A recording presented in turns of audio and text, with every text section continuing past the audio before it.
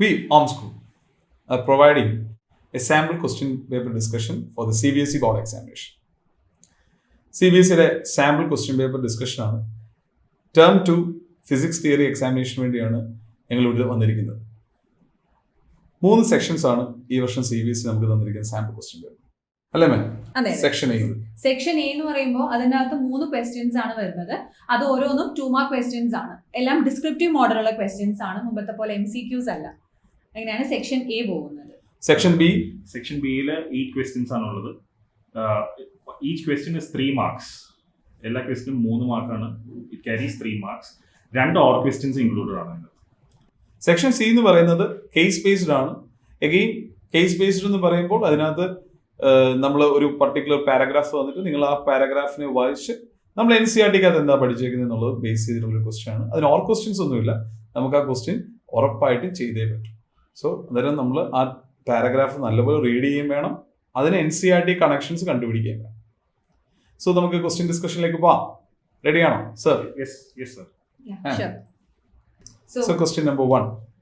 Section എയിലെ first question ആണ് നമ്മൾ നോക്കുന്നത്. Draw energy band diagrams of an N-type and P-type semiconductor at temperature T greater than 0 Kelvin. Mark the donor and acceptor energy levels with their energies. Okay, അപ്പോൾ first question സെമികണ്ടക്ടേഴ്സ് എന്ന് പറഞ്ഞ ചാപ്റ്ററിൽ നിന്നാണ്. And it is to draw the energy band diagram of a P-type semiconductor and an N-type semiconductor. So let's understand what is a P-type semiconductor.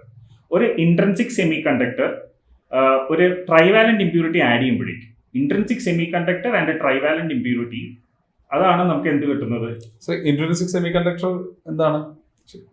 Semiconductor in its pure form എന്ന് പറഞ്ഞു കഴിഞ്ഞാൽ silicon മാത്രമുള്ള സെമികണ്ടക്ടേഴ്സോ അല്ലെങ്കിൽ germanium atom മാത്രമുള്ള ഒരു semiconductor ആണ് intrinsic semiconductor എന്ന് പറയുന്നത്. എന്നാൽ അതിനൊരു എക്സ്റ്റേണൽ ആയിട്ടുള്ള വേറൊരു ആറ്റം കയറി വരാം. ഫോർ എക്സാമ്പിൾ ആർസനിക്, അങ്ങനെയുള്ള ആറ്റംസ് എല്ലാം കയറി വരുമ്പോഴാണ് അത് ഒരു എക്സ്ട്രിൻസിക് സെമികണ്ടക്ടർ ആവുന്നത്. സോ ഒരു ട്രൈവാലന്റ് ഇമ്പ്യൂരിറ്റി ആഡ് ചെയ്ത് കഴിഞ്ഞ് കഴിഞ്ഞാൽ ഇൻട്രിൻസിക് സെമികണ്ടക്ടറിന്റെ ഒപ്പം ഒരു ട്രൈവാലന്റ് ഇമ്പ്യൂരിറ്റി ആഡ് ചെയ്ത് കഴിഞ്ഞാൽ we will get A P-type semiconductor. Whereas when we add a pentavalent impurity to a intrinsic semiconductor, we get an N-type semiconductor. So നമുക്ക് energy band diagram നമുക്ക് വരയ്ക്കാം for a P-type semiconductor. Energy band diagram വരയ്ക്കുമ്പോൾ sir intrinsic കൂടെ പറഞ്ഞു കൊടുത്താൽ കുറച്ചുകൂടെ കുട്ടികൾക്ക് നല്ലതായിരിക്കും. ഇൻട്രിൻസിക് ആഡ് ചെയ്താൽ അതിൽ നിന്ന് നമുക്ക് കുറച്ചുകൂടെ പറയാൻ പറ്റും. സോ ഇൻട്രിൻസിക് ബേസിക്കലി 0 കെൽവിൻ ആകുമ്പോൾ കുറച്ച് എന്ത് ചെയ്യും, ആ ഫെർമി ലെവലിലേക്ക് ഇലക്ട്രോൺസ് ഇങ്ങനെ ജമ്പ് ചെയ്ത് വരാം. So that means more than 0 Kelvin means some electrons in the conduction band. അത് നോട്ട് ചെയ്യുമ്പോൾ 3 നമുക്ക് നോട്ട് ചെയ്ത് കൊടുത്താൽ കുട്ടികൾക്ക് കുറച്ചുകൂടെ പഠിക്കാൻ പറ്റും. ഓക്കെ, സോ നമുക്കൊരു എനർജി ബാൻഡ് ഡയഗ്രാം വരയ്ക്കാം ഇൻട്രിൻസിക് സെമികണ്ടക്ടറിന്റെ. So we are drawing the valence band. Valence ബാൻഡിൽ നമുക്ക് എന്തുണ്ട്? We are having valence electrons and then there is the conduction band. Conduction ബാൻഡിലാണ് നമുക്ക് ഫ്രീ ഇലക്ട്രോൺസ് കാണാൻ പറ്റുന്നത്. ഓക്കെ, and valence electrons നമുക്ക് മാർക്ക് ചെയ്യാം. let's mark some valence electrons here.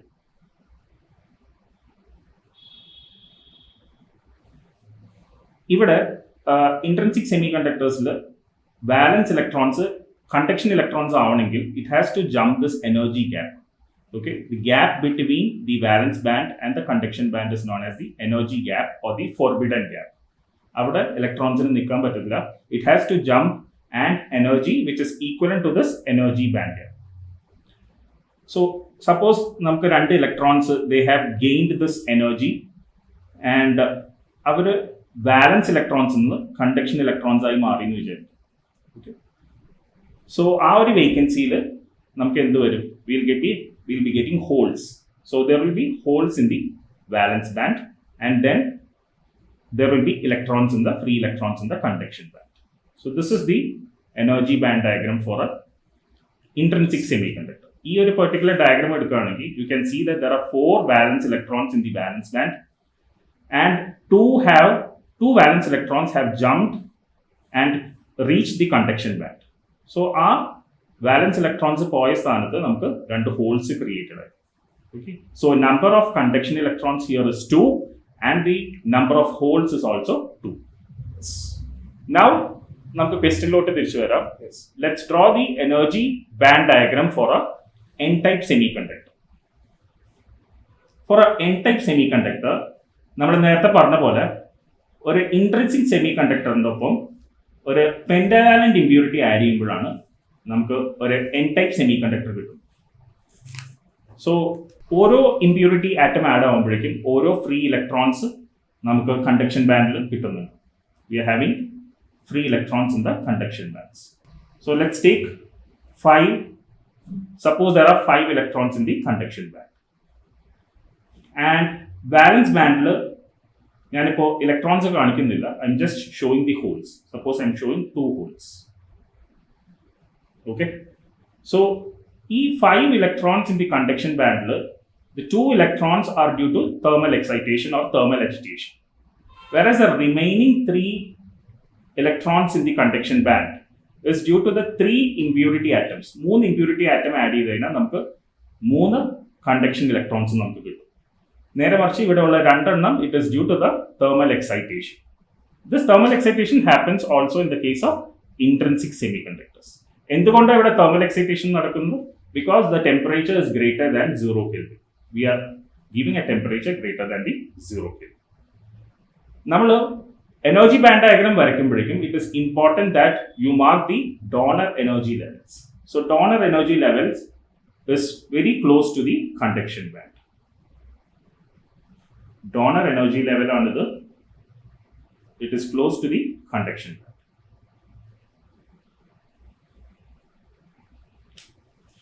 So that is about N-type semiconductors energy diagram. ഇവിടെ നമ്മൾ forbidden gap mark ചെയ്യാൻ മറക്കരുത്. It is very important as well. It is still the conduction band. Top. Yeah. So clear? Then I think there is one more to draw. It is a P-type semiconductor. So let's draw P-type semiconductor. So for a P-type semiconductor, നമ്മൾ നേരത്തെ പറഞ്ഞ പോലെ ഒരു intrinsic സെമികണ്ടക്ടറിൻ്റെ ഒപ്പം ഒരു trivalent impurity add ചെയ്യണം. Okay. So ഒരു impurity add ആകുമ്പോഴേക്കും the 3 electrons will be forming bonds with the 3 electrons of the silicon atom, whereas fourth bond complete ചെയ്യാൻ പറ്റില്ല because there is no electron for the impurity atom. So ആ fourth missing electron ആണ് നമ്മൾ ആ ഒരു vacancy create ചെയ്യുന്നതാണ് നമ്മൾ whole എന്ന് പറയുന്നത്. So for each trivalent impurity that is being added, there is one hole being contributed. So let's draw the diagram. നേരത്തെ പോലെ നമുക്ക് let's take the case of 5 holes. So there are holes in the valence band. Okay, I'm drawing 5 holes, out of which let us suppose that 3 is contributed by the trivalent impurities. 3 trivalent impurities, 3 holes contribute ചെയ്യുന്നു. So 2 എണ്ണം it is due to the thermal agitation or the thermal excitation. അപ്പോൾ thermal excitation കാരണം 2 എണ്ണം ആണെങ്കിൽ valence electrons valence band നിന്ന് പോയിട്ട് അത് conduction bandൽ എത്തുകയാണ് ചെയ്യുന്നത്. സോ നമ്മൾ കണ്ടക്ഷൻ ബാൻഡിൽ 2 ഫ്രീ ഇലക്ട്രോൺസ് മാർക്ക് ചെയ്യേണ്ടത് ഇമ്പോർട്ടൻ്റ് ആണ്. So these numbers are actually very important also. So ഇവിടെ നമ്മൾ 3 ട്രൈവാലന്റ് ഇമ്പ്യൂരിറ്റി ആഡ് ചെയ്തുകൊണ്ട് 3 ഹോൾസ് ക്രിയേറ്റഡ് ആയി and the other 2 holes is due to the thermal excitation. Now let's mark the acceptor energy level. So acceptor energy level is very close to the valence band. Acceptor energy level is very close to the valence band. Sir നമുക്ക് donor energy ലെവലെ കുറിച്ചും acceptor energy ലെവലെ കുറിച്ചും ഒന്ന് കൂടുതൽ. So ഇതിനകത്തൊരു question കൂടെ വേണമെങ്കിൽ ഞാൻ add ചെയ്യാം. Actually donor impurity atoms and acceptor impurity atoms എങ്ങനെ സെലക്ട് ചെയ്യാം? Actually when you are going to select ഒരു donor impurity atom acceptor impurity atom, എനിക്കൊരു ക്വസ്റ്റ്യൻ ഡൗട്ട് കുട്ടി ചോദിച്ചത് ഞാനിപ്പോൾ മനസ്സിൽ ഓർക്കുന്നു. Like sir 13th group add ചെയ്യും, you are getting 1 donor add 1 extra electron അല്ലെങ്കിൽ ഹോള് കിട്ടാൻ ചാൻസ് ഉണ്ട്. എന്നാൽ സർ 12th ഗ്രൂപ്പ് ആഡ് ചെയ്താൽ നമുക്ക് 2 എണ്ണം വേക്കൻസി ഉണ്ടാകത്തില്ല. Why are not taking 12th group? So actually അവിടെയാണ് ഏറ്റവും ഇമ്പോർട്ടൻറ്റ്. നമ്മുടെ പ്യുവർ ഇൻട്രിൻസിക് സെമി കണ്ടക്ടറിന്റെ ആറ്റമിക് സൈസ് ഒരു ക്രിസ്റ്റലാണ്. ഈ ക്രിസ്റ്റലിനകത്ത് ആറ്റമിക് സൈസ് ഫസ്റ്റ് സെയിം ആയില്ലെങ്കിൽ ക്രിസ്റ്റൽ സ്ട്രക്ചറിന്റെ സ്ട്രെങ്ത് നഷ്ടപ്പെടും. So you are creating a crystal. അന്നേരം ആ ക്രിസ്റ്റലിനകത്ത് ഉണ്ടാകുന്ന ഇമ്പ്യൂരിറ്റി ആറ്റത്തിന്റെ first size similar to the pure atom ആയിരിക്കണം. Second energy. അന്നേരം നമ്മളിവിടെ സെലക്ട് ചെയ്യുന്നത്, നിങ്ങൾ കെമിസ്ട്രിയിലൊക്കെ പഠിക്കും ഡയഗണൽ റിലേഷൻഷിപ്പ് എന്ന് പറയുന്ന ഒരു വലിയൊരു ഇമ്പോർട്ടൻറ്റ് തിങ് ആണ്. So that particles are going to be selected as the impurity atoms. So their energy level should be near to the valence energy level. ഇനി ഡോണർ ഇമ്പ്യൂരിറ്റി ആയിട്ട് ഡോണർ ഇലക്ട്രോൺസിനെ കൊടുക്കണം, and that electrons have to go to the conduction band. So with a very less amount of energy എപ്പോഴും എന്തായിരിക്കണം, the donor should be very close to the conduction band. Now the acceptor impurity ആയിട്ട് acceptor covalent bond create ചെയ്തിട്ടാണ് അവിടെ എന്ത് ചെയ്യുന്നത്, ആ crystal ഫോമിലേക്ക് enter ചെയ്യാൻ പോകുന്നത്. സോ അക്സെപ്റ്ററിന് ഒരു ഇലക്ട്രോണോട് ഉണ്ടെങ്കിലേ കോവാലന്റ് ബോണ്ട് ഫിക്സ് ചെയ്തുള്ളൂ. And the electron bank is a valence band. So the electrons have to take from valence band and fulfil that covalent bond. എന്ന് പറഞ്ഞാൽ അത് എവിടെ വന്നേ പറ്റൂ, close to the valence band. So that is a actual condition. ഇനിയും ഒരു ലെവലൂടെ ഉണ്ട്, അത് NCERT പറഞ്ഞിട്ടുണ്ട്. ഈ ഇൻട്രിൻസിക് സെമികണ്ടക്ടേഴ്സിന് ഏറ്റവും വലിയ പ്രത്യേകത ഫെർമി എനർജി ലെവൽ വരെയാണ് electrons occupy. So Fermi energy level is in between the valence band and conduction band. So even that is the main difference between insulators and semiconductors. So semiconductors the electrons can rise because നിങ്ങൾക്കറിയാം എല്ലാ ഇലക്ട്രോൺസും ഒരേ energy ഉള്ളതല്ല. ആ energy band diagram നമ്മൾ പറയും കുറച്ച് electrons എന്ത് ചെയ്യും, ഓൾറെഡി എക്സൈറ്റഡ് എനർജിയിലുള്ളവരാണ്, അവൻ ഫെർമി വരെ പോകും. So that should be very close to that acceptor energy level. So ഇതാണ് ആ ലെവൽ ഡയഗ്രം നമ്മൾ വരയ്ക്കുമ്പോൾ നമുക്ക് മനസ്സിലുണ്ടാക്കേണ്ട ഏറ്റവും easy way to understand the position of donor and acceptor energy. I think it's clear, right? Yes. They got everything from that particular topic. So നമുക്ക് അടുത്ത ക്വസ്റ്റ്യനിലേക്ക് പോകാം. Let's move on to the next question. So next question, ma'am. So we'll go to the second question. The figure shows the energy level diagram of hydrogen atom. First sub-question, find out the transition which results in the emission of photon of wavelength 496 nanometer. There's one more question there. Which transition corresponds to the emission of radiation of maximum wavelength? Justify your answer.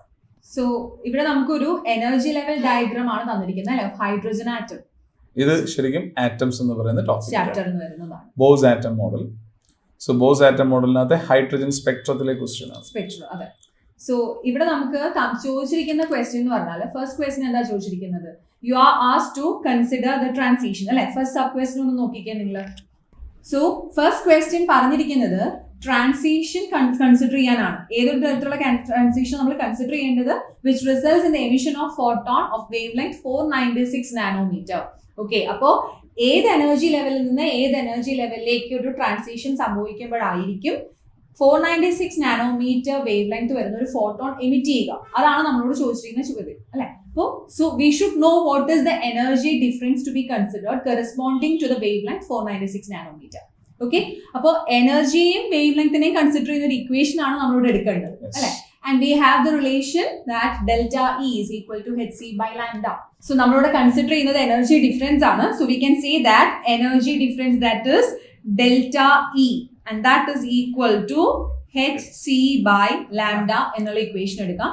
So delta E എന്ന് പറയുന്നത് ശരിക്കും final energy level minus initial energy level, higher to lower. So ഏത് എനർജിയിൽ നിന്ന് ഏത് energy ലെവലിലേക്കുള്ള transition ആണ് consider ചെയ്യേണ്ടത് corresponding to the lambda 496 nanometre എന്നുള്ളത് നമുക്ക് ഈ ഒരു ഇക്വേഷൻ വെച്ച് ഇൻഫർ ചെയ്യാൻ പറ്റും. സോ നമുക്ക് തന്നിരിക്കുന്ന അനുസരിച്ച് ലാംഡയുടെ വാല്യൂ എന്ന് പറയുന്നത് 496 നാനോമീറ്റർ ആണ്. But we have to convert it.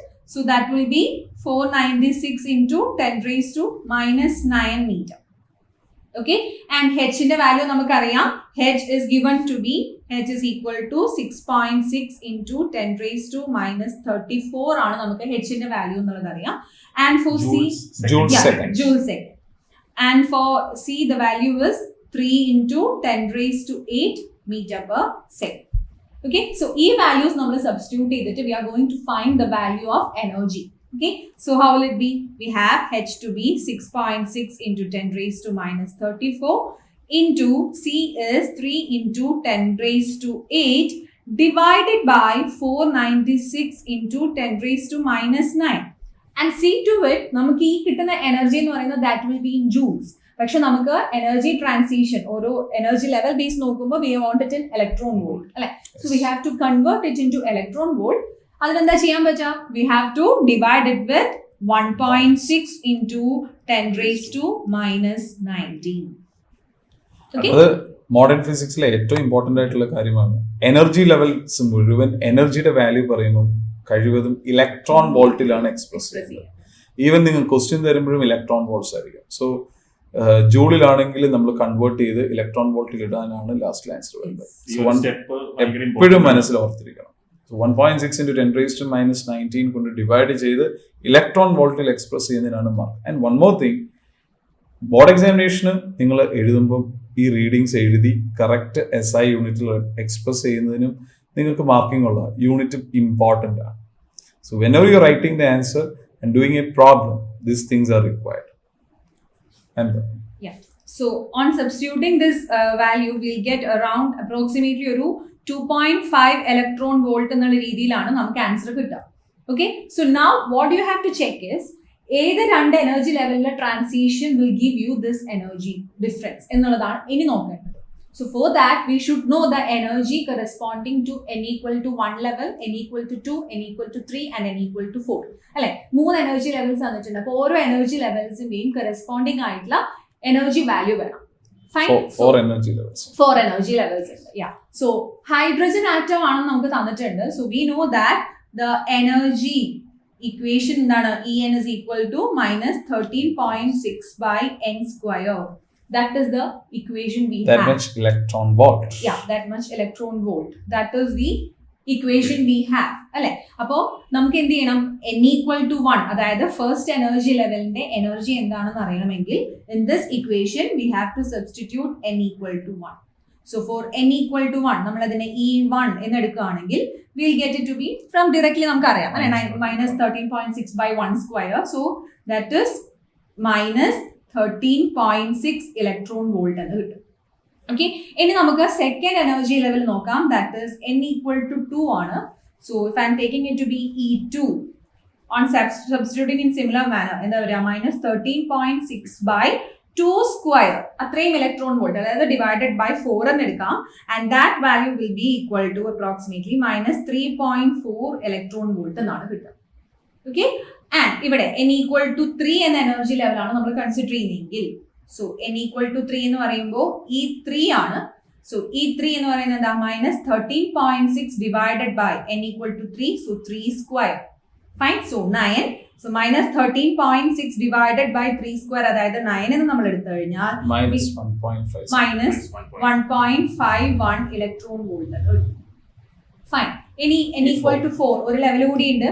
So n equal to 4, that is E4, that will be minus 13.6 by 4 square, that is 16, giving to be 0.85, minus 0.85 electron volt. ഞാൻ പഠിപ്പിക്കുന്ന സമയത്ത് തന്നെ പറയേണ്ടതാണ്, ഇമ്പോർട്ടൻ്റ് ആയിട്ട് ഈ വാല്യൂസ് കാണാതെ പഠിക്കുന്നതാണ്. Actually minus 13.6, minus 3.4, minus 1.51, minus 0.85 is an important thing. ഒരു കുട്ടികൾ അത് പഠിച്ചിരിക്കണം. അറ്റ്ലീസ്റ്റ് ആ ആറ്റം എന്ന് പറയുന്ന ചാപ്റ്ററിൽ ഈ വാല്യൂസ് ഓർത്തിരിക്കാൻ പറ്റും. കാര്യം കെമിസ്ട്രിയിലും പഠിക്കുന്നുണ്ട്, ഇതിലും പഠിക്കും. കാര്യം ഇത്രയും ചെയ്യാനുള്ള സമയം നമുക്കവിടെ ഇത് ആവശ്യവുമില്ല.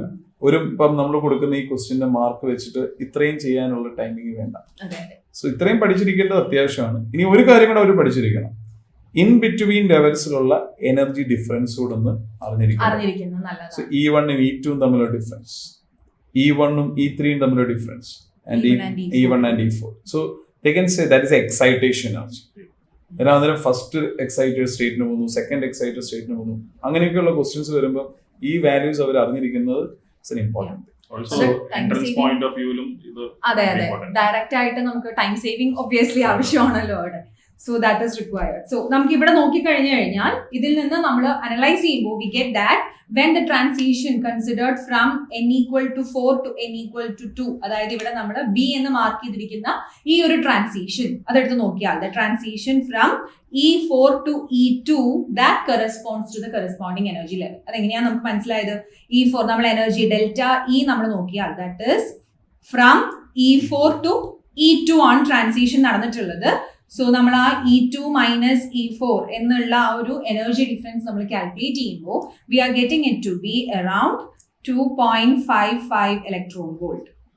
കാരണം നമുക്കറിയാം E2ന്റെ വാല്യൂ എന്ന് പറയുന്നത് -3.4 ഇലക്ട്രോൺ വോൾട്ട് ആണ്, E4 എന്ന് പറയുന്നത് -0.85 ഇലക്ട്രോൺ വോൾട്ട് ആണ്. So when you take the difference it is coming approximately 2.55 electron volt and that is in agreement with the value that we got അല്ലെ. നമ്മൾ ലാംഡ ഈക്വൽ ടു 496 നാനോമീറ്റർ എന്ന് calculate ചെയ്തപ്പോൾ we got the delta E value to be 2.5 again. So നമുക്ക് മനസ്സിലാക്കാം lambda 496 nanometre ആവേണ്ട ഒരു photon emit ചെയ്യണമെങ്കിൽ the transition to be considered is from the 4th level to the 2nd level. അതായത് ഇവിടെ കൊടുത്തിരിക്കുന്ന അനുസരിച്ച് ഈ ബി എന്ന് പറയുന്ന ട്രാൻസിഷൻ ആണ് അതിനെ റെപ്രസെന്റ് ചെയ്യുന്നത് മനസ്സിലാവും. മാം എഫിന്റെ ട്രാൻസിഷൻ എനർജി കൂടെ ഒന്ന് നോട്ട് ചെയ്ത് വെച്ചാൽ നമുക്ക് നല്ലതായിരുന്നു കുട്ടികൾക്കും. അതെ അതെ തീർച്ചയായും. സോ എഫ് എന്ന് പറയുന്നത് 1 to 2 ആണ് അല്ലേ. So that means 10.2 electron volt. 10.2 electron. That is a highest energy difference between two consecutive levels ആണ്. എന്ന് പറഞ്ഞാൽ നമ്മുടെ ഫസ്റ്റ് സ്പെക്ട്രൽ സീരീസിലെ ഹൈയസ്റ്റ് ഫ്രീക്വൻസി കിട്ടുന്ന അവിടെയാണ്, എന്ന് പറഞ്ഞാൽ lowest wave length.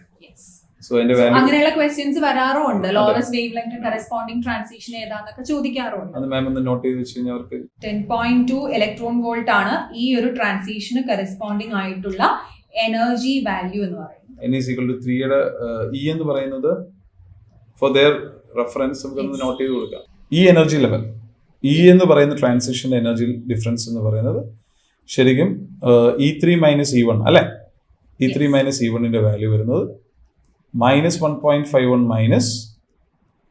-13.6. E3 to E1 അതെ. E3 to E1 എന്ന രീതിയിൽ നമ്മൾ നോക്കി കഴിഞ്ഞു കഴിഞ്ഞാൽ we are getting it to be 12.09. yes. അതിന്റെ വാല്യൂ 12.09 ഇലക്ട്രോൺ വോൾട്ട് എന്ന് പറയും. അതായത് ഈ ഒരു ട്രാൻസിഷന് കറസ്പോണ്ടിങ് ആയിട്ടുള്ള എനർജി ആണ് 12.09 ഇലക്ട്രോൺ വോൾട്ട്. ഇതുപോലെ ഓരോ എനർജി ലെവലിനും കറസ്പോണ്ടിങ് ആയി നിങ്ങൾ മനസ്സിലാക്കി വെക്കുകയാണെങ്കിൽ that would be more easier for you. Okay. ഇനി മാം NCERT ടെക്സ്റ്റിൽ ഒരു ക്വസ്റ്റ്യൻ ഉണ്ട്. 12.75 ഇലക്ട്രോൺ വോൾട്ട് കൊടുത്താൽ ഏത് എക്സൈറ്റേഷൻ സ്റ്റേറ്റിൽ പോകാമെന്നും എത്ര സ്പെക്ട്രൽ ലൈൻസ് വരാമെന്നൊരു ക്വസ്റ്റ്യൻ ഉണ്ട്. അത് സി ആണ്. ശരിക്കും സി എന്ന് പറയുന്നത് 4th ലെവലും ഫസ്റ്റ് ലെവലും തമ്മിലുണ്ട്. സോ 4th ലെവലും ഫസ്റ്റ് ലെവലും തമ്മിലുള്ള ഡിഫറൻസ് എന്ന് പറഞ്ഞാൽ യു ആർ ഗെറ്റിംഗ് അറൌണ്ട് 12.75 വരുന്നുണ്ട് ഈ ഒരു എനർജി ഡിഫറൻസ് എന്ന് പറയുന്നത്. പക്ഷേ NCERT ടെക്സ്റ്റിൽ അതിന്റെ ന്യൂമറിക്കൽ നമ്പർ തെറ്റിപ്പോയി. 12.5 ഇലക്ട്രോൺ വോൾട്ട് എന്നാണ് കൊടുക്കുന്നത്. ചിലപ്പോൾ നമുക്ക് ക്വസ്റ്റ്യൻസ് ഒക്കെ വരുമ്പോൾ കൺഫ്യൂഷൻസ് വരാറുണ്ട്. 12.75 ഇലക്ട്രോൺ വോൾട്ട് ആണെങ്കിൽ the excitation state is going to be the 3rd excitation state ആണ് 4th എനർജി ലെവലിലേക്ക് വരും. സോ ഐ തിങ്ക് ആ ക്വസ്റ്റ്യനിൽ നിന്ന് അവർക്ക് കിട്ടേണ്ടതെല്ലാം കിട്ടിയിട്ടുണ്ട്. നമുക്ക് ഇതിന്റെ ഒരു സബ് ക്വസ്റ്റ്യനും കൂടിയുണ്ട്, നമുക്ക് അതും കൂടെ ഒന്ന് നോക്കാം. So let's get into that question once more. Which transition corresponds to the emission of radiation of maximum wavelength? Justify your answer. Yes, നമ്മൾ കുറച്ച് മുമ്പ് മിനിമം വേവ് ലെങ്ത് പറഞ്ഞു. ഇവിടെ ക്വസ്റ്റ്യനിൽ വന്നിട്ടുണ്ട് മാക്സിമം വേവ് ലെങ്ത്തിന് കറസ്പോണ്ട് ചെയ്യുന്ന എമിഷൻ കണ്ടുപിടിക്കാനാണ്. Maximum wave length shortest frequency. Shortest frequency means shortest energy difference ആയിരിക്കണം. ഇവിടുത്തെ ഏറ്റവും ഷോർട്ടസ്റ്റ് എനർജി ഡിഫറൻസ് എവിടെയായിരിക്കാം? ശരിക്കും രണ്ട് ഡിഫറൻസ് ആണ് ഏറ്റവും മിനിമം വരാൻ ചാൻസ് ഉള്ളത്. ഒന്ന് എ എന്ന് പറയുന്നത് ഡി എന്ന് പറയുന്നത്. ഡിയുടെ ലെവൽ ഡിഫറൻസ് എന്ന് പറയുന്നത് ശരിക്കും 3.4നും 1.51നും ഇടയ്ക്കാണ്. ആൻഡ് സെക്കൻഡ് ഈസ് വാട്ട് 0.85നും 1.85. സോ ആ ഡിഫറൻസ് കിട്ടിയാൽ അവർക്ക് കറക്റ്റ് ആയിട്ട് മനസ്സിലാക്കാൻ പറ്റും. അതെ. സോ ഇവിടെ നമ്മൾ ട്രാൻസിഷൻ എടുത്ത് നോക്കുമ്പോൾ ഇവിടെ ചോദിച്ചിട്ടുള്ളത് മാക്സിമം വേവ് ലെങ്ത് എന്നായതുകൊണ്ടും so for that we need the transition which have less energy difference. അപ്പൊ അത് നമ്മൾ നോക്കുമ്പോൾ I think A ആണ് വരുന്നത് അല്ലേ? Yes. And it is also very evident from the figure. Yes. Calculate ചെയ്യാണ്ട് തന്നെ ഡയഗ്രത്തിൽ നിന്ന് അറിയാൻ പറ്റുന്നുണ്ട്. വാല്യൂ ഇല്ലെങ്കിൽ അത് കണ്ടാൽ തന്നെ അറിയാം. Because energy level diagram is placed such a way that ആ ഡിഫറൻസ് കറക്റ്റ് ആയിട്ട് മനസ്സിലാവുന്ന രീതിയിൽ. അപ്പൊ ആ ഒരു ട്രാൻസിഷൻ ആണ് ഏറ്റവും ഷോർട്ടസ്റ്റ് ആയി കാണുന്നത്. ഞാൻ അറിയാം energy difference is less there. So അത് നമ്മൾ കാൽക്കുലേറ്റ് ചെയ്ത് നോക്കി കഴിഞ്ഞാലും we are getting in transition from n=4 to n=3 ആണ് നമ്മൾ പറഞ്ഞത്.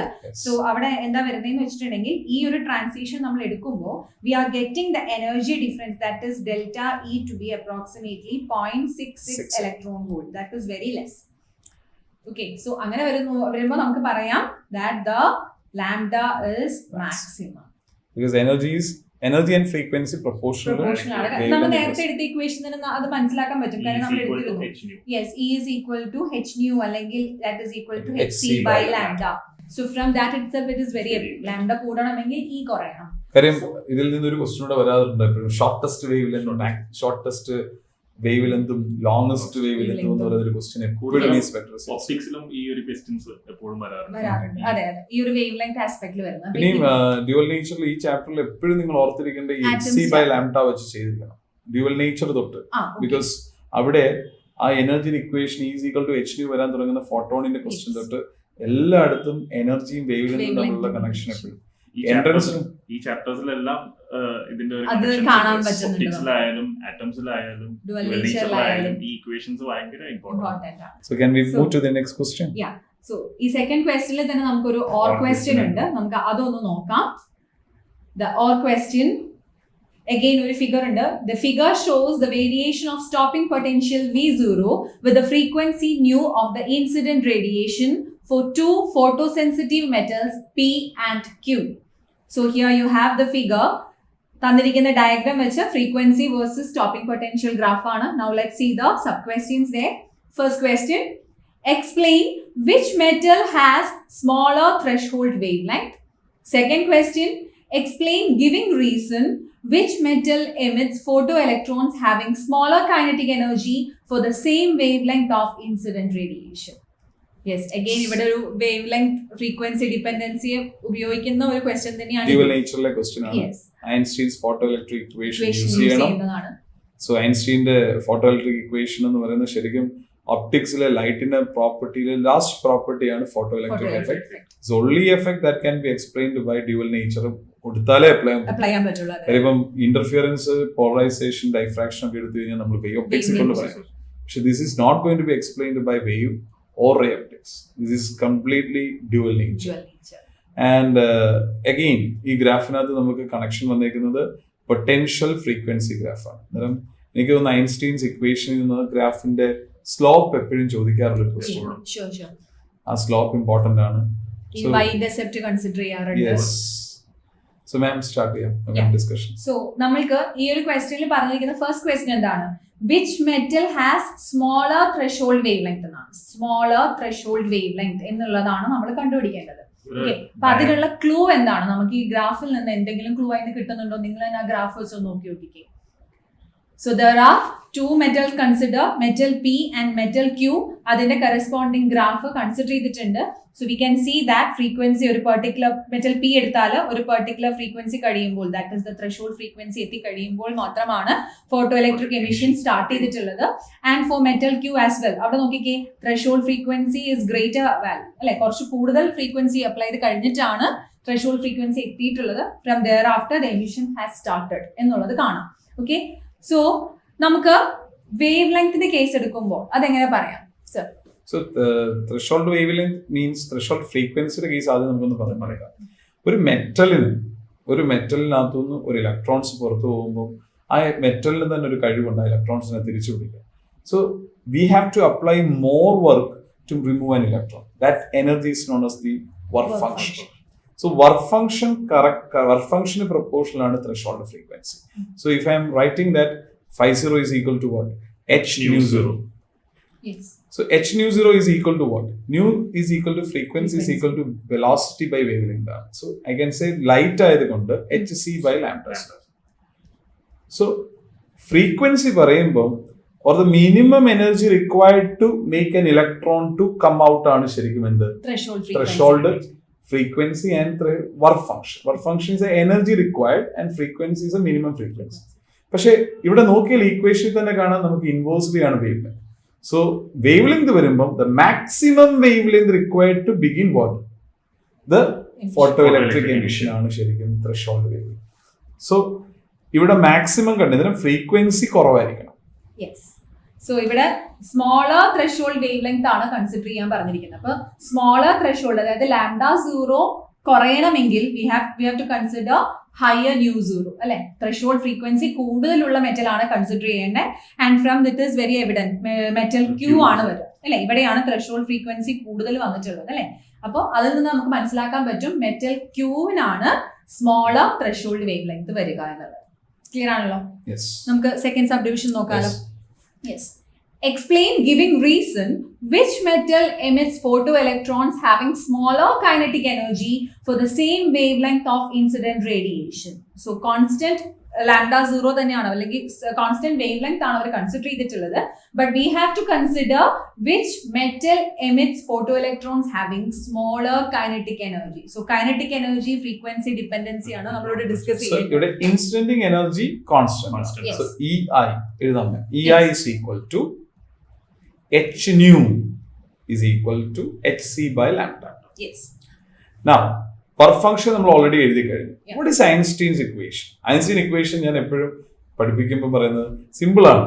അങ്ങോട്ട് വീഴുന്നത് എന്തൊക്കെ യൂട്ടിലൈസ് ചെയ്യുന്നു. വീഴുന്ന ഒന്ന് വർക്ക് ഫംഗ്ഷൻ ആണ്, രണ്ട് കൈനറ്റിക് എനർജി. കാര്യം ഇലക്ട്രോൺ മൂവ് ചെയ്യുകയാണ്, കൈനറ്റിക് എനർജി കൊടുക്കാതെ പറ്റില്ല. സോ ഇക്വേഷൻ എഴുതാനും ഈസിയാണ്, ഒരു മാർക്കിനൊക്കെ ചോദിക്കാറുള്ളതാണ്. ഇൻസിഡന്റിംഗ് energy is equal to work function plus x, the maximum kinetic energy processed by the electron. Kinetic energy. Yes. So ഇവിടെ സ്മോളർ കൈനറ്റിക് എനർജി നോക്കണമെങ്കിൽ ഇനി എന്താ കൈനറ്റിക് എനർജി ഇക്വേഷൻ? ഇവിടെ തന്നെ നമുക്കറിയാം half mv max square is equal to what? h nu minus work function. So kinetic energy maximum എന്ന് എടുത്തു കഴിഞ്ഞാൽ that is h nu minus work function 50 എന്ന് നമുക്ക് കിട്ടും. മാക്സിമം കൈനറ്റിക് എനർജി എന്ന് പറയുന്ന വേർഡിന് ഒരു വലിയ ഇമ്പോർട്ടൻസ് ഉണ്ട്. ശരിക്കും എന്തായാലും നമ്മൾ പറയുന്ന എല്ലാ ഇലക്ട്രോൺസും ഇപ്പൊ എല്ലാവരും ഒരേ ക്ലാസ്സിൽ പഠിക്കുന്ന എല്ലാവരും ഒരേ എനർജി ഒന്നും അല്ല, എല്ലാവർക്കും പല എനർജിയാണ്, അവർ പല എക്സൈറ്റേഷനാണ്. സോ ഈ ഇലക്ട്രോൺസിന് എനർജി കിട്ടുമ്പോൾ ഇതിൽ ഏറ്റവും എക്സൈറ്റഡ് ആയിട്ടുള്ളവനാണ് ഏറ്റവും കൂടുതൽ സ്പീഡിൽ പോകുന്നത്. സോ അവനെ സ്റ്റോപ്പ് ചെയ്യാനാണ് നമുക്ക് ഈ കണ്ടീഷൻസ് വേണ്ടത്. അതാണ് സ്റ്റോപ്പിംഗ് പൊട്ടൻഷ്യൽ നമ്മൾ പഠിക്കുന്നത്. സോ ഈ മാക്സിമം എനർജിയിലെ മിനിമം വാല്യൂ ഏത് മെറ്റലിലാണെന്നാണ് ഈ ക്വസ്റ്റ്യൻ ചോദിച്ചേക്കുന്നത്. ബിക്കോസ് ചിലപ്പോൾ സ്മോളർ കൈനറ്റിക് എനർജി ചോദിച്ചിട്ട് സാറും നിങ്ങൾ ഡിസ്കസ് ചെയ്യുന്ന മാക്സിമം കൈനറ്റിക് എനർജിയാണ് നിങ്ങൾ ചിന്തിക്കരുത്. ഈ കൈനറ്റിക് എനർജി മാക്സിമം ഏത് മെറ്റലിലാണ് മിനിമം വരാൻ ചാൻസ്. സോ അതിനെന്തായിരിക്കണം? h nu കോൺസ്റ്റന്റ് ആണ്. വർക്ക് ഫംഗ്ഷൻ എങ്ങനെ വരണം? രണ്ട് സബ്ട്രാക്ട് ചെയ്ത ക്വാണ്ടിറ്റീസിൽ നിന്ന് വർക്ക് ഫംഗ്ഷൻ എങ്ങനെ വന്നാലായിരിക്കണം നിങ്ങൾക്ക് ആൻസർ കിട്ടുന്നതെന്ന് ആ ഗ്രാഫ് നോക്കി നമുക്ക് പറയാം. സോ നമ്മൾ ഇവിടെ നോക്കുന്ന സമയത്ത് വർക്ക് ഫംഗ്ഷൻ ഏറ്റവും കൂടുതലുള്ള മെറ്റൽ ഏതാന്ന് നോക്കണം അല്ലെ, അതിനായിരിക്കും സ്മോളർ കൈനറ്റിക് എനർജി വരാൻ പോകുന്നത്. And we know that work function is greater for Q അല്ലെ, ഈ ഒരു ഗ്രാഫിൽ തന്നെ നമുക്ക് അറിയാൻ പറ്റുന്നുണ്ട്. So we know that metal Q will be having smaller kinetic energy. Metal Q എന്നുള്ള ഓപ്ഷൻ തന്നെ നമുക്ക് അപ്പോഴും ചൂസ് ചെയ്യാനായിട്ട് പറ്റും. ഇനി വേറൊരു മെത്തേഡ് ഉണ്ട് അല്ലേ? വേറൊരു മെത്തേഡ് ഉണ്ട്. നമുക്ക് ഗ്രാഫിന് തന്നെ ഒരു കോൺസ്റ്റന്റ് ഫ്രീക്വൻസി, ഒരു സിംഗിൾ ഫ്രീക്വൻസി രണ്ടുപേർക്കും കോമൺ ആയിട്ടുള്ള മെറ്റൽ Pക്കും Qക്കും കോമൺ ആയിട്ടുള്ള ഗ്രാഫ് ഫ്രീക്വൻസി കൺസിഡർ ചെയ്യാം. സോ അതിന് കറസ്പോണ്ടിങ് ആയിട്ടുള്ള സ്റ്റോപ്പിംഗ് പൊട്ടൻഷ്യൽ വാല്യൂ നമുക്ക് നോക്കാം.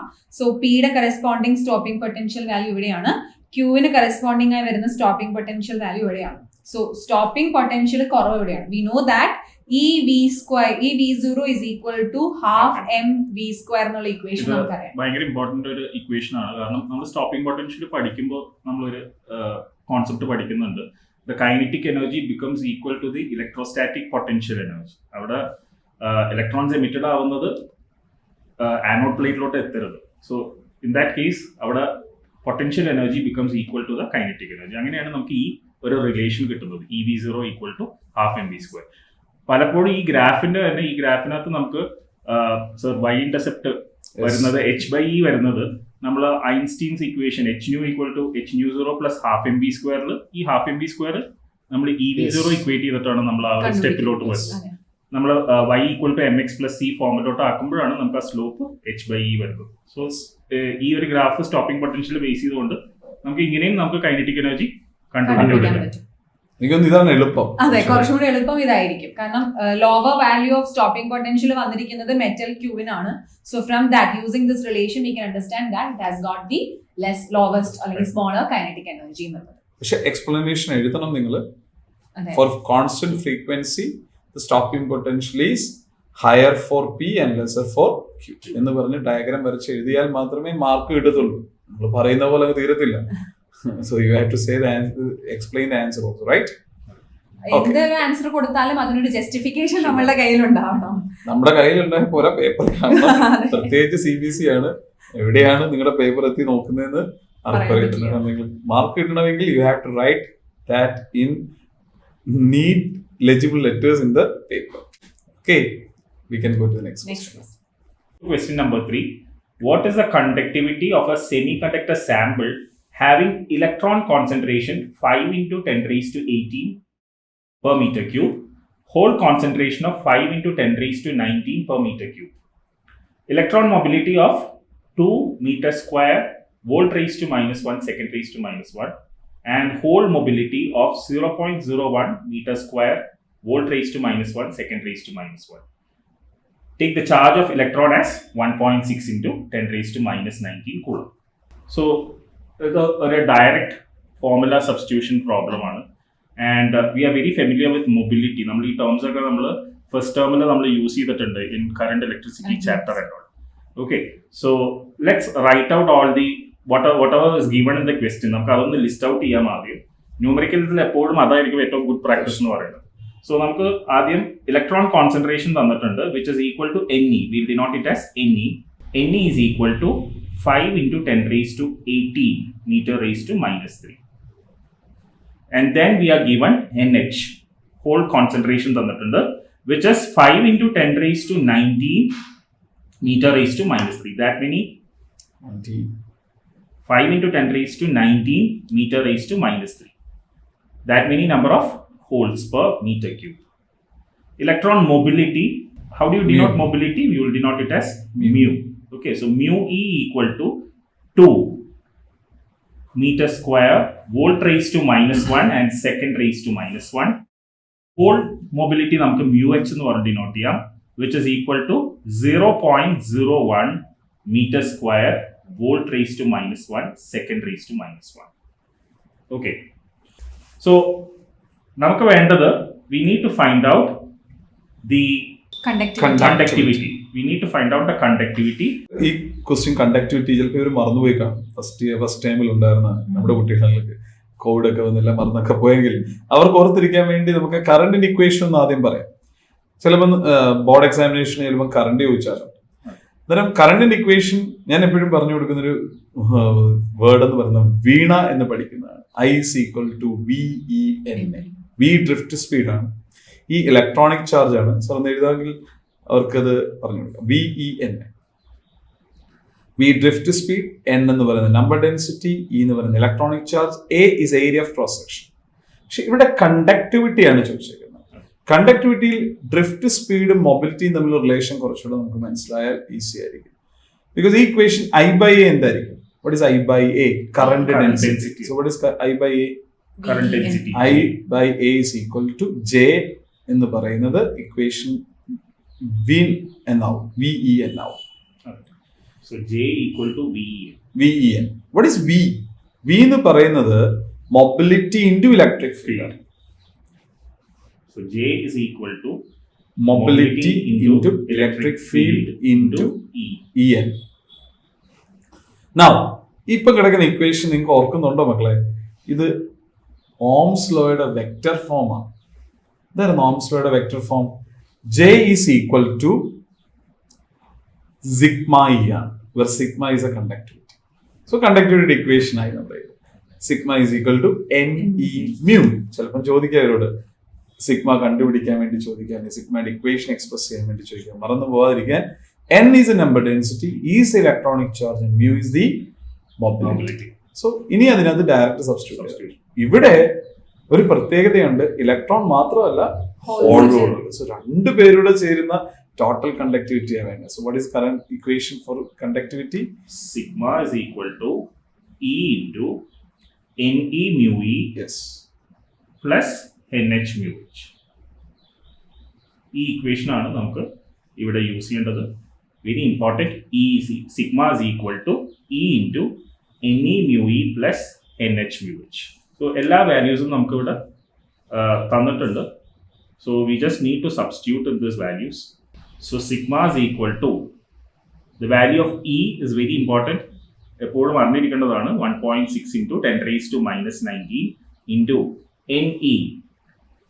The electron concentration is given as 5 into 10 raised to 18 plus NE into mu E, whereas mu E is 2 plus NH, whole concentration നമുക്ക് 5 into 10 raised to 19 എന്ന് വന്നിട്ടുണ്ട്, and whole mobility is 0.01. Okay, so with the simplification it's kind of easy. 1.6 into 10 raised to minus 19, 5 into 2 നമുക്ക് 10 കിട്ടും, 10 into 10 raised to 18, which turns out to be 10 raised to 19 plus 5 into 0.01, which is equal to 0.05 into 10 raised to 19. Okay, നമുക്ക് 10 raised to 19 പുറത്തെടുക്കാം, so that we can, these two will get cancelled. So this will become 1.6 into 10 raised to minus 19 into 10 raised to 19 into 1 plus 0.05, which is 1.05. So finally, we'll get it as 1.6 into 1.05, which is equal to 1.68. 1.68. Unit is very important. നമുക്ക് ഇവിടെ നിന്നൊന്നും unit കണ്ടുപിടിക്കാൻ കുറച്ച് ബുദ്ധിമുട്ടാണ്. So we just go back to current electricity. നമുക്കറിയാം conductivity, right? It is the inverse of resistivity. So resistivity unit ohm meter ആണ്. അപ്പോൾ ഇതിന്റെ unit ohm raised to minus 1, meter raised to minus 1, or we call it as mho. Mho per meter എന്ന് പറയാം, Siemens per meter എന്ന് പറയാം. Siemens എന്നും നമ്മൾ SI ആയിട്ട് യൂസ് ചെയ്യാറുണ്ട്. കണ്ടക്ടൻസ് യൂണിറ്റ് ആയിട്ട്. So that is a question, right? Equation derive ചെയ്യുന്നതും microscopic form of Ohm's law, vector form of Ohm's law എന്ന് recollect ചെയ്യാൻ പറ്റും. There is a second part to this question. I'll read it out. Second part, explain how the heavy doping of both P and N side of a PN junction diode results in the electric field of the junction being extremely high even with the reverse bias voltage of a few volts. Okay. So this is a very good question. നമ്മൾ heavy doping എന്ന് പറയുമ്പോഴേക്കും, doping is the process of adding impurities, അല്ലേ? Intrinsic സെമികണ്ടക്ടേഴ്സിൽ നമ്മൾ impurity add ചെയ്യുന്ന പ്രോസസ്സാണ് doping എന്ന് പറയുന്നത്. So heavy doping means നമ്മൾ കുറച്ചധികം ഇമ്പ്യൂരിറ്റീസ് ആഡ് ചെയ്യുന്നുണ്ട്. സോ നമുക്കറിയാം ഡോപ്പിംഗ് കൂടുമ്പോഴേക്കും the space charge region, the junction width കുറയും. Because of the movement of the electrons and the holes. Majority carriers in the movement കൊണ്ട് space charge region വളരെ ചെറുതാവും. So the width of the space charge region ചെറുതാകും, വളരെയധികം ചെറുതാകും. It is of the order micrometres ഒക്കെ ആയിരിക്കും. Let's take it as 1 micrometer. Okay, for our convenience. അത് മിക്കവാറും കണ്ടുവരുന്നതാണ്. നമ്മളെപ്പോഴും ഇതിന്റെ ഒരു ഓർഡർ പഠിച്ചു വെക്കാറുണ്ട്. 1 micrometer ആണ് നമ്മൾ യൂഷ്വലി കാണുന്നത്. So let's take it as D. The width of the depletion region as 1 micrometer, which is equal to 1 into 10 raised to minus 6 meters.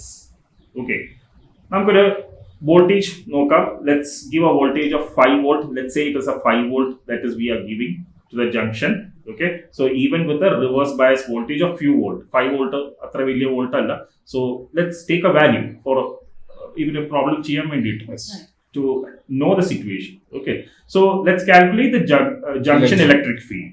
Electric field, junction അവിടെയുള്ള electric field എന്തായിരിക്കും? It will be E is equal to V by D. This equation എല്ലാം നമുക്ക് term 1 കഴിഞ്ഞെന്ന് വെച്ചിട്ട് ആ portion ഒന്നും മറക്കാൻ പറ്റില്ല. ഇതെല്ലാം കണക്റ്റഡ് ആണ്. ഇലക്ട്രോസ്റ്റാറ്റിക്സിലുള്ള ഇക്വേഷൻസ് ആണ്. E is equal to V by D. So it is equal to 5 volt divided by 1 into 10 raised to minus 6. And it comes around as 5 into 10 raised to 6 volt per meters, which is a very, very high electric field. Our high electric field is directed from the N to P. ഞാൻ N to P എന്ന് പറയാൻ കാരണം എന്താണെന്ന് വെച്ചാൽ, നിങ്ങൾ space charge region ശ്രദ്ധിച്ചാൽ മനസ്സിലാവും. N-ന്റെ അവിടെ you have this positive ions, okay, and P-ന്റെ അവിടുത്തെ ജംഗ്ഷനിൽ you have this negative ions. So electric positive ions ചിലപ്പോൾ അവർക്ക് ഡൗട്ട് അടിക്കാറുണ്ട്, ഹോൾസ് ആണെന്നൊക്കെ ചിന്തിച്ചാറുണ്ട്. അത് ആക്ച്വലി ഡോണർ ഇമ്പ്യൂരിറ്റി അയോൺസ് ആണ്. ഡോണർ ഒരു ഇലക്ട്രോണെ കൊടുത്തത് പോസിറ്റീവ് അയോൺസ് ആയി കിടക്കുന്ന ഡോണർ ഇമ്പ്യൂരിറ്റി അയോൺസ് ആണ്. ഇപ്പുറത്തെ നെഗറ്റീവ് ആണെങ്കിൽ നമ്മൾ ടെക്സ്റ്റിൽ ഒരു പോസിറ്റീവ് നെഗറ്റീവ് വരയ്ക്കുമ്പോൾ ഒരു കൺഫ്യൂഷൻ. ഇപ്പുറത്തെ എടുക്കുന്ന നെഗറ്റീവ് എന്ന് പറഞ്ഞാൽ അക്സെപ്റ്റർ ആണ്. ഒരു ഇലക്ട്രോണെ അക്സെപ്റ്റ് ചെയ്ത അക്സെപ്റ്റഡ് ഇമ്പ്യൂരിറ്റി അയോൺസ്, അത് നെഗറ്റീവ് ആണ്. സോ എന്നിൽ കിടക്കുന്ന പോസിറ്റീവും ഈ പി കിടക്കുന്ന നെഗറ്റീവും തമ്മിൽ ഇലക്ട്രിക് ഫീൽഡ് ഉണ്ടാവും. So it is from N to P. And also they are immobile. നമുക്കറിയാം അത് ഇമ്മൊബൈൽ ആയിട്ടുള്ള അയോൺസ് ആണ്. ഇലക്ട്രോൺസും ഹോൾസും ആണ് അവിടെ മൊബൈൽ ചാർജ് കാരിയേഴ്സ്. ഇവർ ഇമ്മൊബൈൽ ആണ്. ഈ അയോൺസ് ഭയങ്കര ഹൈ ഇലക്ട്രിക് ഫീൽഡ് ആണ് ക്രിയേറ്റ് ചെയ്യുന്നത്. And this high electric field is responsible for stripping of this electrons and holes from their respective regions to the other sides. So ഇനി ഇവിടെ reverse bias voltage കൊടുക്കുമ്പോൾ എന്തായിരിക്കും? Automatically ഇത് apply ചെയ്യുന്നത് കുറച്ചുകൂടെ കൂടും. Because when you are applying reverse bias, N will be given the positive and B will be given the negative. So the external field also supports this one. So what will happen to this condition? It will make increase. അതുകൊണ്ടാണ് ആ ഡോപ്പിങ്ങിന്റെ അവിടെ എന്ത് ചെയ്യും, കുറച്ചുകൂടെ വിടുത്ത് പ്രയാസമാവും. So reverse ഇവിടെ ഈ I even with the reverse bias voltage of other question results in the electric field of the junction being extremely high even with the reverse bias of voltage. Right? Yes. So with that, we are coming to the end of section A. Now we are moving on to section B. As we told, 8 questions with 3 marks each. അതിൽ 2 questions or questions provide ചെയ്യുന്നുണ്ട്. Section എയിൽ ഒരു question ആണ് or question ഉണ്ടായിരുന്നത്. So ഇവിടെയാണ് കൂടുതലും എനിക്ക് തോന്നുന്നു സെക്ഷൻ ബിയിലേക്ക് വരുമ്പോൾ കൂടുതലും പോസ്റ്റുലേറ്റ്സും എക്സ്പ്ലനേഷൻസും ഡെറിവേഷൻസും ഒക്കെ വരാൻ പോകുന്ന സെക്ഷൻ ഇതാ. ഡെറിവേഷൻസിന്റെ സെക്ഷൻ എന്ന് ചോദിച്ചാൽ സെക്ഷൻ ബി. സോ സെക്ഷൻ ബിയിലെ ക്വസ്റ്റ്യൻ നോക്കാം. Question number 4. State Bose postulate to define stable orbits in hydrogen atom. How does de Broglie's hypothesis explain the stability of these orbits? Okay, so that is Bose postulate. അപ്പം atoms എന്ന chapter തന്നെയാണ് വീണ്ടും വന്നിരിക്കുന്നത്. അതിനോട് de Broglie hypothesis കൂടെ connect ചെയ്തിട്ടുണ്ട്. അതെ. So Bose postulate is actually dealing with the Bose model, right? So Bose modelന്റെ 3 main postulates. And boss മോഡലിലേക്ക് നമുക്ക് വരുന്നതിന് മുമ്പ് റൂദർഫോർഡ് മോഡൽ ഒന്ന് അനലൈസ് ചെയ്തിട്ട് പോകണം. റൂദർഫോർഡ് ആറ്റമിക് മോഡലിന്റെ ഡിഫക്ട്സ് ആണ് ശരിക്കും ബോസ് മോഡൽ ഉണ്ടാവാൻ കാരണം. And the main problem is what the അൺസ്റ്റെബിലിറ്റിയെ കുറിച്ചിട്ടായിരുന്നു. അൺസ്റ്റെബിലിറ്റി എന്ന് പറഞ്ഞാൽ ഈ thought that whenever it is rotating, it is an accelerated motion. So when an charge is accelerated, it radiates energy. Second എന്ന് പറയുന്നത് എന്തായിരുന്നു, അവിടെ it can't say about the spectral lengths. So ഇതെല്ലാം Bose postulateന്റെ ആ 3 postulates explain included. So you can tell what are the statements? See, Bose postulates regarding stability of the orbits is that electrons revolves in only definite orbits in which the angular momentum is an integral multiple of h by 2 pi. Okay, so that is the postulate regarding this question. So regarding the stability of orbits, L is equal to L, that is angular momentum, is equal to integral multiple of the h by 2 pi. So idana Bose postulates connecting the stability of the orbit.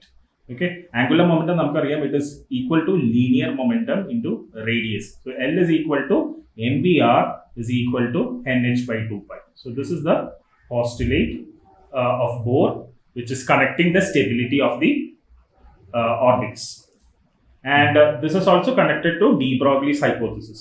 Yes. De Broglie's hypothesis നമ്മൾ പറയുന്നത് matter wave പറയുമ്പോഴാണ്. Yeah. So matter wave ന്റെ wavelength is given by the expression lambda is equal to h by p. So lambda is equal to h by p. This is the wavelength of a matter. So h by p ആണ്. So നമുക്ക് ഇവിടെ electron ഒരു particle ആയിട്ട് മാത്രം consider ചെയ്യാണ്ട് you have to consider electron as a wave. And അപ്പോൾ നമുക്ക് ഈ orbits definite orbits നമുക്ക് എന്തായിട്ട് കാണപ്പെടും, it will appear as a stationary wave അല്ലെങ്കിൽ standing waves ആയിട്ട് appear ചെയ്യും. And always the circumference of the wave should be equal to the integer number multiple of wavelength. So that is a very important point. അവിടെ നിന്നാണ് നമ്മൾ തിരിച്ച് Bose postulateലോട്ട് വരുന്നത്. So circumference, the length of the circumference, it should be equal to the integral multiple of the wavelength.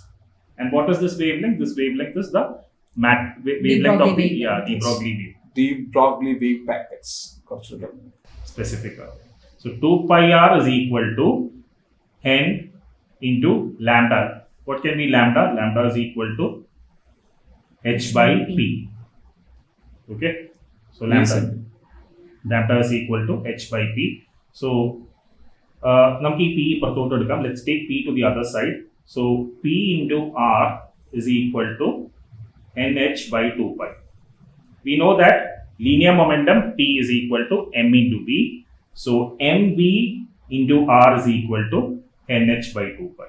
What is mvr? Mvr is nothing but angular momentum. So finally we arrived at the Bose postulate. L is equal to mvr is equal to nh by 2 pi. I hope this is clear. And where the n is a principal quantum number. Yes. Yeah. So it is a principal quantum number. So if I can say in the first orbit it has got one wavelength. The wave packet length for the first principal quantum number is 1. So for the second one is 2 and so on. So this is an equation that is more important in the case of other equations also. നമ്മൾ radius പറയുമ്പോഴും velocity പറയുമ്പോഴും energy പറയുമ്പോഴും എനിക്ക് തോന്നുന്നു പലപ്പോഴും ചോദിച്ചിട്ടുണ്ട് ഈ what is the equation for velocity of an electron in the nth orbit എന്നൊക്കെ ചോദിക്കുന്ന ക്വസ്റ്റ്യൻസിനൊക്കെ ബേസ് എന്ന് പറയുന്ന ഇക്വേഷൻ ഇതാണ്. And it's a most important. അത് ഡി ബ്രോഗ്ലിസ് ഇക്വേഷനിൽ നിന്നാണ് ഈ ബോർ പോസ്റ്റുലേറ്റ് ശരിക്കും ഡിറൈവ് ചെയ്തിരിക്കുന്നത്. So I think it's clear, right? Yeah. And what are the other two postulates also? Second, the third postulate. Second postulate is what? The energy difference between two fixed levels is equal to E1 minus E2, and always they will only emit energy when the electrons are transiting from one orbit to another. And the first one is what? First one is always be in a definite stationary orbit. Non-radiating stationary orbits. So that is a Bose postulate. All the Bose postulates collected. So that is a most important thing. When you're going to study the topic, you must have to know about the limitations of the Rutherford theory and that led to the Bose. Then led to the Bose process. Our Rutherford theory പറയുമ്പോൾ alpha scattering എക്സ്പെരിമെന്റും ഒന്ന് നോക്കിയിട്ട് പോകണം. അവിടെയും കുറച്ച് കാര്യങ്ങളുണ്ട്. ന്യൂക്ലിയസിന്റെ ഒരു existence ഒക്കെ അവിടെ നിന്നാണ്. അതിന്റെ ഒബ്സർവേഷൻസ് ഭയങ്കര ഇമ്പോർട്ടന്റ് ആണ്. അവിടെ നിന്നാണ് നമുക്ക് ഇമ്പാക്ട് പാരാമീറ്ററിന്റെ ഒരു കോൺസെപ്റ്റ് വരുന്നത്. ഡിസ്റ്റൻസ് ഓഫ് ക്ലോസസ്റ്റ് അപ്രോച്ച് അങ്ങനെയുള്ള ടെർമിനോളജീസ് ഒക്കെ അവിടെയാണ്. അതൊക്കെ ചോദിക്കാം, ക്വസ്റ്റ്യൻസ് വരാം. അതിൽ കണക്റ്റഡ് ആയിട്ടുള്ള ടോപ്പിക്സ് ഒന്ന് നോക്കിയിട്ട് വേണം പോകാൻ. അതിനകത്ത് ബേസിക്കലി ഉള്ളത് ഈ പറഞ്ഞതാണ്. പിന്നെ എന്താ റുദർഫോർഡിന്റെ ആൽഫ സ്കാറ്ററിംഗ് എക്സ്പെരിമെന്റിൽ എത്ര പാർട്ടിക്കിൾസ് എമിറ്റ് ചെയ്ത് പോകുന്നു എന്ന് പറഞ്ഞൊരു ഇക്വേഷൻ ഉണ്ട്. N of theta is inverse directly proportional to cosec raised to 4 theta by 2. So that things are required Rutherford. പക്ഷെ Bose postulate ആണ് ചാപ്റ്ററിലെ തിയറി ബേസ്ഡ് ഏറ്റവും important question. Clear? Okay. So can we go to the next question? Yeah, sure. So moving on to the fifth question. Describe briefly using the necessary circuit diagram the three basic processes which take place to generate the EMF in a solar cell when light falls on it. Draw the IV characteristics of a solar cell. Write two important criteria required for the selection of a material for solar cell fabrication. So, ഇത് semiconductor chapter എന്ന് വന്നിട്ടുള്ള question ആണ് നമ്മളുടെ. Applications of PN junction diode ആണ്. അതെ. So solar cell അത് ഏറ്റവും important ആയിട്ടുള്ള ഒരു സെക്ഷൻ തന്നെയാണ്. പ്രത്യേകിച്ച് ഇന്നത്തെ കാലത്ത് എല്ലാം സോളാറിലേക്ക് പോയിക്കൊണ്ടിരിക്കുക ആയതുകൊണ്ട് തന്നെ സോളാർ സെല്ലിന്റെ ഫംഗ്ഷനും അതിന്റെ സ്ട്രക്ചറും ഒക്കെ ഇമ്പോർട്ടന്റ് ആയിട്ടുള്ള ഒരു ഏരിയ തന്നെയാണ്.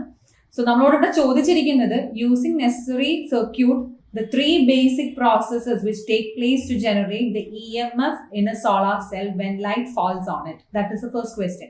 അപ്പോൾ നമ്മളോട് EMF generation എങ്ങനെയാണ്, what are the three basic steps required എന്നുള്ളതാണ് ചോദ്യം. സോ അതിനു മുമ്പ് നമുക്ക് ആദ്യം സോളാർ സെല്ലിന്റെ ആ ഒരു കൺസ്ട്രക്ഷൻ ഒന്ന് നോക്കാം അല്ലെ.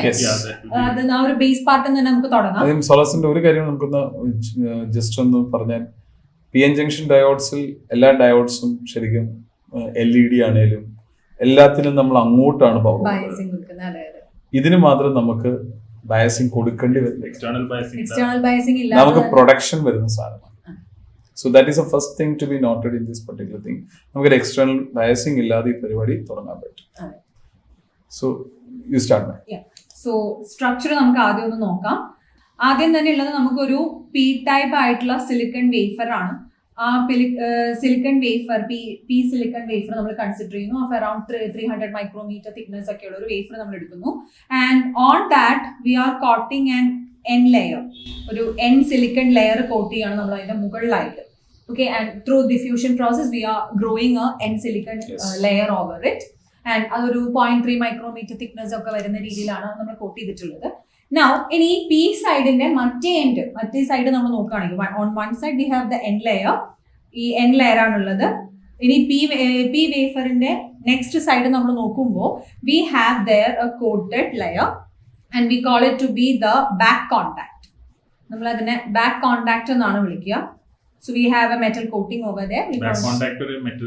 മെറ്റൽ കോണ്ടാക്ട് ആണ് കവർ ചെയ്യുന്ന രീതിയിൽ. So we call that to be the back contact. ഇനി അതുകൂടാതെ നമ്മളുടെ എൻ സൈഡിന്റെ നെക്സ്റ്റ് സൈഡ് എന്നുള്ള രീതിയിൽ നമ്മൾ നോക്കിക്കഴിഞ്ഞാൽ here we have metal electrodes അല്ലെ ഫിംഗർ ഇലക്ട്രോഡ്സ് എന്ന് പറയുന്ന മെറ്റൽ ഫിംഗർ ഇലക്ട്രോഡ്സ് ആണ് നമ്മൾ ഇവിടെ അറ്റാച്ച് ചെയ്തിട്ടുള്ളത്. So they are there. ഇങ്ങനെ ഒരു കണക്ഷൻ ആണ് വരുന്നത്. We call this to be the front contact. Okay, so we have a back contact and a front contact. ഇങ്ങനെയാണ് ഒരു സ്ട്രക്ചർ വരുന്നത്.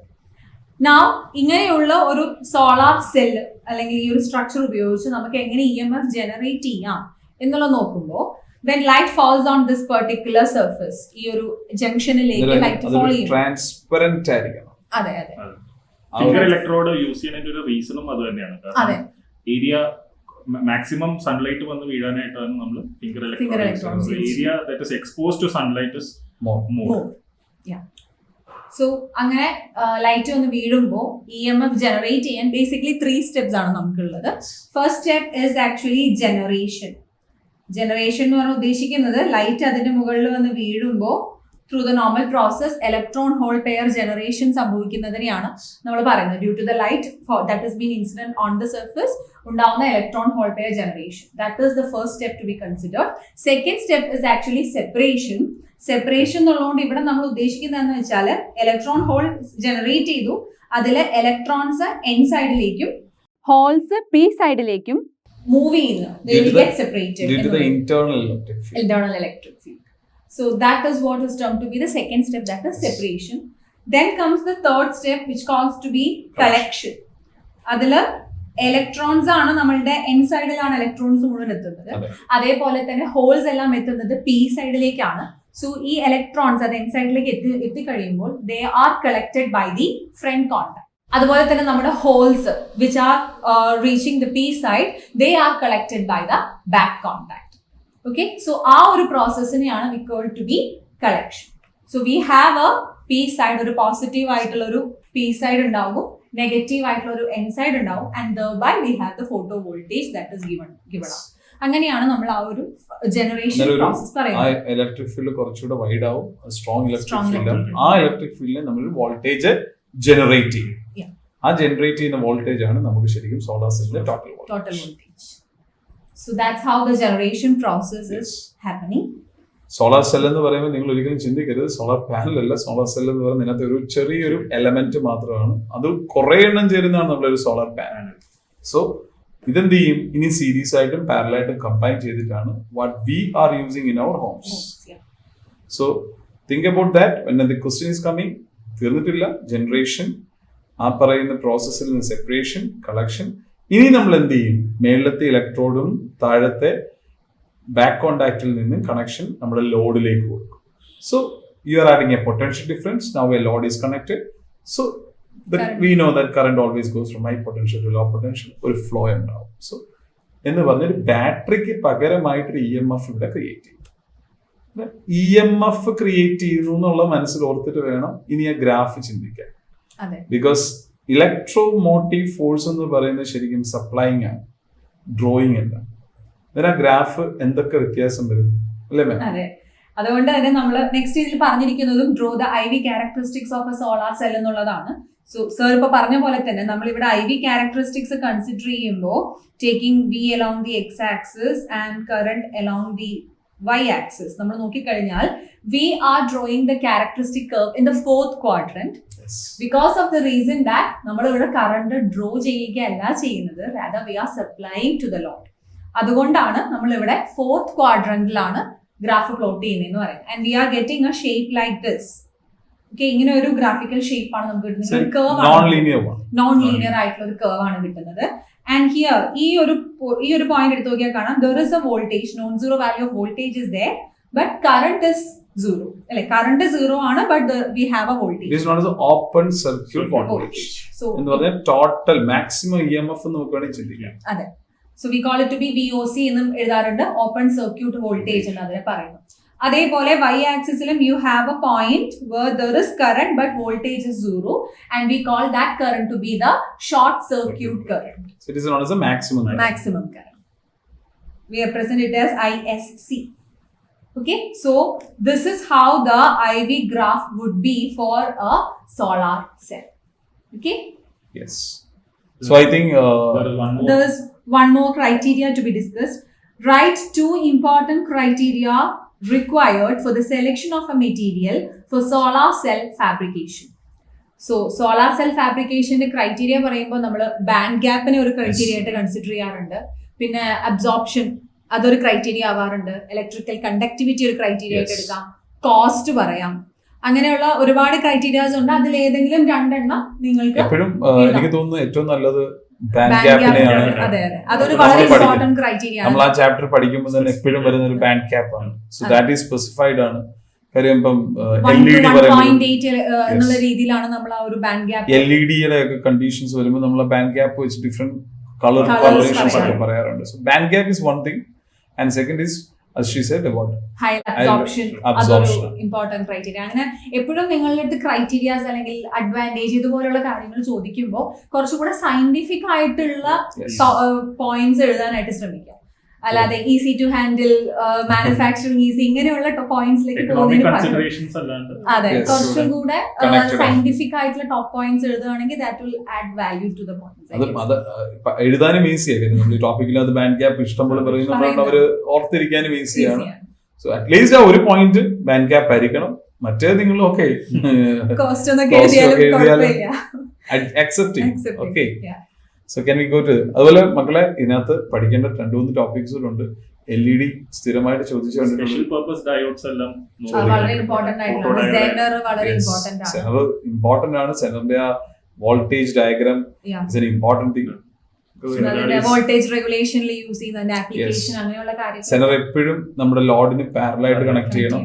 ആ ലോഡിന്റെ മാക്സിമം വോൾട്ടേജ് ആയിരിക്കണം സെനറിന്റെ breakdown voltage. So that voltage across the load will be always stabilized. So excess current വരുന്നത് നമ്മുടെ സെനറിന്റെ ആയിട്ട് കൂടെ കയറി പോകും. So it will be safe. ആ ഒരു നമ്മുടെ വീട്ടിലുണ്ട് വോൾട്ടേജ് സ്റ്റെബിലൈസർ എന്നൊക്കെ പറഞ്ഞിട്ട് AC കണക്ട് ചെയ്യാറുണ്ട്. So that is use. ജനറിന്റെ റിവേഴ്സ് ക്യാരക്ടറിസ്റ്റിക്സ് അതെ, Important ക്യാരക്ടറിസ്റ്റിക് ആണ്. വളരെ ഇമ്പോർട്ടന്റ് ആണ്. അതുപോലെ അവിടെ ആ Zener breakdown avalanche break. Avalanche breakdown. Zener എന്ന് പറയുന്നത് ഹെവിലി ഡോപ്ഡ് ഡയോഡ് ആണ്. സോ ഹെവിലി ഡോപ്ഡ് ഡയോഡ് ആയതുകൊണ്ട് കറണ്ട്, റിവേഴ്സ് കറണ്ട് എന്ന് പറയുന്നത് വളരെ മൈന്യൂട്ട് ആണ്. പക്ഷെ അവലാഞ്ച് ബ്രേക്ക് ഡൗൺ എന്ന് പറയുന്നത് ലൈറ്റ്ലി ഡോപ്ഡ് ഡയോഡ്സ് ആണ്. സോ ആ മൈനോറിറ്റി ചാർജ് കാരിയേഴ്സ് കാരണമുള്ള കറണ്ട് ഫ്ലോ സ്ലോലി ഇൻക്രീസ് ചെയ്യും. എന്ന് പറഞ്ഞാൽ മോർ ദാൻ സെനർ കറണ്ട് ആവും. പക്ഷെ ബ്രേക്ക് ഡൗൺ കുറച്ചുകൂടെ സ്മൂത്ത് ആണ് avalanche. Zener is A sudden brake down. അതുകൊണ്ട് എന്ത് ചെയ്യും, ആ ഗ്രാഫിന്റെ ഡിഫറൻസും ഇതെല്ലാത്തിനും കാരണം ഡോപ്പിംഗ് കോൺസെൻട്രേഷനിലുള്ള ഡിഫറൻസ് ആണ്. സോ ഈ ഒരു ക്വസ്റ്റ്യൻ കിട്ടിയപ്പോൾ ഞാൻ അതുകൂടെ പറഞ്ഞേ ഉള്ളൂ. ഒന്ന് നോക്കണം പരീക്ഷയ്ക്ക് മുമ്പ്. സോളാർ സെൽ ഉണ്ടെന്ന് വിചാരിച്ചാൽ സോളാർ സെല്ല് മാത്രം പഠിച്ചിട്ട് പോകരുത്. ഈ എല്ലാ ഡയോഡ്സും വളരെ ഇമ്പോർട്ടന്റ് ആയിട്ടുള്ള ഫാക്ടേഴ്സ് തന്നെയാണ്. സെമി കണ്ടക്ടേഴ്സിൽ എനിക്ക് തോന്നുന്നത് almost every topic is very Very important, important. yes. Rectifiers ആയാലും നമ്മൾ പറയേണ്ടത്. അതെ അതെ, വളരെ ഇമ്പോർട്ടന്റ് ആയിട്ടുള്ളൊരു ഇത് തന്നെയാണ്. ഓക്കെ, നമുക്ക് അടുത്ത ക്വസ്റ്റ്യനിലേക്ക് പോകാം. Yeah, sure. Next question. In a typical nuclear reaction, example H12 plus H12 gives helium-2 plus N01 plus 3.27 million electron volt. Although number of nucleons is conserved, yet energy is released. Explain. So that is the first part. Second part of this question is calculate the binding energy per nucleon of iron 2656 nucleus. Given that mass of nucleus is equal to 55.934939 U, mass of proton is equal to 1.007825 U, mass of neutron equal to 1.008665 U, and 1 U equal to 931 million electron volt. So, നമുക്ക് ആ first ആ theory part ഒന്ന് deal ചെയ്യാം. അവിടെ പറഞ്ഞിരിക്കുന്ന statement എന്ന് പറയുന്നത് ഒരു nuclear reaction as an example തന്നിട്ടുണ്ട്. Although number of nucleons is conserved, yet energy is released. Explain. So, എങ്ങനെയാണ് എനർജി റിലീസ് സംഭവിക്കുന്നത് കൺസർവേഷൻ ഓഫ് ന്യൂക്ലിയോൺസ് ഉണ്ടായിട്ടും എന്നുള്ളതാണ് അവിടുത്തെ ക്വസ്റ്റ്യൻ. ശരിക്കും 3.27 MeV is known as actually Q value of a question. Q value എന്ന് പറയുന്നത് quantity of എനർജിയാണ്. ഈ ചാപ്റ്റർ നമ്മൾ തുടങ്ങുമ്പോൾ തന്നെ ശരിക്കും ഐൻസ്റ്റീൻ്റെ ഇക്വേഷൻ ഏറ്റവും കൂടുതൽ importance is equal to MC². Whatever the mass number, okay, നമ്മൾ ന്യൂക്ലിയോൺസിന്റെ ഒക്കെ നമ്പർ പറയുന്നതിനെക്കാട്ടി കറക്റ്റ് ന്യൂക്ലിയോൺസിന്റെ മാസ് മൈന്യൂട്ട് വാല്യൂസ് ഒക്കെ ഡിഫറൻസ് ആണ്. ഈ മാസ് ഡിഫക്റ്റ് എന്ന് പറയുന്നത് ശരിക്കും ഈ ചാപ്റ്ററിൽ വലിയൊരു ഇമ്പോർട്ടൻസ് ആണ് കാണിക്കുന്നത്.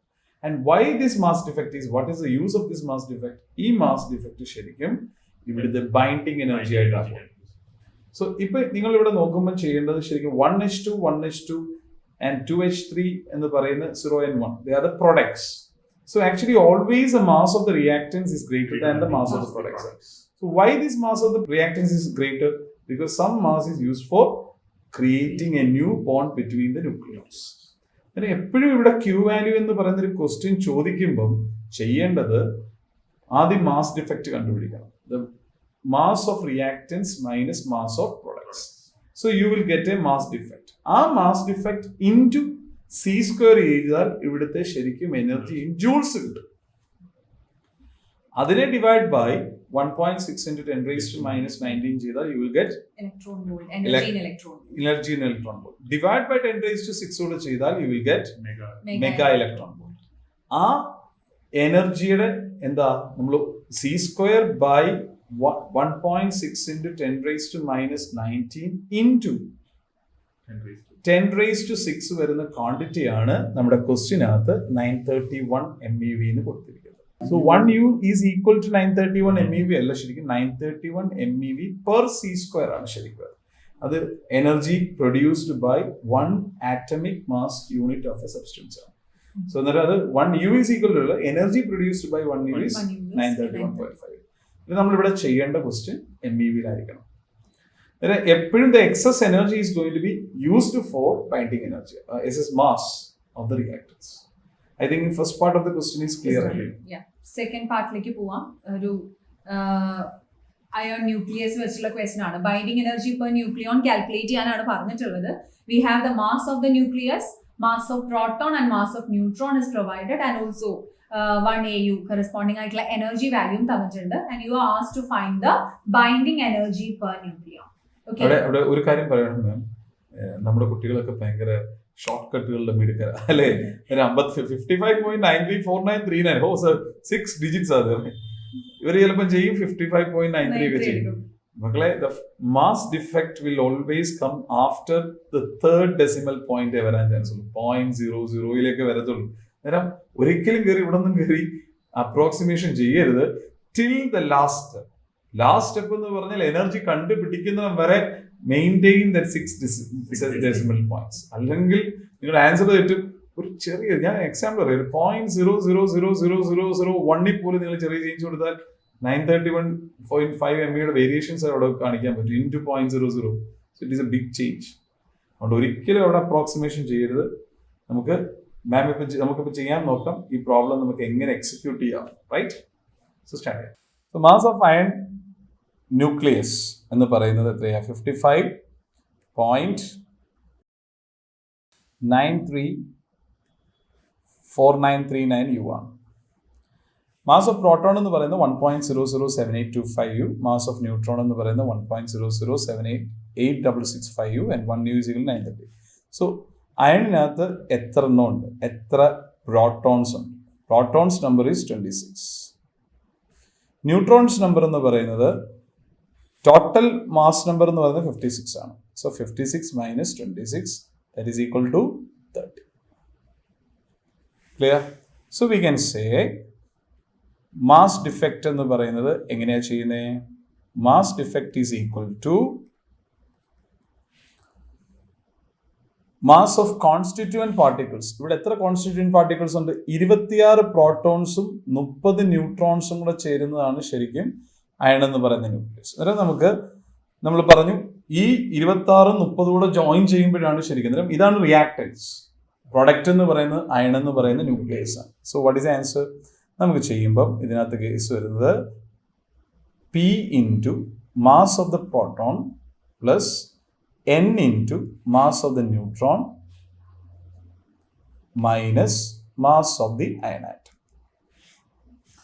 So 26 into 1.007825 plus 30 into 1.00865 minus 55.934939. ഇത് ചെയ്യുമ്പോൾ നമുക്ക് മാസ് ഡിഫക്റ്റ് ആണ്. Mass defect. ഈ മാസ് ഡിഫക്റ്റിന്റെ വാല്യൂ മക്കളെ പണ്ടൊക്കെ ചെയ്തിട്ടുണ്ട്. എന്താ മൾട്ടിപ്ലിക്കേഷൻ ഒക്കെ ചെയ്യുന്ന അറിയാമല്ലോ അല്ലേ? 1.00785 ഇൻറ്റു 26 എന്ന് തന്നെ പറഞ്ഞ് ചെയ്ത് അപ്രോക്സിമേറ്റ് ഒന്നും ചെയ്യാതെ ചെയ്യണം. 1.00865 ഇൻറ്റു 30, right? എത്ര ചെയ്ത് തരും? 5 into 6 30, 3, 2 into 6 12, 13, 15, 8 48, 49, 4, 7 42, 44, 46, 4, 0, 6. ഇവിടെ എത്ര വരും? 0, 5, 6, 5, 1, 0, 2. രണ്ടുകൂടെ കൂട്ടണം. സോ ആൻസർ എന്ത് വരും? ഇതിന്റെ മൾട്ടിപ്ലിക്കേഷൻ 0, 5, 14, 3, 0, 2, 6, 2. 26.203457 പ്ലസ് ഇതിന്റെ ആൻസർ വരുന്നത് എത്രയാ? 5 into 3 15, 6 into 3 9, 18 plus 1 19, 1 19, 1 24, 1 25, 2 0 3. So answer is 3025. So it is 30.25995 minus 55.934939. So ഇത് രണ്ടുകൂടെ ആഡ് ചെയ്ത് ഇതുമായിട്ട് സബ്ട്രാക്ട് ചെയ്യുമ്പോൾ U will get nearly 0.528461 u. ഇതാണ് ശരിക്കും മാസ് ഡിഫക്റ്റ്. ഇനി എന്താ ചെയ്യണ്ടേ? ഈ മാസ് ഡിഫക്റ്റിൽ നിന്ന് നമുക്ക് കിട്ടേണ്ടത് energy difference, binding energy per nucleon ആണ്. സോ ബൈൻഡിങ് എനർജി എന്ന് പറയുന്നത് എത്രയാണ്? Binding energy is mass defect into 931.5 MeV. Actually നമ്മുടെ NCERT ടെക്സ്റ്റിൽ 931.5 MeV ആയതുകൊണ്ട് സാറിട്ടെ ഇവിടെ 931 ഉള്ളൂ. ഇനി നമ്മളോട് ചോദിച്ചേക്കുന്ന ബൈൻഡിങ് എനർജി പെർ ന്യൂക്ലിയോൺ. ഇവിടെ എത്ര ന്യൂക്ലിയോൺസ് ഉണ്ട്? 56 ന്യൂക്ലിയോൺസ് ആവുന്നത്. So what is equation? Binding energy per nucleon is binding energy by mass number അല്ലെ എന്ന് പറഞ്ഞ 56. So we can say it is 0.528461 into 931.5 divided by 56. ഇനി ഒരു കാര്യം പറയട്ടെ, ഇത് എന്താണെന്ന്? അയൺ കാണുമ്പോഴേ മനസ്സിൽ വരേണ്ട ഒരു നമ്പർ ഉണ്ട്, ഏറ്റവും highest binding energy per nucleon. ഇത്രയും സ്റ്റെപ്പ് ചെയ്തിട്ട് ലാസ്റ്റിൽ ഞാൻ അതിന്റെ ആൻസർ എഴുതിയാലും എനിക്ക് ഫുൾ മാർക്ക് കിട്ടും. Because I know that iron is the most stable nucleus in the universe because it is having a highest binding energy per nucleon, 8.8 MeV. അവിടെ നിങ്ങൾ സബ്സ്റ്റിറ്റ്യൂട്ട് ചെയ്ത് അപ്രോക്സിമേറ്റ് ചെയ്താലും കുഴപ്പമൊന്നുമില്ല, റൈറ്റ്? പക്ഷെ അത് അറിഞ്ഞിരിക്കണം, അയണിൻ്റെതാണ് ടോപ്പ്. ഈ ക്വസ്റ്റ്യൻ തുടങ്ങിയപ്പോൾ എനിക്ക് ഭയങ്കര ഇതായത് അയൺ ആണ്. ലാസ്റ്റ് ആൻസർ ഉറപ്പാണ് 8.8 MeV. So I think is long calculation ആണ്. എവിടെയെങ്കിലും ഒരു മിസ്റ്റേക്ക് വന്നാൽ വാല്യൂ മുഴുവൻ മാറും. പ്രത്യേകിച്ച് ഇത്രയും ഡെസിമൽ പ്ലേസസ് വെച്ച് നമ്മൾ കാൽക്കുലേറ്റ് ചെയ്യുമ്പോൾ ഈ ഇടയ്ക്കത്തെ നമ്പറിലൊക്കെ എവിടെയെങ്കിലും തെറ്റ് പറ്റിയാലും ലാസ്റ്റ് ആൻസർ കറക്റ്റ് ആക്കിയെങ്കിലും ഒപ്പിച്ചു വെച്ചോളൂ. അറ്റ്ലീസ്റ്റ് ആ സ്റ്റെപ്സിനുള്ള മാർക്കെങ്കിലും കിട്ടിയേക്കും. ഇവിടെ അപ്രോക്സിമേഷനും സാധ്യമല്ല, ചെറിയൊരു പോയിന്റ് മാറിയാൽ തന്നെ എനർജി ഡിഫറൻസ് ഭയങ്കര. ഈവൻ ഈ 931.5 MeV 931.56 MeV ഒക്കെ വന്നാൽ പോലും ചെറിയ വ്യത്യാസമല്ല, നല്ല വ്യത്യാസം. So I think it's clear for you. മക്കളെ ചോദിക്കുന്ന ഒരു ക്വസ്റ്റ്യൻ ആണ് ഈ ബൈൻഡിങ് എനർജി പെർ ന്യൂക്ലിയോൺ. ഇതിന് കണക്റ്റഡ് ആയിട്ടുള്ള ഗ്രാഫും ഭയങ്കര ഇമ്പോർട്ടന്റ് ആണ്. Stability of nucleus, binding energy versus the number of nucleons. നിങ്ങൾ ഇങ്ങനെ ഒരു ഗ്രാഫ് ഉണ്ടല്ലേ, binding energy per nucleon to mass number graph. So ഈ graph is actually having some peaks ഇവിടെ ഉണ്ട്, right? And it is going like this. So ഇതാണ് നമ്മുടെ highest. ഇനി ലോവറിൽ സാർ കുറെ പീക്സ് വരച്ചേക്കുന്നതിന്റെ പ്രത്യേകത എന്തറിയാം? ഈ പീക്സ് വരച്ചേക്കുന്നതിന്റെ മാസ് നമ്പർ എല്ലാം മൾട്ടിപ്പിൾസ് ഓഫ് 4 ആണ്. അതിന് സ്പെഷ്യൽ എന്ന് പറഞ്ഞാൽ ന്യൂട്രോൺ നമ്പറും പ്രോട്ടോൺ നമ്പറും ഈക്വൽ ആയതുകൊണ്ട് binding forces are stronger. So lighter nucleus അതിലേക്ക് എത്താനാണ് കൂടുതൽ നോക്കുന്നത്. അതിൽ ഏതൊക്കെയാ വരാൻ ചാൻസ്? ഹീലിയം വരാം, ഓക്സിജൻ വരാം, right? So they are the most stable nucleus. ഈ ഗ്രാഫിന്റെ പ്രത്യേകത ഇതിൽ നിന്നാണ് തീരുമാനിക്കുന്നത് ഏത് ന്യൂക്ലിയർ ഫ്യൂഷനിൽ പോകും, ഏത് ന്യൂക്ലിയർ ഫിഷനിൽ പോകും. So is an important graph. So binding energy per nucleon to nuclear graph. Thanks sir, sir ഓർപ്പിച്ചു വെക്കാൻ. ഞാൻ ഗ്രാഫ് നമ്മൾ വളരെ ഇമ്പോർട്ടന്റ് ഇമ്പോർട്ടന്റ് ആയിട്ടൊരു ആയിട്ടുള്ള ഗ്രാഫ് ഫാക്ടർ തന്നെയാണ്. ഗ്രാഫ് ചോദിക്കാൻ കേട്ടോ, ഗ്രാഫിന്റെ മാർക്കും കിട്ടും. അതിന്റെ ഒരു എക്സ്പ്ലനേഷൻസും ചോദിക്കാറുണ്ട്. കാരണം ലൈറ്റർ ന്യൂക്ലിയൈ എങ്ങനെയാണ് സ്റ്റെബിലിറ്റി അറ്റൈൻ ചെയ്യുന്നത്, ഹെവിയർ ന്യൂക്ലിയൈ എങ്ങനെയാണ് ഫിഷൻ അണ്ടർഗോ ചെയ്തിട്ട് stability attain So what is the significance of graph എന്ന് പറഞ്ഞിട്ട് ക്വസ്റ്റ്യൻസ് ചെയ്യുന്നത് എപ്പോഴും ചോദിച്ചു കണ്ടിട്ടുണ്ട്. സോ ഹെവി ന്യൂക്ലിയസ് എവിടം വരെ ഇതിന്റെ ആവറേജ് വാല്യൂ അറിയാം? Average binding energy nucleon for all the atoms is nearly 8 MeV. So it is most stable ആയിട്ടുള്ള ഒരു എലമെന്റ്സ് ഉണ്ട്. 30 mass number to 170 mass number ഉള്ളത്, ബാക്കിയെല്ലാം അൺസ്റ്റേബിൾ ആണ്. So they want to come to the stable state by giving out some radioactive process or nuclear reactions. Okay, so can we go to the next question? Yeah, sure. So moving on to the 7th question. In a double slit experiment, the distance between the slits is 5 millimeter and the slits are 1 meter from the screen. Two interference patterns can be seen on the screen. One due to the wavelength 480 nanometer and the other due to light of wavelength 600 nanometer. What is the separation on the screen between the third order bright fringes of two interference patterns? Okay. So actually നമ്മൾ optics cover ചെയ്യാതിരിക്കുക. ഇത്രയും നേരം discuss ചെയ്ത 6 ക്വസ്റ്റ്യനിലുള്ള optics എപ്പോഴും നമ്മളെല്ലാം പറഞ്ഞു കൊടുക്കും optics is an important topic. പക്ഷെ മക്കളെ മാർക്ക് കൂടുതലുള്ള ക്വസ്റ്റ്യൻസ് വന്നപ്പോഴാണ് ഒപ്റ്റിക്സ് വരാൻ തുടങ്ങിയത്. And think this Young's double slit experience right. ശരിക്കും നമ്മൾ ഒപ്റ്റിക്സിലേക്ക് കടന്നു വന്ന് ഇന്റർഫിയറൻസ് പഠിക്കുന്ന സമയത്ത് ഒരു ക്വസ്റ്റ്യൻ ചോദിക്കുന്നത് ഇതിൽ ഏതാണ് ശരിക്കും ലൈറ്റ് ട്രാൻസ്പോസ് വേവ് ആയിട്ട് കാണിച്ചിരിക്കുന്നത്? അത് പോളറൈസേഷൻ. ഇന്റർഫിയറൻസ് ഏത് വേവും കാണിക്കും? അതിൽ നമ്മുടെ ഐജിന്റെ ഫോളോവേഴ്സ് ആയിട്ട് വന്ന യങ്സ് ആണ് ശരിക്കും ഇന്റർഫിയറൻസിനെ നമുക്ക് മനസ്സിലാക്കാൻ പറ്റുന്ന രീതിയിൽ അതിനെ എക്സ്പ്ലെയിൻ ചെയ്തതാണ്. അതിൽ Young's double slit experiment. So Young's double slit experiment എന്ന് പറയുമ്പോൾ തന്നെ every one has got A thinking that നമ്മളോട് ചോദിക്കുന്ന ബാൻഡ്വിഡ്ത്ത് ഇക്വേഷൻസ് ആണ്. സോ 2 കണ്ടീഷൻസ് അവിടെ എപ്പോഴും ഓർത്തിരിക്കണം. One is A position of nth fringe. So എല്ലാവർക്കും അറിയാമെന്ന് തോന്നുന്നു, ഇതായിരുന്നു നമ്മുടെ screen. So there are 2 slits here. They are separated by a distance d. So the slit and the screen is separated by capital D. So this is a center maximum, right? Yes. So this is the origin. The position like I am taking is the origin. ഇനി ഇവിടെ നിന്ന് മേളിലോട്ടും താഴോട്ടും they are getting bands. Alternate dark and bright fringes. Dark and bright എന്ന് പറയാൻ കാരണം നമ്മൾ use ചെയ്യുന്ന monochromatic വെച്ച് white എന്ന് പറയാൻ പറ്റില്ല. എന്നാൽ കളർ ആണെങ്കിൽ സെന്റർ അത് ബ്രൈറ്റ് ആയാലും വൈറ്റ് ആയാലും every colour. And what is the position of nth maxima? So nth maximയുടെ പൊസിഷൻ എന്ന് പറഞ്ഞാൽ n d lambda by d ആണ് പൊസിഷൻ. ഞാൻ ഇവിടെ ഒരു കാര്യം കൂടെ പറഞ്ഞു തരാം. മിനിമ എന്ന് പറയുന്ന ഒരു ക്വസ്റ്റ്യൻ വരുമ്പോൾ ഒരിക്കലും വേവ് ഓപ്റ്റിക്സിന്റെ ടോപ്പിക്കിൽ നിങ്ങൾ മറക്കേണ്ടാത്ത കാര്യമാണ് minima when A question is asked never go for odd multiples ആണ്. നമുക്ക് എല്ലാവർക്കും അറിയാം, നമ്മുടെ മനസ്സിനകത്ത് സ്റ്റോർ ചെയ്ത് വെച്ചേക്കുന്നത് 2n+1 എന്ന് വരും. പക്ഷെ ഒരിക്കലും മക്കളെ മിനിമ യൂസ് ചെയ്യുമ്പം 2n+1 യൂസ് ചെയ്യരുത്. Because minima is not starting from the 0th order, it is always starting from first order.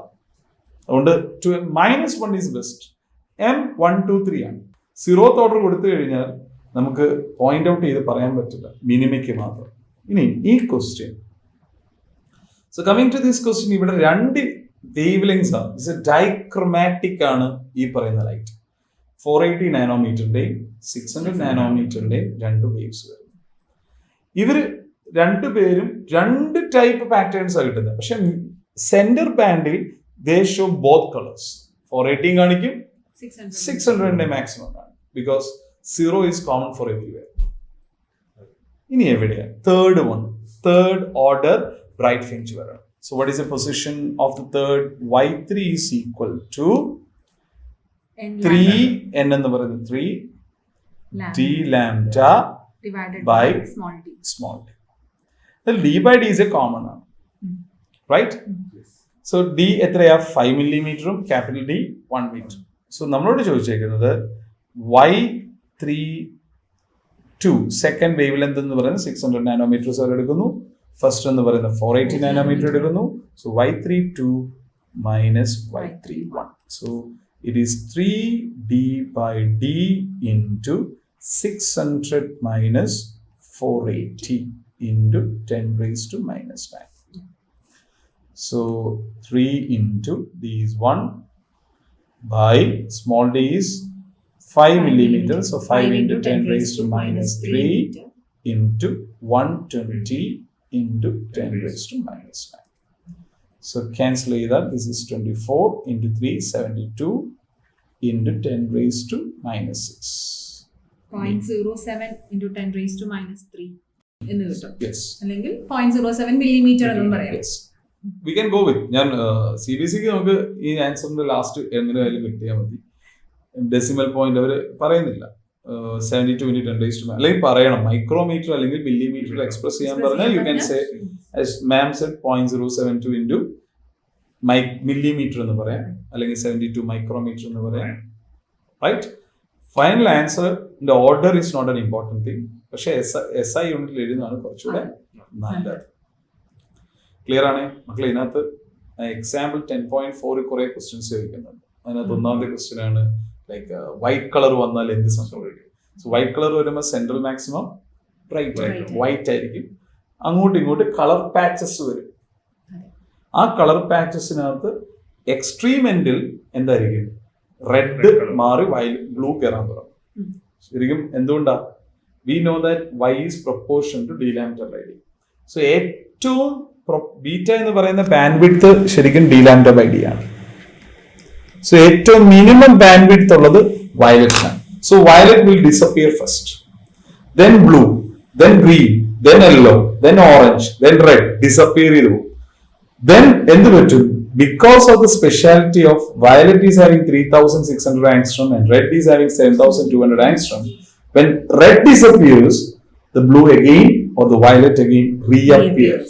So നമുക്ക് കാണുന്നത് വൈറ്റിന്റെ ചുറ്റും കുറെ കളർ പാച്ചസും എൻഡിൽ ഒരു ബ്ലൂ സ്ക്രീനാണ്. Because blue has got more sensitive than red in our eyes. So ഇതൊരു important question ആണ്. What will happen when white is interchanged to monochromatic? Because white is a monochromatic അല്ല, composite light. So ആ examples മുഴുവനും ഉണ്ട്. നല്ല കുറെ questions ഉണ്ട്. Example 10.4 നോക്കണം, നോക്കിയിട്ടേ പോവും. Because they are good questions that can ask for a CBSE board examination. I think it's clear for them. Yeah, sure. ഇതിന്റെ ഡെറിവേഷനും ഭയങ്കര important. Yes. Double slit experiment, position of fringe band, fringe എന്നുള്ള രീതിയിലുള്ള അതിനകത്ത് ഒരു കാര്യം കൂടെ important ആയിട്ട് പറഞ്ഞു. ഡൈഫ്രാക്ഷന്റെ കേസിൽ അവരൊന്ന് പറഞ്ഞു പഠിക്കേണ്ട കുറെ കാര്യങ്ങളുണ്ട്. ഡിഫ്രാക്ഷന് ശരിക്കും ഡെറിവേഷൻ ആയിട്ടില്ല. നമ്മൾ എ സൈൻ തീറ്റ എന്ന് പറയുന്ന ഡെറിവേഷൻ എടുത്തതിന് ശേഷം പിന്നീടുള്ളത് മുഴുവൻ എന്താ? അസംഷൻസ് ആണ്. അതായത് ലാംഡ വന്നാൽ U will get A minimum, 3 λ/2 വന്നാൽ U will get A maximum. അവിടെ നമ്മളൊരു വേർഡ് പറയും, ഹാഫ് പീരീഡ് സോൺസ് എന്ന് പറയും. അതായത് ഒരു ഹാഫ് പീരീഡ് സോണ് നമ്മുടെ ശരിക്കും നമ്മൾ സെക്കൻഡറി വേവ് ഫ്രണ്ട് പറയുമ്പോൾ ഒരു ഹാഫ് പീരീഡ് സോൺസ് λ/2 വിഡ്ത്ത് ഉള്ള 2 സോൺസ് ആയിട്ട് നമുക്ക് ഡിവൈഡ് ചെയ്യാനുള്ള അറ്റ്ലീസ്റ്റ് ലെങ്ത് ഉണ്ടെങ്കിൽ അവിടെ എന്ത് ചെയ്യാൻ പറ്റൂ? സൂപ്പർ ഇമ്പോസിഷൻ നടക്കും. So we starting from lambda 3 λ/2 2 λ എന്ന് പറഞ്ഞ് അസ്യൂം ചെയ്തിട്ട് എന്ത് പറയും? Minimas are the case of even multiples of λ/2 and maximas are the case of odd multiples. അവിടെയും n should be equal to n is equal to 0 എന്ന് പറയുന്ന condition എടുക്കരുത്. Because മിനിമയും മാക്സിമയും secondary പറയുന്നത് ഫസ്റ്റ് ഓർഡർ തൊട്ടാണ്. Clear? കുട്ടികൾക്ക് മനസ്സിലായെന്ന് തോന്നുന്നു അല്ലേ സർ? കുറെ ഞാൻ പറഞ്ഞു, എന്നാലും ഇമ്പോർട്ടന്റ് ടോപ്പിക്സ് ആണ്. ത്രസ്റ്റ് ഏരിയാസ് ആണ് നമ്മുടെ ആ ചാപ്റ്ററിലെ തന്നെ ത്രസ്റ്റ് ഏരിയാസ് ആണ്. ഈ യങ്സ് ഡബിൾ സ്ലിറ്റ് എക്സ്പെരിമെന്റ് തുടങ്ങുന്നതിന് മുമ്പ് conditions for constructive interference, destructive ഇൻഡിഫറൻസും അതും ഇമ്പോർട്ടന്റ് ആയിട്ട് കൺഫ്യൂസ്ഡ് ആവരുത് രണ്ടും എക്സ്പ്രഷൻസ്. അവിടെ ഒരു 2 ക്വസ്റ്റ്യൻസ് ആണ് കൺഫ്യൂഷൻ ഉണ്ടാക്കുന്നത്. ഒരേപോലെ എഴുതി വെക്കും. What is a condition for sustain ഇന്റർഫിയറൻസും what is a condition for constructive and destructive. ഇത് ആൻസർ എഴുതി വരുമ്പോൾ രണ്ടും ഒരുപോലെ. പക്ഷെ സസ്റ്റെയിൻ ഇന്റർഫിയറൻസിനകത്ത് small D, capital D, more അങ്ങനെയൊക്കെ കോഹറൻസ് സോഴ്സസ് ഒക്കെയാണ്. എന്നാൽ condition for constructive and destructive interfere മുഴുവൻ മാത്തമാറ്റിക്കലി പ്രൂവ് ചെയ്യേണ്ട equations. So I think it's clear for you. പഠിക്കണം. അത് wave optics important topic ആണ്. ക്വസ്റ്റ്യൻസ് വരുന്ന ക്വസ്റ്റ്യൻ ടോപ്പിക് ആണ്, നോക്കണം. Can we go to the next question, ma'am? Yeah, sure. So moving on to the 8th question. First question is, a convex lens of focal length 20 centimeter is placed coaxially with a convex mirror of radius of curvature 20 centimeter. The two are kept 15 centimeter apart. A point object is placed 40 centimeter in front of convex lens. Find the position of the image formed by this combination. Draw the ray diagram showing the image formation. So ഇവിടെ ചോദിച്ചിരിക്കുന്ന ഒരു convex lens of focal length 20 centimetre അല്ലേ, ഒരു convex lens of 20 centimetre focal length is placed coaxially with a convex mirror of radius of curvature 20 centimeters. ഇവർ തമ്മിൽ എത്ര distance? they are separated by 15 centimeters. ഓർക്കുക, ഇതെല്ലാം തിൻ ലെൻസസും ഒക്കെയാണ് എന്ന് പറഞ്ഞാൽ തിക്നെസ് വളരെ നെഗ്ലിജിബിൾ ആണ്. So we can say optic സെന്ററിൽ നിന്നുള്ളതും സർഫസിൽ നിന്നുള്ളതും ഏകദേശം അപ്രോക്സിമേറ്റ്ലി ദ സെയിം ആണ്. ഇനിയും a point object is placed 40 centimeter. So focal length 20 centimeter ആണ്. So 2f1 എന്ന് പറയുന്നത് is going to be f1 ആണ്. 2f1 is 40 centimeter. So ഇങ്ങോട്ട് എടുത്താൽ this is 20 centimeter ഇപ്പുറത്തോട്ട് വരണം അല്ലേ ലെൻസിന്. So 15 centimeter means I'm taking like this.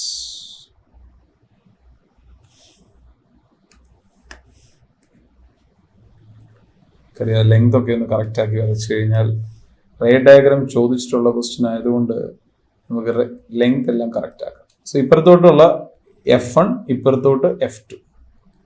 So F2 വരുമ്പോൾ ഇവിടെയും 20 സെന്റിമീറ്റർ വരും. 2F2 എന്ന് പറയുന്നത് 40 സെന്റിമീറ്റർ.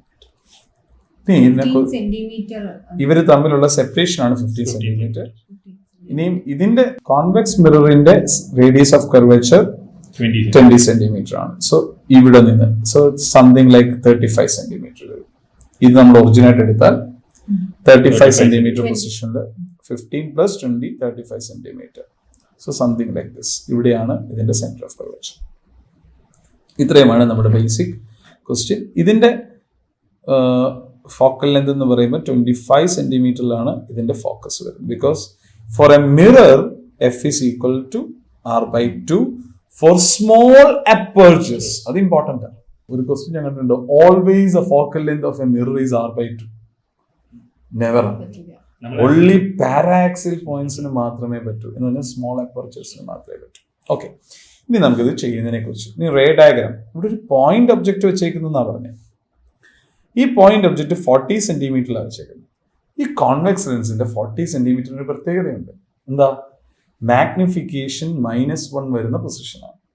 എന്ന് പറഞ്ഞാൽ you are going to get a real inverted image of same size. എന്ന് പറഞ്ഞാൽ ഈ F2-ൽ തന്നെ 2F2-ൽ തന്നെ കിട്ടണം. പക്ഷെ ഇവിടെയാണ് നമ്മൾ കോൺവെക്സ് മിറർ കൊണ്ടുവച്ചേക്കുന്നത്.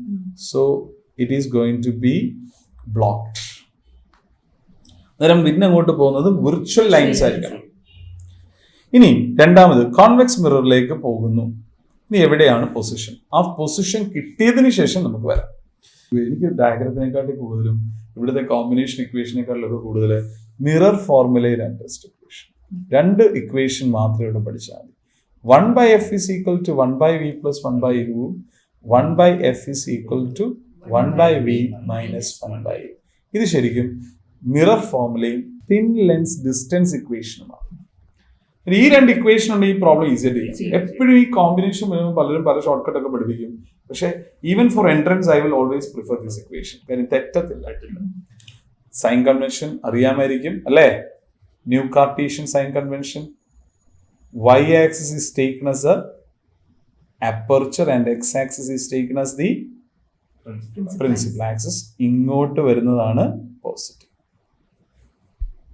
അങ്ങോട്ടുള്ള മെഷർമെന്റ്സ് എല്ലാം നെഗറ്റീവ്. ഇവിടെ ഒബ്ജക്ട് ഡിസ്റ്റൻസ് എന്ന് പറയുന്നത് ഒരു കാര്യം, u for lens is equal to -40 centimetre ആണ്. ഒരു ഉറപ്പായിട്ടും since it is equal to 2f ആയതുകൊണ്ട് നമുക്ക് ഇമേജ് ഡിസ്റ്റൻസ് ഓഫ് ലെൻസ് എത്ര തന്നെ കിട്ടും? +40 സെന്റിമീറ്റർ കിട്ടും. So we can say it is happening in the 2f2 position.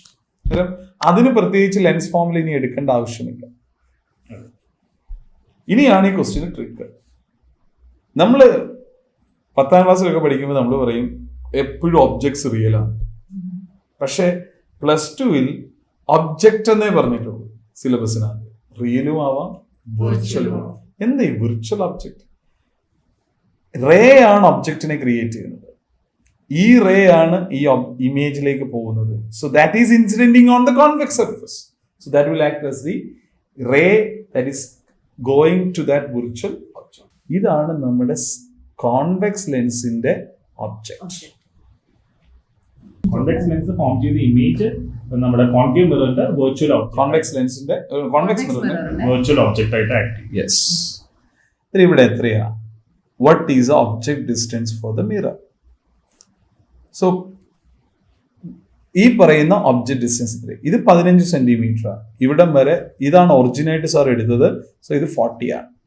40 നിന്ന് 15 പോയാൽ 25 സെന്റിമീറ്റർ ആണ്. പക്ഷെ എങ്ങോട്ടാ മെഷർമെന്റ് പോയത്? ഇവിടെ വരുന്ന മെഷർമെന്റ് ഇങ്ങോട്ടാണ്, ടുവേർഡ്സ് ദിസ് സൈഡ് അല്ലെ. നമ്മൾ എപ്പോഴും ഒബ്ജക്ട് ഡിസ്റ്റൻസ് നെഗറ്റീവ് ആണെന്നൊക്കെ പഠിച്ചു വിട്ടവരൊക്കെ ഉണ്ട്. അവർക്ക് തെറ്റും. എന്താ പറ്റുന്നേ? ഒബ്ജക്ട് ഡിസ്റ്റൻസ് നെഗറ്റീവ് ആണ്. പക്ഷെ ഇത് റിയൽ അല്ല മക്കളെ, വിർച്വൽ ആണ്. So it is +25 centimetre. So what is the focal length here? Focal length 20 centimeter radius of curvature +10 centimetre ആണ്. നമുക്ക് ഇവിടുന്ന് ഇമേജ് ഡിസ്റ്റൻസ് കണ്ടുപിടിക്കാം. ഏത് ഫോർമുല യൂസ് ചെയ്യേണ്ട? Mirror formula. So mirror formula 1/v is equal to 1/f minus 1/u. ഞാൻ എപ്പോഴും ഇതേ എടുക്കാറുള്ളൂ. v is equal to uf by u minus f. So what is the answer? 25 into 10 by 25 minus 10. So it is 250 by 15 or 50 by 3. That is plus 16.67 centimeter. Right? 16 by 5. ഇവിടെ ഒരു ചെറിയൊരു പ്രശ്നങ്ങളുണ്ടായിരുന്നു. അത് നമ്മൾ question ഞാൻ തുടങ്ങിയപ്പോൾ തൊട്ട് ഡൗട്ട് വന്നതാണ്. Find the position of the image formed by this combination. ഇതിന് ആൻസർ പറയുമ്പോൾ സ്പെസിഫൈ ചെയ്ത് പറഞ്ഞില്ലെങ്കിൽ പ്രശ്നമാണ്.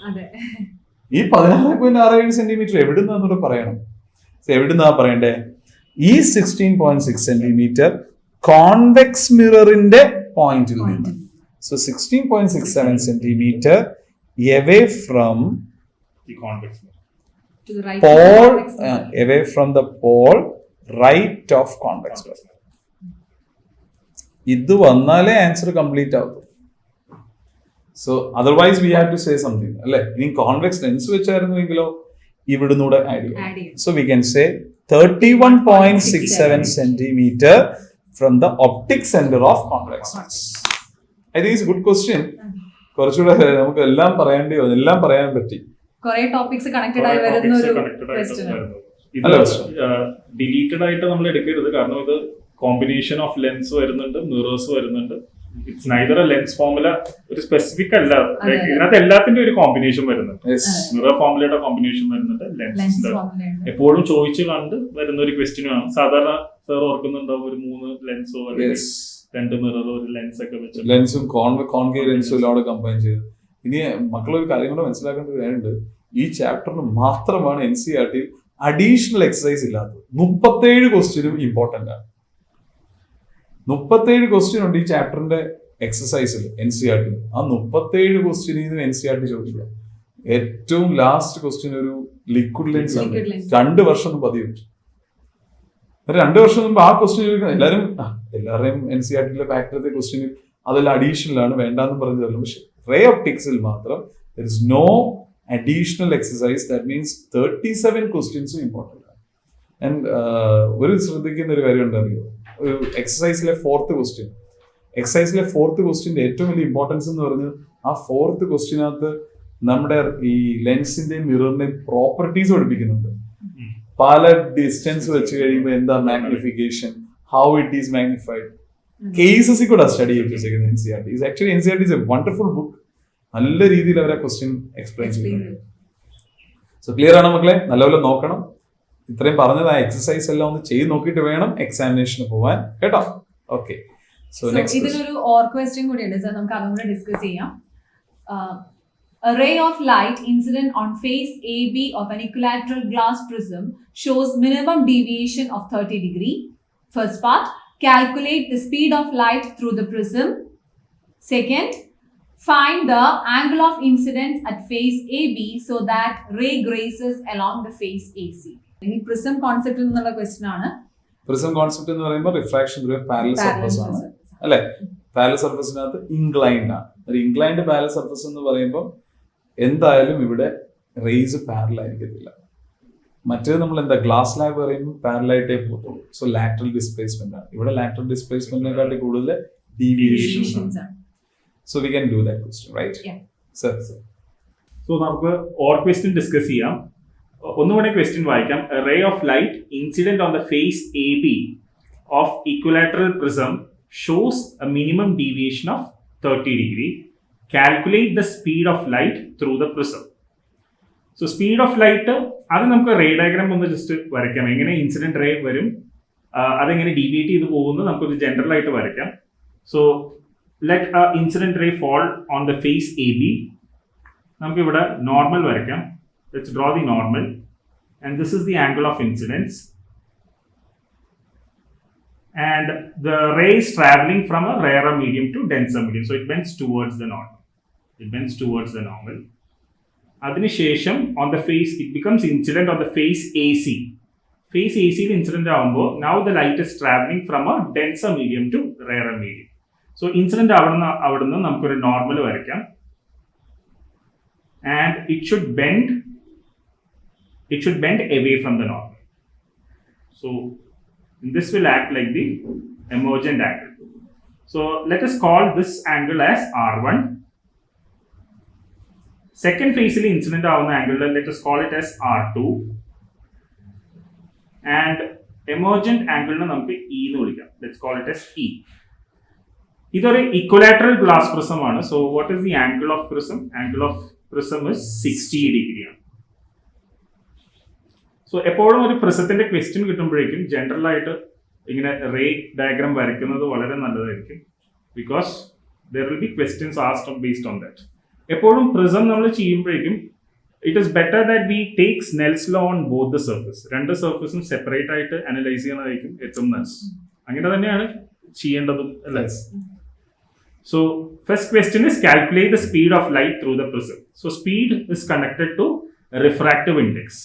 So refractive index and speed തമ്മിലുള്ള relation എഴുതാം. So refractive index is speed of light in vacuum divided by the speed of light in medium. And this is a glass prism. ഇത് നമുക്കൊരു glass prism ആണെന്ന് അറിയാം. So first of all we need to find out the refractive index. ഈ glass prism refractive ഇൻഡെക്സും glass പ്രിസത്തിന്റെ refractive index connect ചെയ്യുന്ന equation we know that what is that mu is equal to sin a plus d by 2 divided by sin a by 2. ഈ ഒരു derivation നമ്മൾ ചെയ്യുന്നതാണ് sin a by 2. എന്താണ് minimum deviation? Actually ഈ പ്രിസത്തിന് ഏറ്റവും വലിയൊരു പ്രത്യേകത ഞാൻ ബിഗിനിങ്ങിലേ പറഞ്ഞു ഇൻക്ലൈൻ സർഫസ് ആണ് അല്ലേ. ഇൻക്ലൈൻ സർഫസിന് ഏറ്റവും വലിയ സ്പെഷ്യാലിറ്റി എന്ന് പറയുന്നത് ഇതൊരു നോർമൽ സിൻക്ലൈൻ ആണ്. So normal syncline and never be I and E are incident ray and emergent ray are parallel. One more thing ഉണ്ടായത് ഐയും ഇയും ഈക്വൽ ആവാൻ ചാൻസ് ഇല്ല എന്നുള്ളതാണ്. ബിക്കോസ് നമ്മൾ എത്ര R1 കണ്ടീഷൻ പറഞ്ഞാലും അപ്പുറത്ത് നടക്കുന്നത് R2ഉം R1ഉം ഈക്വൽ ആവും. ബിക്കോസ് R1 പ്ലസ് R2 എന്ന് പറയുന്നത് ഈ പ്രിസത്തിന്റെ ടോട്ടൽ ആംഗിൾ ആണ്. സോ ഇപ്പൊ R1 കൂടിയാൽ R2 കുറയും, ശരിയാ. But the problem is they are not proportionally increasing and decreasing. പക്ഷെ ഇവിടെയും ഒരു സിമെട്രി വരുന്നുണ്ട്. ആ സിമെട്രി വരുന്ന പോയിന്റ് ആണ് angle of minimum deviation. That is the only point where I is equal to E. നമ്മൾ ഈ ആംഗിൾ ഓഫ് ഇൻസിഡൻസും മിനിമം ഡീവിയേഷൻ ഗ്രാഫ് വരയ്ക്കുമ്പോഴും ആ ഒരു ഇത് മനസ്സിലാവും. കാരണം മിനിമം ഡീവിയേഷനിൽ മാത്രമേ ഉള്ളൂ ഒരു angle of incidence. For all other angles of deviation നമുക്ക് രണ്ട് angle of incidents. Because like something like parabol എന്ന് പറയാൻ പറ്റത്തില്ല. ഒരു ആ ഗ്രാഫ് ഭയങ്കര ഇമ്പോർട്ടന്റ് ആണ്. ആ ഗ്രാഫ് ഒന്ന് സാർ ഒന്ന് നോട്ട് ചെയ്ത് കഴിഞ്ഞാൽ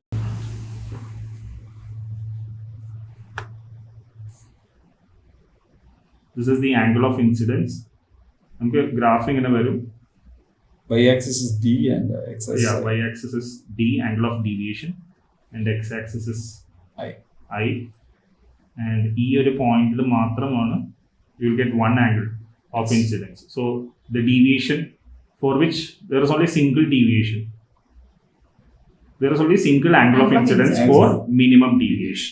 For all other cases of deviation, there can be two angles of incidence. നമുക്ക് ഈ ഒരു കേസ് എടുത്ത് നോക്കി കഴിഞ്ഞാൽ we can see that there are two angles of incidence for which there is the same value of deviation. Yes. But for minimum deviation, there is only a single angle of incidence. So അതുകൊണ്ട് തന്നെ അതാണ് symmetry point എന്ന് നമുക്ക് വേണമെങ്കിൽ പറയാം. പക്ഷെ symmetry ആകുമ്പോൾ നിങ്ങൾ ചിന്തിക്കരുത് I is equal to E എന്ന് പറയുമ്പോൾ ഒരു പാരലൽ ആയിട്ടൊക്കെ പോകുന്നു. ഒരിക്കലും ഇല്ല. അവിടെയും ഇൻക്ലൈൻഡ് തന്നെയാണ്. ബട്ട് ആംഗിൾ ഓഫ് മിനിമം ഡീവിയേഷനിൽ I and E should be equal. In all other cases I and E are unequal. So let's come back to the question. നമ്മുടെ refractive index of prism is given by the formula sin A plus D by 2 divided by sin A by 2. ഇവിടെ D എന്ന് പറയുന്നത് it is the angle of minimum deviation. Minimum deviation തന്നിട്ടുണ്ടെങ്കിൽ we can apply this formula. So which is given as 30 degree. ചില text ബുക്സിൽ അല്ലെങ്കിൽ ചില ബുക്സിനകത്ത് നമ്മൾ ഡീവിയേഷനെ delta M എന്ന് പറഞ്ഞ് ഡിനോട്ട് ചെയ്യാറുണ്ട്. Mostly we can use capital D as well. So mu is equal to, ഇവിടെ equilateral glass prism ആണെന്ന് അറിയാം. സോ ആംഗിൾ ഓഫ് പ്രിസം പ്രത്യേകിച്ച് പറയേണ്ട ആവശ്യമില്ല. It's an equilateral triangle like thing ആയിരിക്കും. So it is 60 degree. So mu is equal to sine 60 plus 30 by 2 divided by sin 60 by 2. So this will become sin 90 by 2, which is sin 45 by sin 30. Sin 45 by sin 30. Sin 45 is 1 by root 2 divided by sin 30 is 1 by 2. So this will turn out as root 2. Okay, 1 by 2, 2 more to go. So this will become 2 by root 2, which is equal to root 2. So root 2 is the value of refractive index. കഴിഞ്ഞിട്ടില്ല, we need to find out the speed of the light in the glass prism. Okay, so നമ്മൾ 10th പഠിച്ച ഫോർമുലയാണ് refractive index is equal to velocity of light in vacuum divided by velocity of light in the glass prism. So നമുക്ക് refractive index കിട്ടി root 2 equal to speed of light in vacuum. പ്രത്യേകിച്ച് വേറെ പറയേണ്ട ആവശ്യമില്ല. That has to come to everybody's mind. 3 into 10 raised to 8 divided by V. So where V is the velocity of light in the prism. So what is V? It is equal to 3 into 10 raised to 8 divided by root 2. Yes. So root 2 value 1.414 ആണ്. Maths പഠിക്കുമ്പോൾ നമ്മൾ കുറെ values കാണാതെ പഠിക്കുന്നുണ്ട്. root 2 is 1.4. ഞാൻ ഇന്നത്തെ ഒരു trick പറയട്ടെ. root 2 ഡിനോമിനേറ്റർ കിടക്കുന്നുണ്ട്. multiply root 2 in the denominator and numerator. Yeah. Rationalization ചെയ്യാം നമുക്ക്. അതെ. So it will become 3 root 2 by 2 into 10 raised to 8. And as you said, 3 into 1.4 എന്ന് പറയുന്ന ഏകദേശം 4 point something വരും. 4.2 something വരും. So 4.2 by 2. 4.2 by 2 into 10 raised to 8, which comes to around 2.1. So speed of light in glass prism is 2.1 into 10 raised to 8 meters per second. This is the first question. Yes. Now second section like നമ്മൾ move ചെയ്യുകയാണെങ്കിൽ second section ലോട്ട് move ചെയ്യുകയാണെങ്കിൽ you can see that find the angle of incidence at the face AB. AB യിൽ എത്ര ആംഗിളിൽ വന്ന് light ഇടിക്കണം so that the ray grazes the face AC. Okay, so again we can draw this ray diagram. Normal വരയ്ക്കാം. It should be perpendicular to AB. This is the angle of incidence, angle made by the incident ray with the normal. Ray of light is traveling from rarer medium to denser medium. So it bends towards the normal. Let's mark this angle as R1. ഇനി ഇവിടെ നമുക്കൊരു normal വരയ്ക്കാം. Now where is the light traveling? It is traveling from a denser medium. Glass in the എയറിലോട്ടാണ്. So it is traveling from denser medium to rarer medium. So it bends away from the normal. Okay. But അവിടെ ഒരു പറഞ്ഞിട്ടുണ്ട് എന്താണ് grazing the surface. Grazing the surface എന്ന് പറഞ്ഞിട്ട്. So it is yeah. So it should It should Go go the- like this. yes. It should go along the face AC, which means this angle should be 90 degree. മൊത്തം angle of emergency പറയുമ്പോഴേക്കും 90 degree. 90 degree. പക്ഷെ എനിക്ക് തോന്നുന്നത് ഈ problem നമ്മൾ separate ആയിട്ട് Snell's law apply ചെയ്യുന്നതാണ് ഏറ്റവും നല്ലത്. കാരണം ശരിക്കും സെക്കൻഡ് പാർട്ട് സാർ നോക്കി റെയർ ഡെൻസർ ടു റെയർ അല്ലേ, ഡെൻസർ ടു റെയറിൽ ലൈറ്റ് വരുന്നു, ഗ്രേസിംഗ് ദി സർഫേസസ്. എവിടെയോ പഠിച്ചിട്ടുണ്ട് അല്ലേ? എവിടെയാ അത്? Total internal total internal reflection. That means R1 solve ആയി. അതെ, R1 ന്റെ വാല്യൂ നമുക്ക് അവിടെ തന്നെ പിടിക്കാം. R1 is what? Critical angle. Critical angle. So whenever a light falls on from a denser to rarer, it is actually grazing means the angle of incidence is equal to Critical critical angle. So ഓർമ്മയുള്ള critical angle equation അല്ലേ? സോ ഇവിടെ ആ ഒരു കോൺസെപ്റ്റും വന്നു total internal reflection. കാരണം face A C കൂടെ ലൈറ്റ് ഗ്രേസ് ചെയ്താണ് പോകുന്നത്. ആൻഡ് ഫേസ് എ സിയിൽ എവിടെ ലൈറ്റ് ഇൻസിഡന്റ് ആവുന്നത്, it is from the denser medium to rarer medium. Okay, it is travelling from glass to air, sir പറഞ്ഞ പോലെ. So അവിടെ ടോട്ടൽ ഇന്റേണൽ റിഫ്ലക്ഷൻ നടക്കും. ആംഗിൾ ഓഫ് ഇൻസിഡൻസ് അപ്പോൾ face A സിനകത്ത് we can call it as the critical angle. Let's call it as R2 itself, but R2 അത് critical angle ആണ്. It is equal to IC. Let's call it as IC. So what is the connection? What is it? There is a connection equation, Connection. right? Refractive index. Yeah, refractive index critical angle connect ചെയ്യേണ്ടത് mu is equal to 1 by sin C. Science. Mu is equal to 1 by sin C. Sin IC. Sin IC or sin C. Okay. And we got that mu in the last question, right? Yes. Can you just remind it? 2.1. Mu is equal to Ala, mu root the root value one. root 1. Root 1. Root 2. So mu is equal to root 2. So root 2 is equal to 1 by sin IC. IC തന്നെയാണ് ഇവിടെ നമ്മൾ ഫിഗറിൽ R2 എന്ന് പറഞ്ഞ് mark ചെയ്തിട്ടുള്ളത്. So what is sine IC? Sine IC is equal to 1 by root 2. 1 by root 2 sign എപ്പോഴാണ് 45ലാണ് വരുന്നത്. Okay, so IC is equal to sine inverse of 1 by root 2. 1 by root 2 sine inverse is 45 degrees. So the angle is 45 degrees. So the angle of incidence on the face AC അല്ലെങ്കിൽ നമ്മുടെ ഫിഗറിൽ ഇതിപ്പോൾ ടോട്ടാലിറ്റിയിലാണ് നമ്മൾ ഇതിനെ ഐയും R1 R2 E mark ചെയ്യുന്നത്. Separate ആയിട്ട് നമ്മൾ പറയുമ്പോഴേക്കും this is the angle of incidence for the face AC. So R2 equal to IC equal to, let's mark it as 45 degree. We got it as 45 degree. നമ്മൾ പ്രിസത്തിന്റെ case പഠിക്കുമ്പോഴേക്കും we have learn to this ഡെറിവേഷന്റെ സമയത്ത് നമ്മളൊരു relation പറയുന്നുണ്ട്. ഈ R1 R2 എയും connect ചെയ്യുന്ന relations. A is equal to R1 plus R2. A is equal to R1 plus R2. നമ്മൾ ആംഗിൾ ഓഫ് ഡീവിയേഷൻ ഒക്കെ ഡിസ്കസ് ചെയ്യുമ്പോഴേക്കും ഈ ഒരു റിലേഷൻ നമ്മൾ സബ്സ്റ്റിറ്റ്യൂഷനിലൊക്കെ ഉപയോഗിക്കുന്നുണ്ട്. So this is A very important relation. നമ്മൾ സാധാരണ ബോക്സിൽ ഇടുന്ന ഒരു റിലേഷനാണ്. ശരിക്കും എനിക്കൊന്നും ഈ കുട്ടികൾ ചിലപ്പോൾ ഈ എക്സ്പീരിയൻസിന്റെ പ്രാക്ടിക്കൽ എക്സ്പീരിയൻസിനൊക്കെ അവര് ചെക്ക് ചെയ്യാൻ വേണ്ടി യൂസ് ചെയ്യാറുണ്ട്. അതായത് പ്രിസത്തിന് ചെയ്ത എക്സ്പീരിയൻസ് കറക്റ്റ് ആണോ നോക്കാൻ വേണ്ടി R1 ചെയ്താൽ മതി. സോ ഇവിടെ നമുക്ക് R2 ഓൾറെഡി കിട്ടിയിട്ടുണ്ട് 45 degree. So let's work out R1. R1 is equal to A minus R2, which is equal to 60 minus 45 degree. We'll get it as 15 degree. So ഇവിടെ ശരിക്കും നമ്മൾ റിവേഴ്സ് പോയിട്ട് ലാസ്റ്റ് നമ്മുടെ ഫസ്റ്റ് ഫേസിന്റെ ആംഗിൾ ഓഫ് ഇൻസിഡൻസ് ആണ് നമ്മൾ കണ്ടുപിടിക്കാൻ പോകുന്നത്. So we have reach till here. നമുക്ക് R1 വരെ എത്തിയിട്ടുണ്ട്. ഇനി നമുക്ക് എന്ത് ചെയ്യാം? Let's apply Snell's law in the face AB. Okay, so Snell's law in the face AB is sin I by sin R1 equal to refractive index of the second medium with respect to first. Second medium with respect to first എന്ന് പറയുന്നത് it is glass with respect to air, which is root 2 is to 1 or root 2 itself. So sin I is equal to root 2 into sin R1. Sin R1 നമുക്ക് ഇപ്പോൾ കിട്ടിയിട്ടുണ്ട്. It is equal to 15 degree. So root 2 into sin 15 degree. Sin 15 സാധാരണ ഒരു standard value അല്ല, പക്ഷെ നമ്മളിത് solve ചെയ്യാൻ പഠിച്ചിട്ടുണ്ട്. 11th സ്റ്റാൻഡേർഡിൽ നമ്മൾ ട്രിഗ്നോമെട്രി പഠിക്കുമ്പോഴേക്കും sin 15 ഒക്കെ നമ്മൾ സോൾവ് ചെയ്യാൻ പഠിച്ചിട്ടുണ്ട്. We'll take 15 as 45 degree minus 30 degree. ഏതെങ്കിലും രണ്ട് നോൺ സ്റ്റാൻഡേർഡ് വാല്യൂസിന്റെ ടേംസിൽ എഴുതാം. അപ്പൊ ഇത് ലോഗ് ബുക്ക് സപ്ലൈ ചെയ്യുകയാണെങ്കിൽ നമുക്ക് ലോഗ് ബുക്ക് നോക്കി ചെയ്യാം. സ്റ്റാൻഡേർഡിൽ ഒന്നും കിട്ടാറില്ല. LP കൊടുത്താൽ മതി calculations. So yeah, so sin 15 solve ചെയ്യാം. Let's solve for sin 15.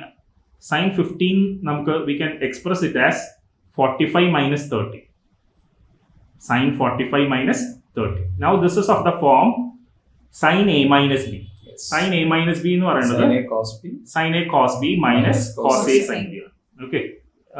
So it is sin A sin 45 cos B cos 30 minus cos A cos 45 sin 30. So this will come out as, let me use the eraser.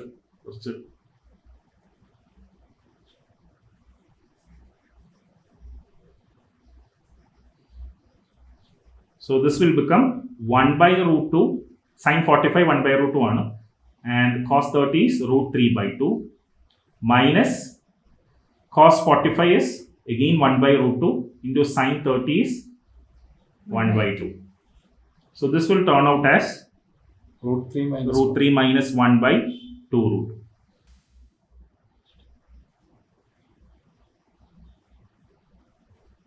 So നമുക്ക് sin 15 value കിട്ടിയിട്ട് root 3 minus 1 by 2 root 2. We can make a substitution. So sin I is equal to root 2 into root 3 minus 1 by 2 root 2. So this will become root 2 cancel. Root 2 cancel here. So this will become root 3 minus 1 by 2. This is sin I. So I is equal to sin inverse of this value. Sin inverse of root 3 minus 1 by 2. So അവസാനം എനിക്ക് തോന്നുന്നു കുട്ടികൾ കുറച്ചുകൂടി easy ആയിട്ടായി, അവർക്ക് lower than table കിട്ടുന്നതിനെക്കാട്ടിലും. So angle നമുക്ക് അറിയില്ലെങ്കിൽ നമുക്ക് ഇങ്ങനെ ഇട്ടാൽ മതിയാവും. അതെ, രണ്ട് സ്റ്റാൻഡേർഡ് വാല്യൂസിന്റെ ഡിഫറൻസ് ആയിട്ടോ അഡീഷൻ ആയിട്ടോ കാണിക്കാൻ പറ്റുമെങ്കിൽ അതുപോലെ ചെയ്യാം. I think it's clear for you, right? Sir ഒരു ട്രിക്ക് കൂടെ കാണിച്ചു തന്നു, ലോവർ ദാൻ ടേബിളും ട്രിഗണോമെട്രി ടേബിളും ഒന്നും ഇല്ലാതെ പ്രോബ്ലം ചെയ്യാൻ പറ്റുന്ന, സോൾവ് ചെയ്യാൻ പറ്റും. So that's the case of that question number 8. Now we are moving on to question number 9. How does one explain the emission of electrons from a photosensitive surface with the help of Einstein's photoelectric equation? That is part 1 for the question. Second part is the work function of the following metals is given: sodium equal to 2.75 electron volt, potassium 2.3 electron volt, molybdenum 4.17 electron volt, and nickel 5.15 electron volt. Which of these metals will not cause photoelectric emission for radiation of wavelength 3300 angstrom from a laser source placed 1 meter away from these metals? What happens if the laser source is brought nearer and placed 50 centimeter away? Okay. So, question ഒരുപാടുണ്ട്, പക്ഷേ dual nature topic, dual nature topic തന്നെയാണ്. First പാർട്ടിലേക്ക് തിരിച്ചു വരാം. ഒരു കുറെ കാര്യങ്ങളുണ്ട് അല്ലേ, ഒരുപാട് ആസ്പെക്ട്സ് കവർ ചെയ്യുന്ന ഒരു ഇതാണ്. ഈവൻ നമ്മള് ഇന്റൻസിറ്റി, ഡിസ്റ്റൻസ് കാര്യങ്ങളൊക്കെ വരുന്നുണ്ട്. So we can go through each part of the question, right? First പാർട്ടിനെ ഒന്നും കൂടെ വായിക്കാം. How does one explain the emission of electrons from a photosensitive surface with the help of Einstein's photoelectric equation?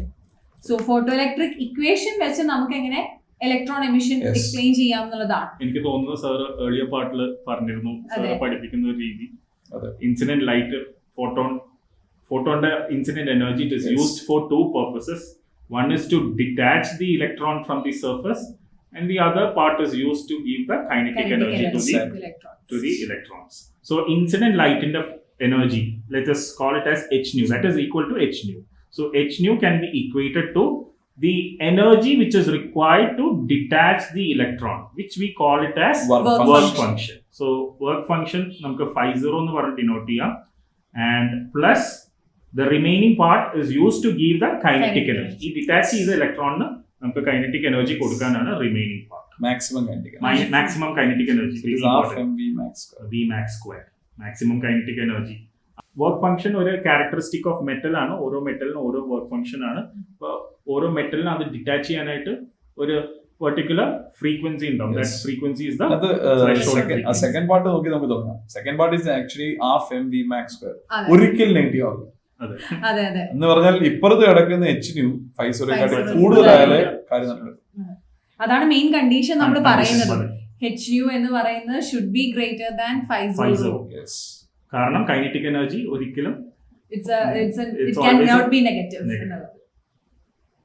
So h nu should always be greater than the work function. So that is the condition Even we can go for equals also, right? Greater than or equal to. Equal to. So that is a condition, right? അതെ. അപ്പോൾ ഈ രീതി പറയാം, അതല്ലെങ്കിൽ നമുക്ക് ഇത് വെച്ച് തന്നെ നമുക്ക് ഫ്രീക്വൻസിയുടെ ആസ്പെക്ടും പറയാൻ പറ്റും. Frequency should be at least equal to threshold frequency എന്നുള്ളത്. അതും ഈ ഒരു ആസ്പെക്ട് തന്നെയാണല്ലോ നമുക്ക് വരുന്നത്. ഇൻസിഡന്റ് ലൈറ്റിന്റെ ഫ്രീക്വൻസി എപ്പോഴും it should B greater than or equal to the threshold frequency. And threshold frequency is a characteristic of a metal. Metal ഒരു characteristic ആണ്.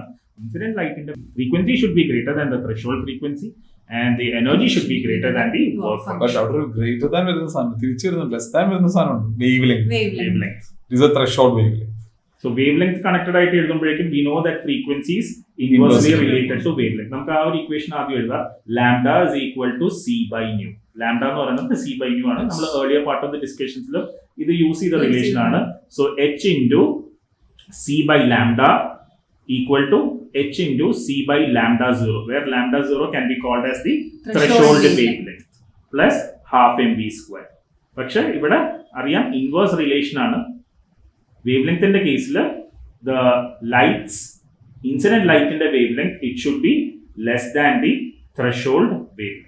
Yes. Less than or equal to the threshold wavelength. So it is a maximum wavelength that can cause the photoelectric emission. So നമ്മൾ ഇവിടെ മൂന്ന് രീതിയിൽ പറഞ്ഞിട്ടുണ്ട്. In terms of energy, Yes. In terms of frequency പറഞ്ഞിട്ടുണ്ട്, and in terms of wavelength. Yes. That is the first part. First part of the So അപ്പോൾ second സെക്ഷനിലേക്ക് അവർ കുട്ടികൾ എഴുതുമ്പോൾ ഈ മൂന്ന് കണ്ടീഷൻസും എഴുതാൻ നല്ലതാണ്. പ്ലസ് അവർക്ക് മാർക്ക് കിട്ടാൻ വേണ്ടി ആദ്യം ഐൻസ്റ്റൈൻസ് ഇക്വേഷൻ എഴുതണം.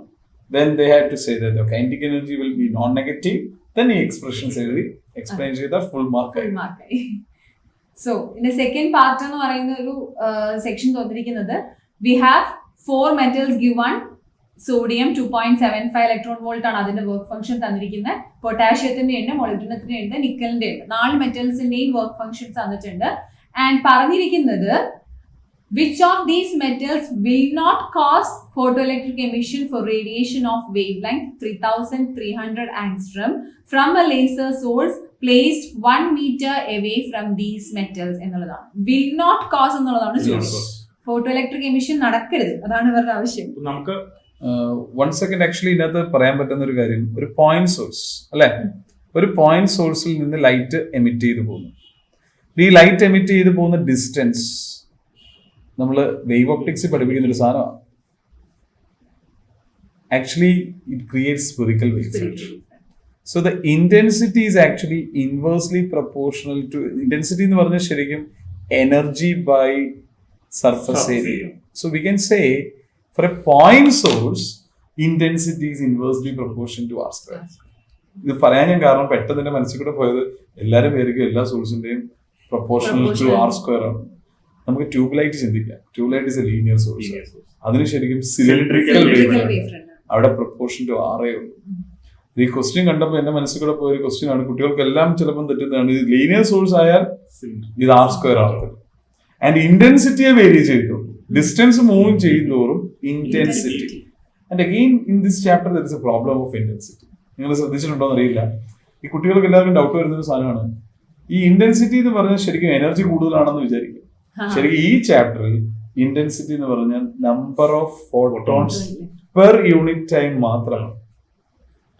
എത്ര നമ്പർ ഓഫ് ഫോട്ടോൺസ് ഒരു യൂണിറ്റ് ടൈമിൽ എമിറ്റ് ചെയ്യുന്നെന്ന് മാത്രമാണ് ഈ ചാപ്റ്ററിൽ ഇന്റൻസിറ്റിയെ കുറിച്ച് അവർ ഉദ്ദേശിക്കുന്നത്. ബിക്കോസ് ഫ്രീക്വൻസി കോൺസ്റ്റന്റ് ആക്കി വെച്ചിട്ടാണ് ഇന്റൻസിറ്റി മാറ്റുന്നത്. വേറെ ഇന്റൻസിറ്റി മാറ്റുമ്പോൾ നമ്പർ ഓഫ് ഫോട്ടോൺസിനെ മാറ്റുന്നത്. എനിക്ക് ക്വസ്റ്റ്യൻസ് ഞാൻ ഫ്രീക്വൻസി മാറി ഇന്റൻസിറ്റി മാറത്തില്ലേ? ഫ്രീക്വൻസി മാറിയാലും ഇന്റൻസിറ്റി മാറും. Because energy will change due to frequency. അത് ഈ ടോപ്പിക്കിൽ ഇല്ല. ഈ ചാപ്റ്ററിൽ നമ്മൾ ഡിസ്കസ് ചെയ്യുമ്പോൾ intensity variation by frequency constant എന്ന്. സോ ഫ്രീക്വൻസി കോൺസ്റ്റന്റ് ആക്കി ഇന്റൻസിറ്റി മാറ്റണമെങ്കിൽ നമ്പർ ഓഫ് ഫോട്ടോൺസ് മാത്രം മാറ്റിയാലേ പറ്റും. അതിന് എല്ലാവരും ഈ ഗ്രാഫ് എനിക്ക് ചില ബുക്കുകളിലൊക്കെ അവർ നോക്കിയിട്ട് വരുമ്പോൾ ഗ്രാഫ് വേറെ രീതി കാണിക്കും ഇന്റൻസിറ്റി മാറ്റുമ്പോൾ. നമുക്ക് NCERT സ്കോപ്പിൽ intensity means number of photons per unit, and it will be always proportion to r square, inversely proportion to r square if it is a point source. ഇവിടെ ക്വസ്റ്റ്യന്റെ പകുതി അതാണ് ശരിക്കും പറഞ്ഞേക്കുന്നത്. ഫസ്റ്റ് പാർട്ടേ ഉള്ളൂ നമ്മുടെ കാര്യം. Second part is totally depending on that distance. ഇനി sir നമുക്ക് ഇവിടെ ആദ്യം we are given the wavelength of the incident light is 3300 Armstrong. So that is lambda is given. Lambda is 3300 Armstrong. So അതിന് corresponding ആയിട്ടുള്ള energy കണ്ടുപിടിക്കാം. Incident ലൈറ്റിന്റെ energy അപ്പോൾ hc by lambda ആണ്. We know that incident light's energy is hc by lambda, so which is 6.634 into 10 raised to minus 34 into 3 into 10 raised to 8 divided by lambda. Lambda നമുക്ക് മീറ്റേഴ്സിലാക്കണം. 1 Armstrong is 10 raised to minus 10 meters. So it is 3300 into 10 raised to minus 10 meters. So it is 3300 into 10 raised to minus 10. So ഇപ്പോൾ നമ്മൾ workout ചെയ്ത് കിട്ടുന്നത് that should be in joules. അത് ജൂൾസിലാണ് answer. It should be converted into EV. EVസിലോട്ട് convert ചെയ്യണമെങ്കിൽ as we have said earlier, you have to divide by the charge of electron. 1.6 into 10 raised to minus 19 വെച്ചിട്ട് divide ചെയ്യും. Okay, and we can do the division. നമുക്ക് we'll take all this 10 raised to minus 10 ഉം 10 raised to minus 19 ഒക്കെ മുകളിലോട്ട് എടുക്കാം. So this will become 6.634 into again the minus 34 and 8 26. 10 ആയിട്ട് പോകുമ്പോൾ 16 29 into 10 raised to 3 into 10 raised to 3. 6.634 into 10 raised to 3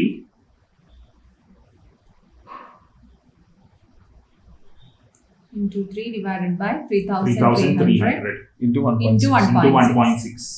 അത്രയും വരും. So this will turn out to be and 6.634 into 3 we can take it as 20, right? Yeah. Okay.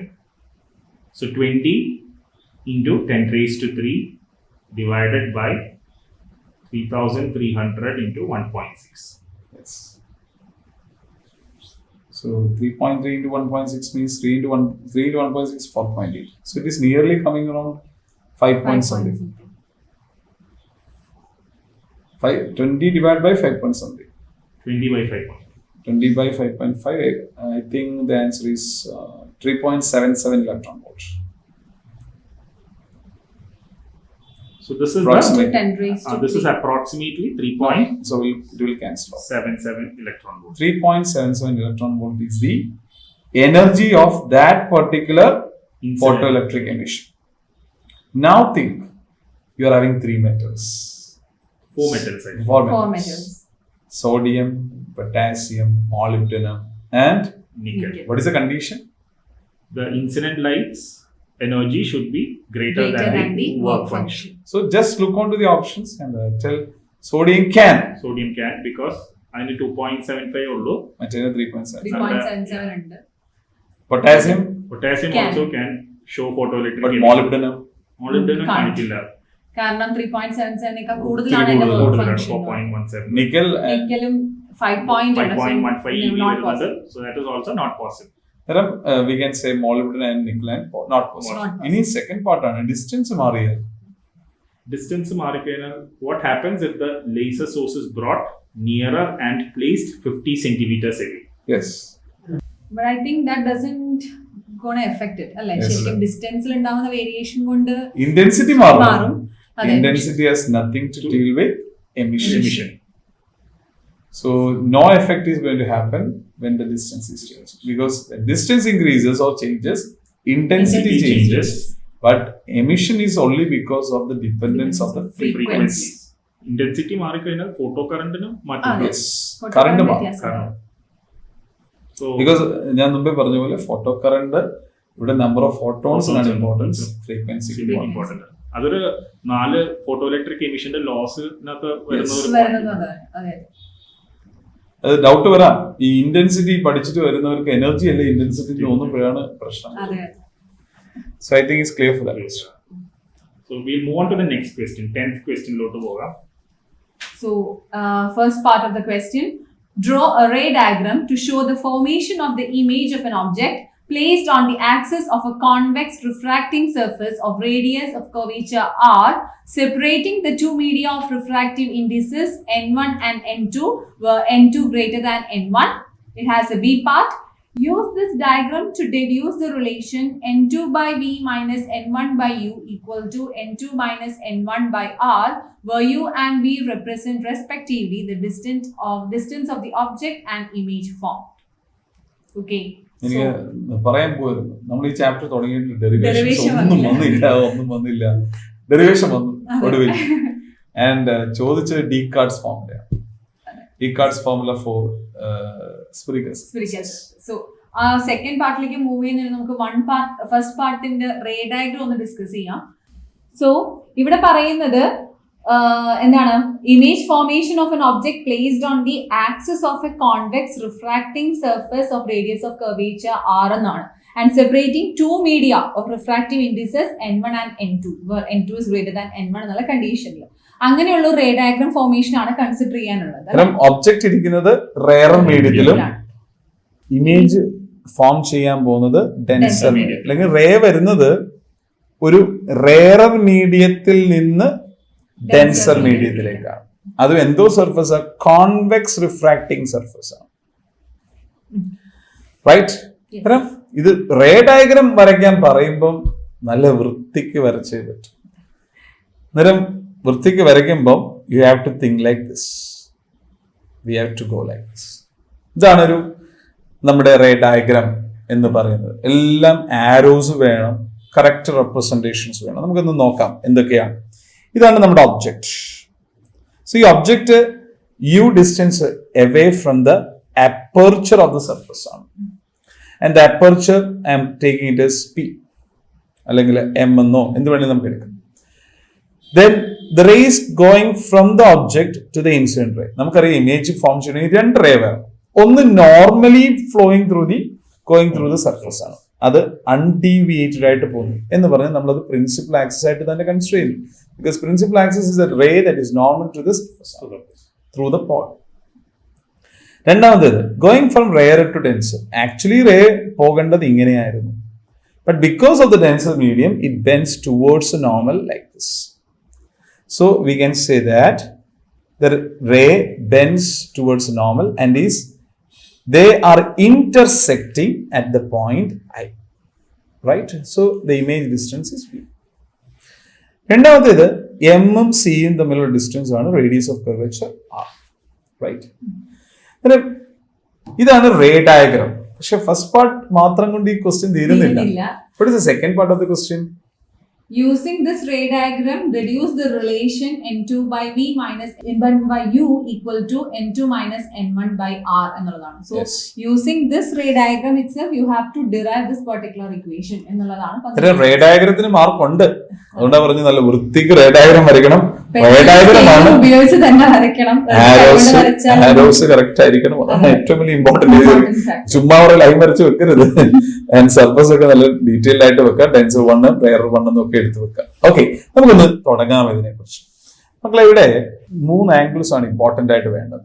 ഒന്ന് angle of incidence, angle of reflection എന്ന് പറയുന്ന കോമ്പിനേഷൻസും. Second, what the angle made by the incident ray with the principal axis and the refracted ray with the principal axis. I'm taking it is alpha and beta. Clear?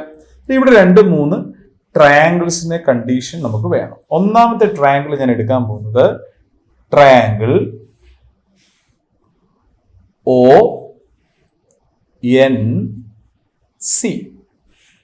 ONC എന്ന് പറയുന്ന triangle നമ്മൾ 10th ക്ലാസ്സിലൊക്കെ പഠിച്ചിട്ടുള്ള sum of the interior angles is equal to exterior angle. So we can say I is equal to alpha plus gamma. ഇവിടെ gamma എന്ന് പറയുന്നത് നോർമലും principal axis അല്ലെങ്കിൽ റേഡിയസ് ഓഫ് കർവേച്ചറും പ്രിൻസിപ്പൽ ആക്സിസ് എന്ന് വേണമെങ്കിൽ പറയാം. നമുക്ക് എന്ത് വേണമെങ്കിലും. രണ്ടാമത്തെ ട്രയാങ്കിൾ നമ്മൾ എടുക്കുന്നത് ട്രയാങ്കിൾ INC ആണ്. INC വെച്ച് the condition is beta plus R is equal to gamma. So what is R is equal to? Gamma minus beta.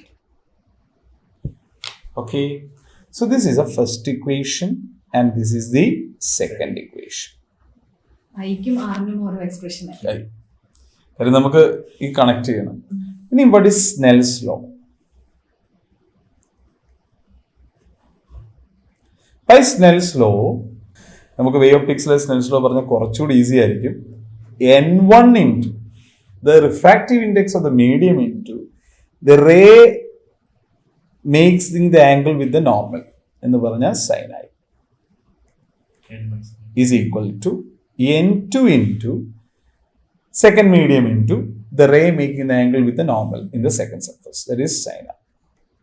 So this is equation number 3. I'm taking this. N1 sin I is equal to N2 sin I. ഇനി ഒരു കാര്യം കൂടെ കിട്ടിയാൽ നമ്മുടെ പരിപാടി കഴിയും. എന്തായിരിക്കും പരിപാടിക്കകത്ത് വേണ്ടേ? ഈ ആൽഫയും ഗാമയും ഒന്നുമല്ല നമ്മുടെ പ്രോബ്ലം ചെയ്യാൻ ആവശ്യം.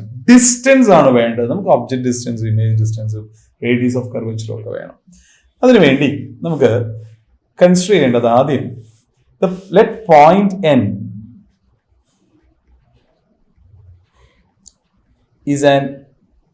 is a para-axial point. ഞാൻ ഇങ്ങനെ പറയും, para-axial point. അല്ലെങ്കിൽ നമുക്ക് വേറൊരു കാര്യം പറയാം, സ്മോൾ അപ്പർച്ചർ എന്ന് പറയും.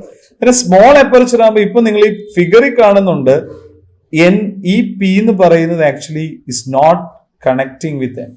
പോളും പിയും ഡിഫറെന്റ് ആണ്. പക്ഷെ സ്മോൾ അപ്പർച്ചർ ആണെങ്കിൽ you can say that this part is a straight line. So അതൊരു അപ്രോക്സിമേഷൻ ആണ്.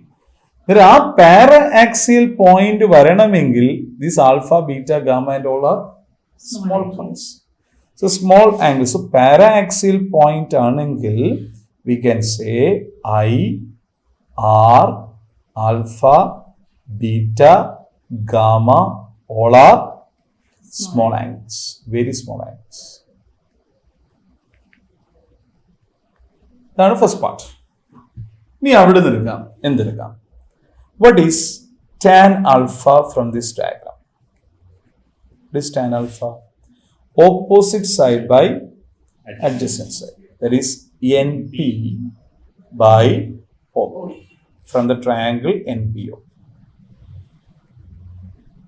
Right? അല്ലെ പാരാക്സിൽ പോയിന്റ് ആണെങ്കിൽ മാത്രമേ ഉള്ളൂ പിയും എമ്മും സെയിം ആവുള്ളൂ. അല്ലെങ്കിൽ it is not going to be the same. രണ്ടാമത്തെ ട്രയാങ്കിൾ എന്ന് പറയുന്നത് ടാൻ ബീറ്റ എടുക്കാൻ പോവാണ് from the triangle NPI. It is equal to NP by PI. സാർ എഴുതിയതിനകത്ത് എന്തെങ്കിലും പ്രശ്നമുണ്ടോ? ഉണ്ട്. PO എന്ന് പറയാനേ പറ്റൂ, PI എന്ന് OP എന്ന് പറയരുത്. Because always the measurements are taken from the pole by the sign convention. And triangle NPC, tan gamma, is equal to NP by PC. So we can say, since they are small angles, it is alpha. This is approximately equal to beta, and this is approximately equal to gamma. Substituting this in the first equation, second equation, what you are going to get? I is equal to, I is equal to NP by NO. നമുക്കൊരു കാര്യം ചെയ്യാം, പെട്ടെന്ന് final ആൻസറിലേക്ക് എത്തുന്ന പരിപാടിയാണ്. Since I told you it is a small angles, the equation number 3 becomes എന്തെഴുതാം? N1I is equal to N2R. So it is N1 into alpha plus gamma is equal to N2 into gamma minus beta. So rearranging the equation, I will get N1 alpha plus N2 beta is equal to N2 minus N1 into gamma. പരിപാടി അല്ലേ? എന്ത് easy ആയിട്ട് answer എത്തി. N1 into alpha. What is alpha? NP by PO plus N2 into NP by PI is equal to N2 minus N1 into NP by PC. So എല്ലായിടത്തും ഒന്നും NP cancel ചെയ്താൽ N2 by PI is plus N1 by PO is equal to N2 minus N1 by PC. Right? ഇനി എന്താണ് PI? ഇങ്ങോട്ടാ measurement. I can take it as positive. PO ഇങ്ങോട്ടാ measurement negative. So the equation is N2 by V minus N1 by U is equal to N2 minus N1 by ഇങ്ങോട്ടാണ് are positive. Right? So this is a derivation. ഇനി ഒരു വലിയ പ്രശ്നമുണ്ട്, നിങ്ങൾ ആരെങ്കിലും ശ്രദ്ധിക്കുമോ? നമ്മൾ sign convention apply ചെയ്തു. അതിന് കുട്ടികൾ മനസ്സിലായിരിക്കും സൈൻ കൺവെൻഷൻ അപ്ലൈ ചെയ്തില്ല, ഇനിയും പ്രോബ്ലം ചെയ്യുമ്പോൾ സൈൻ കൺവെൻഷൻ വേണ്ടല്ലോ. സൈൻ അപ്ലൈ ചെയ്യണം. കാരണം ഈ ക്വസ്റ്റ്യന്റെ ആൻസർ വേണ്ടിയതാണ്. അതായത് ഒരു റേറർ മീഡിയത്തിൽ ഒബ്ജക്റ്റ് വെച്ചിട്ട് കോൺവെക്സ് ഡെൻസർ മീഡിയത്തിലേക്ക് റിഫ്രാക്ട് ചെയ്യുന്ന ക്വസ്റ്റ്യന്റെ ഫൈനൽ എക്സ്പ്രഷൻ ഇതാണ്. ഇത് നമ്മൾ എന്തിനാ സൈൻ അപ്ലൈ ചെയ്തത്? ഇത് ജനറൽ ഇക്വേഷനിലേക്ക് പോയേക്കുക. So this is a general. So by applying the sign you gone to the general. അതായത് നമുക്കിനി പ്രോബ്ലം ചെയ്യണമെങ്കിൽ എന്ത് ചെയ്യണം? ഒന്നുകൂടെ സൈൻ അപ്ലൈ ചെയ്യണം. ഇത് നമ്മളിവിടെ തിരിച്ചു വരും. അല്ലാതെ ഇവിടെ സൈൻ അപ്ലൈ ചെയ്തുകൊണ്ട് പ്രോബ്ലം വരുമ്പോൾ സൈൻ അപ്ലൈ ചെയ്യേണ്ടാത്തതല്ല. You have to apply the sign and you will go to the general expression. Now if you are applying the sign you will go back to the specified problem. So ഇതൊരു tricky ആ സാധനം. ചിലർക്ക് പെട്ടെന്ന് കത്തത്തില്ല, അവർ ആ sign വേണ്ടെന്ന് പറഞ്ഞു happy ആയിട്ട് എഴുതി വരും. പ്രോബ്ലം മിസ് ചെയ്യാം. പിന്നെ പഠിക്കാൻ, അതായത് എൻട്രൻസ് ഒക്കെ വരുവാണ്, പഠിക്കാൻ വേണ്ടി ഇങ്ങനെ കൊണ്ട് പഠിച്ചിരുന്നാൽ നല്ലതാണ്. Refractive index of refracting medium എന്ന് പറഞ്ഞാൽ ഇവിടെ ഡെൻസർ ആണ്. By image distance minus refractive index of incidenting medium by object distance is equal to refractive index of refracting medium minus refractive index of incidenting medium by radius of curvature ആണ് ശരിക്കും spherical സർഫസിന്റെ case. കാര്യം നമ്മൾ plane സർഫസിന് refractive ഇൻഡെക്സിന്റെ equation real depth by apparent depth എന്ന് പഠിക്കും. അത് തന്നെയും സാധനം. പക്ഷെ സ്ഫെറിക്കൽ സർഫസ് വരുമ്പോൾ റേഡിയസ് ഓഫ് കർവച്ചറിലൂടെ കണക്റ്റഡ് ആണ്. So I think is clear for everyone, right? പക്ഷെ ഒരു അസംഷൻ അവിടെ പറഞ്ഞു. എന്താണ്? പാര ആക്സിയൽ പോയിന്റ് ആണ്. അപ്പർച്ചർ വളരെ സ്മോൾ ആയിരിക്കണം. ആംഗിൾ ഓഫ് ഇൻസിഡൻസ് ഒക്കെ നെഗ്ലിജിബിൾ ആയാൽ മാത്രമേ ഈ ഇക്വേഷൻ സാറ്റിസ്ഫൈ ആവും. ഇനി ഒന്നുകൂടെ ഉണ്ട്, ഈ ഒബ്ജക്റ്റ് ഈ എക്സ്റ്റെൻഡഡ് ഒബ്ജക്റ്റ് ആണെങ്കിൽ പറ്റത്തില്ല. ഇതൊരു പോയിന്റ് ഒബ്ജക്റ്റ് ആയിരിക്കണം. പോയിന്റ് സൈസ്ഡ് ഒബ്ജക്റ്റ് ആണെങ്കിൽ മാത്രമാണ് ഇക്വേഷൻ സാറ്റിസ്ഫൈഡ് ആവുന്നത്. എന്ന് പറഞ്ഞാൽ എയർ ബബിൾ പറയാം, പക്ഷെ എയർ ബബിളിന്റെ സൈസ് പറയുന്നത്. അതായത് നമ്മള് മെക്കാനിക്സ് തുടങ്ങുമ്പോൾ പറയും പോയിന്റ് ഒബ്ജക്ഷൻ. ഡയമെൻഷൻ എന്ത് പറയാതെ ഏതൊരു ഒബ്ജക്റ്റ് പറഞ്ഞാൽ അത് പോയിന്റ് സൈസ്ഡ് ഒബ്ജക്റ്റ് ആയി.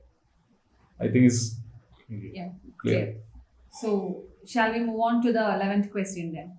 Okay, so again 11th question first part nammal parayana, name the parts of the electromagnetic spectrum which is first one suitable for radar systems used in aircraft navigation, second one used to treat muscular strain, third one used as a diagnostic tool in medicine, fourth one, and write in brief how these waves can be produced. So finally electromagnetic waves il ninnor question vannittund.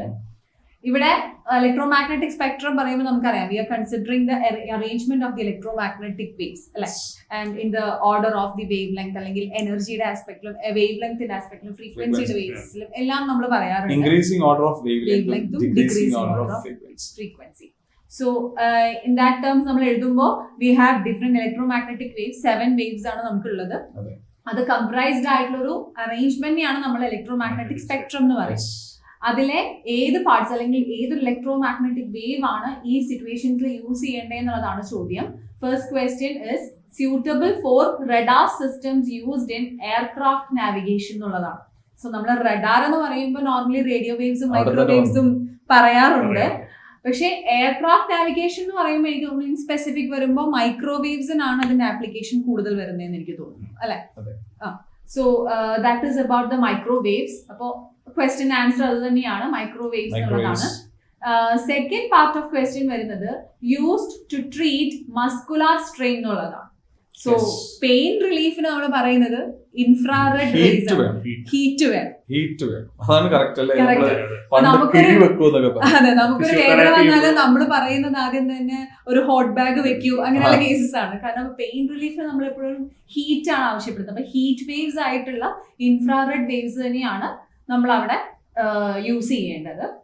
So moving on to third one, used as a diagnostic tool in medicines. അത് പറയുമ്പോൾ എന്തായാലും എല്ലാവരും എക്സ്റേയിലേക്ക് തന്നെ പോവുള്ളൂ. കാരണം നമുക്കൊരു chest ഇൻഫെക്ഷനോ അല്ലെങ്കിൽ ഒരു എന്തുണ്ടെങ്കിലും. എന്തൊരു ഫ്രാക്ചറോ അങ്ങനെ എന്ത് കാര്യം ഉണ്ടെങ്കിലും നമ്മൾ ഡയഗ്നോസ് ചെയ്യാൻ ഉപയോഗിക്കുന്നത് ഒരു എക്സ്റേ എടുത്ത് നോക്കാം എന്നുള്ളത് തന്നെയാണ് ഫസ്റ്റ് ഡയഗ്നോസ്റ്റിക് ടൂൾ ആയിട്ട് വരുന്നത്. So 3 പാർട്സ് ഏതൊക്കെയാണെന്ന് വന്നു. Radar system used in aircraft navigation is microwaves, used to treat muscular strain it is IR, used as a diagnostic tool in medicine it is x-ray. തീർന്നിട്ടില്ല, അതിലൊരു സെക്ഷനും കൂടി ഉണ്ട്. Write in brief how these waves can be produced എന്നുള്ളത്. ഈ protection എല്ലാരും വിട്ടുകളയുന്നത്, പ്രത്യേകിച്ച് ഈ NCERT ബ്ലൂ കളർ കാണുമ്പോഴേ സ്കിപ്പിംഗ് ആണെന്ന് വിചാരിക്കും. ആ ചാപ്റ്ററിൽ blue table is an important. So ഈ ഒരു പോർഷൻ വരുന്നത് തന്നെ നമ്മുടെ ടെക്സ്റ്റ് ബുക്കിന്റെ ഓൾമോസ്റ്റ് ലാസ്റ്റിലേക്ക് ഒരു ടേബിൾ ആയിട്ടാണ് ഈ ഒരു കണ്ടന്റ് വരുന്നത് തന്നെ. അതാണ് സാറ് പറഞ്ഞത്, ടേബിൾസ് എന്ന് പറയുമ്പോൾ നമ്മൾ അത് എക്സ്ക്ലൂഡ് ചെയ്യാനുള്ളതല്ല എന്നുള്ളത്. ഇമ്പോർട്ടന്റ് ആണ്. നമുക്കൊരു കാര്യം ചെയ്യാം, അവർക്ക് വേണ്ടി ഇതിന്റെ ഒന്നും പ്രൊഡക്ഷൻ മാത്രമേ എല്ലാത്തിന്റെ ഒന്ന് പറഞ്ഞു. തീർച്ചയായിട്ടും ആൻഡ് ഞാൻ I am going to in a descending on. Okay, longer വേവിൽ നിന്ന് സ്റ്റാർട്ട് ചെയ്യും. റേഡിയോ വേവ് എങ്ങനെയായിരിക്കും പ്രൊഡ്യൂസ്? റേഡിയോ വേവ്സ് എന്ന് പറയുമ്പോൾ that is by the rapid acceleration and deceleration of electrons. അതാണ് അതിന്റെ ഇനേരിയൽസ്, അതാണ് അതിന്റെ ഫസ്റ്റ് മെയിൻ ആയിട്ട് നമ്മളൊരു പ്രൊഡക്ഷൻ മെത്തേഡ് ആയിട്ട് നമ്മൾ പറയുന്നത്. റേഡിയോ വേവ്സ് പറയുമ്പോൾ അവർക്ക് ചിലപ്പം ഹിസ്റ്ററിയും കൂടെ ചിലപ്പോൾ ഓർക്കാൻ പറ്റും. മാർക്കോണിയും നമ്മുടെ JC ബോസും ഒക്കെ ചെയ്ത ആൾക്കാർ ഹേർട്സ് എക്സ്പെരിമെന്റും ഒക്കെ അവരുടെ മനസ്സിൽ വരുന്നുണ്ട്. Then what is next one is what? അടുത്ത റേഡിയോ വേവ്സ് കഴിഞ്ഞാൽ അടുത്ത എന്തായിരിക്കും? മൈക്രോവേവ്സ് ആയിരിക്കും. How the microwaves? മൈക്രോവേവ്സ് എന്ന് പറയുമ്പോൾ അത് ക്ലിസ്ട്രോൺ വാൽവ് അല്ലെങ്കിൽ മാഗ്നട്രോൺ വാൽവ്സ് ആണ് അതിന്റെ ഒരു പ്രൊഡക്ഷൻ ഏജന്റ് ആയിട്ട് നമ്മൾ കൺസിഡർ ചെയ്യുന്നത്. വാൽവ്സ് ആണ്, ത്രൂ വാൽവ്സ് ആണ് പ്രൊഡക്ഷൻ വരുന്നത്. സോ മൈക്രോവേവ് ആണ് നമ്മുടെ ഇന്നത്തെ ക്വസ്റ്റ്യൻ. ആദ്യത്തെ ഫസ്റ്റ് ക്വസ്റ്റ്യൻ. അത്തരം പ്രൊഡക്ഷൻ ഇമ്പോർട്ടന്റ് ആണ്, ക്ലിസ്ട്രോൺ വാൽവിൽ കൂടെ പ്രൊഡ്യൂസ് ചെയ്യും. Then comes infrared. ഇൻഫ്രാറെഡ് എന്ന് പറയുമ്പോൾ നമുക്കറിയാം വൈബ്രേഷൻ ഓഫ് ഹോട്ട് ബോഡീസ് എന്നുള്ളതാണ്, ഹീറ്റ് വേവ്സ് എന്നാണ് പറയുന്നത്. അപ്പൊ vibration of atoms and molecules ആണ് ഈ IR വേവ്സിന് കാരണമാകുന്നത്. പിന്നെ നമ്മൾ കാണുന്ന സാധനം, നമ്മൾ ഇവിടെ കണ്ടുകൊണ്ടിരിക്കുന്നതെല്ലാം light, visible light with GOR. എങ്ങനെയായിരിക്കും പ്രൊഡക്ഷൻ? സോ ഇവിടെ എന്ന് പറഞ്ഞു കഴിഞ്ഞാൽ ഇലക്ട്രോൺസ്, നമ്മുടെ ആറ്റംസിലുള്ള electrons that will emit light ഒരു പെർട്ടിക്കുലർ എനർജി ലെവലിൽ നിന്ന് മറ്റൊരു ലോവർ എനർജി ലെവലിലേക്ക് മൂവ് ചെയ്യുമ്പോൾ we know that they will emit light. അങ്ങനെ എമിറ്റ് ചെയ്യുന്ന ലൈറ്റ് ആണ് നമ്മൾ വിസിബിൾ ലൈറ്റ് ആയിട്ട്. ആലോചിച്ച് നോക്കിയാൽ നമ്മുടെ ബാമർ സീരീസിനകത്ത് കൺസെപ്റ്റ് കൊടുത്താൽ മതി. ഇലക്ട്രോൺ ട്രാൻസിഷൻ, വിസിബിൾ ലൈറ്റ് വരുന്നു. Then comes ultra violet. നമ്മൾ കാണാത്തടത്തോട്ട് പോകുന്നു, റൈറ്റ്? അൾട്രാ വയലറ്റ് അത് ഹൈ ഫ്രീക്വൻസി ആണ്, ഷോർട്ട് വേവിൽ എന്താണ്? അതെങ്ങനെയായിരിക്കും? അത് ഇന്നർ ഷെൽ ഇലക്ട്രോൺസ് ആണ്. അതായത് നമ്മളൊരു ആറ്റം എടുക്കുമ്പോൾ ഇന്നർ ഷെൽ ഇലക്ട്രോൺസ് ആണ് നമ്മൾ കൺസിഡർ ചെയ്യുന്നത്. That is moving from one energy level two lower energy level.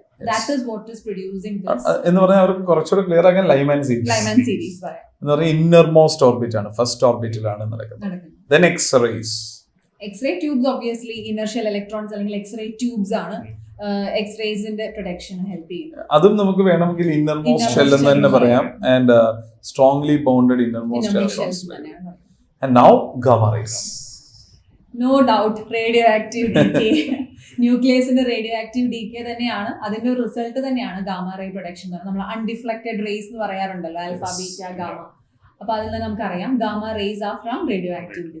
ഇവരെല്ലാം വരുന്ന ഒരു പ്രൊഡക്ഷൻ റീജിയൻ ഉണ്ട്, അറിയോ? സൺ. കോമൺ ആയിട്ട് വേണമെങ്കിൽ പറയാം സൺ. സൺ എന്ന് പറഞ്ഞിട്ട് സണ്ണെന്ന് എഴുതി വെക്കരുത്. നമുക്ക് പ്രൊഡക്ഷൻ ചെയ്യാൻ പറ്റുന്ന കേസ് എഴുതി വെച്ചേക്കുന്നത്. So sun is also answer ആണെങ്കിലും സണ്ണി നമ്മൾ പോയി പ്രൊഡ്യൂസ് ചെയ്യുന്നില്ല. നമ്മൾ മാനുവലി പ്രൊഡക്ഷൻ അല്ലെങ്കിൽ ആർട്ടിഫിഷ്യൽ പ്രൊഡക്ഷൻ എന്നുള്ള ലെവലും കൂടെ കൺസിഡർ ചെയ്തിട്ട് വേണം ആൻസർ ചെയ്യാനായിട്ട്. So that is a case of electromagnetic waves. മക്കളെ ഇലക്ട്രോമാഗ്നെറ്റിക് വേവ്സിൽ ഒരു കാര്യം കൂടെ പഠിക്കേണ്ടത്, ഡിസ്പ്ലേസ്മെന്റ് കറന്റ് നോക്കുന്നത് നല്ലതാണ്. ആ ഡിസ്പ്ലേസ്മെന്റ് കറന്റ് കേട്ടോ നോക്കണം.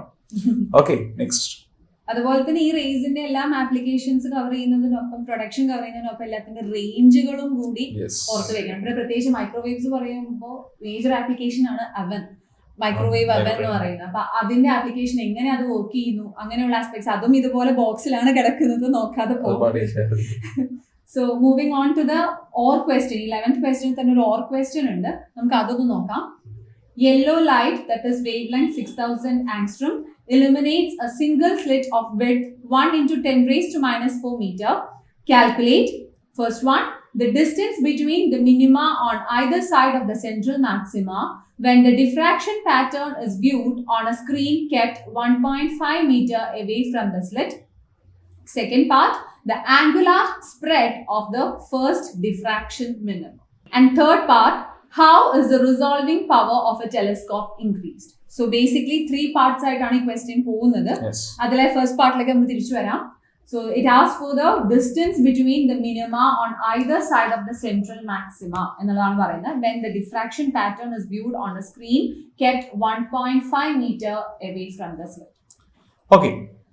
So distance between the minima on either side of the central maximum. ഇതൊരു diffraction pattern എക്സ്പെരിമെന്റ് എടുത്താൽ നമ്മൾ അതിന്റെ ഗ്രാഫ് ഒന്ന് ചെക്ക് ചെയ്താൽ you can go with 2 minimas on the either side like this.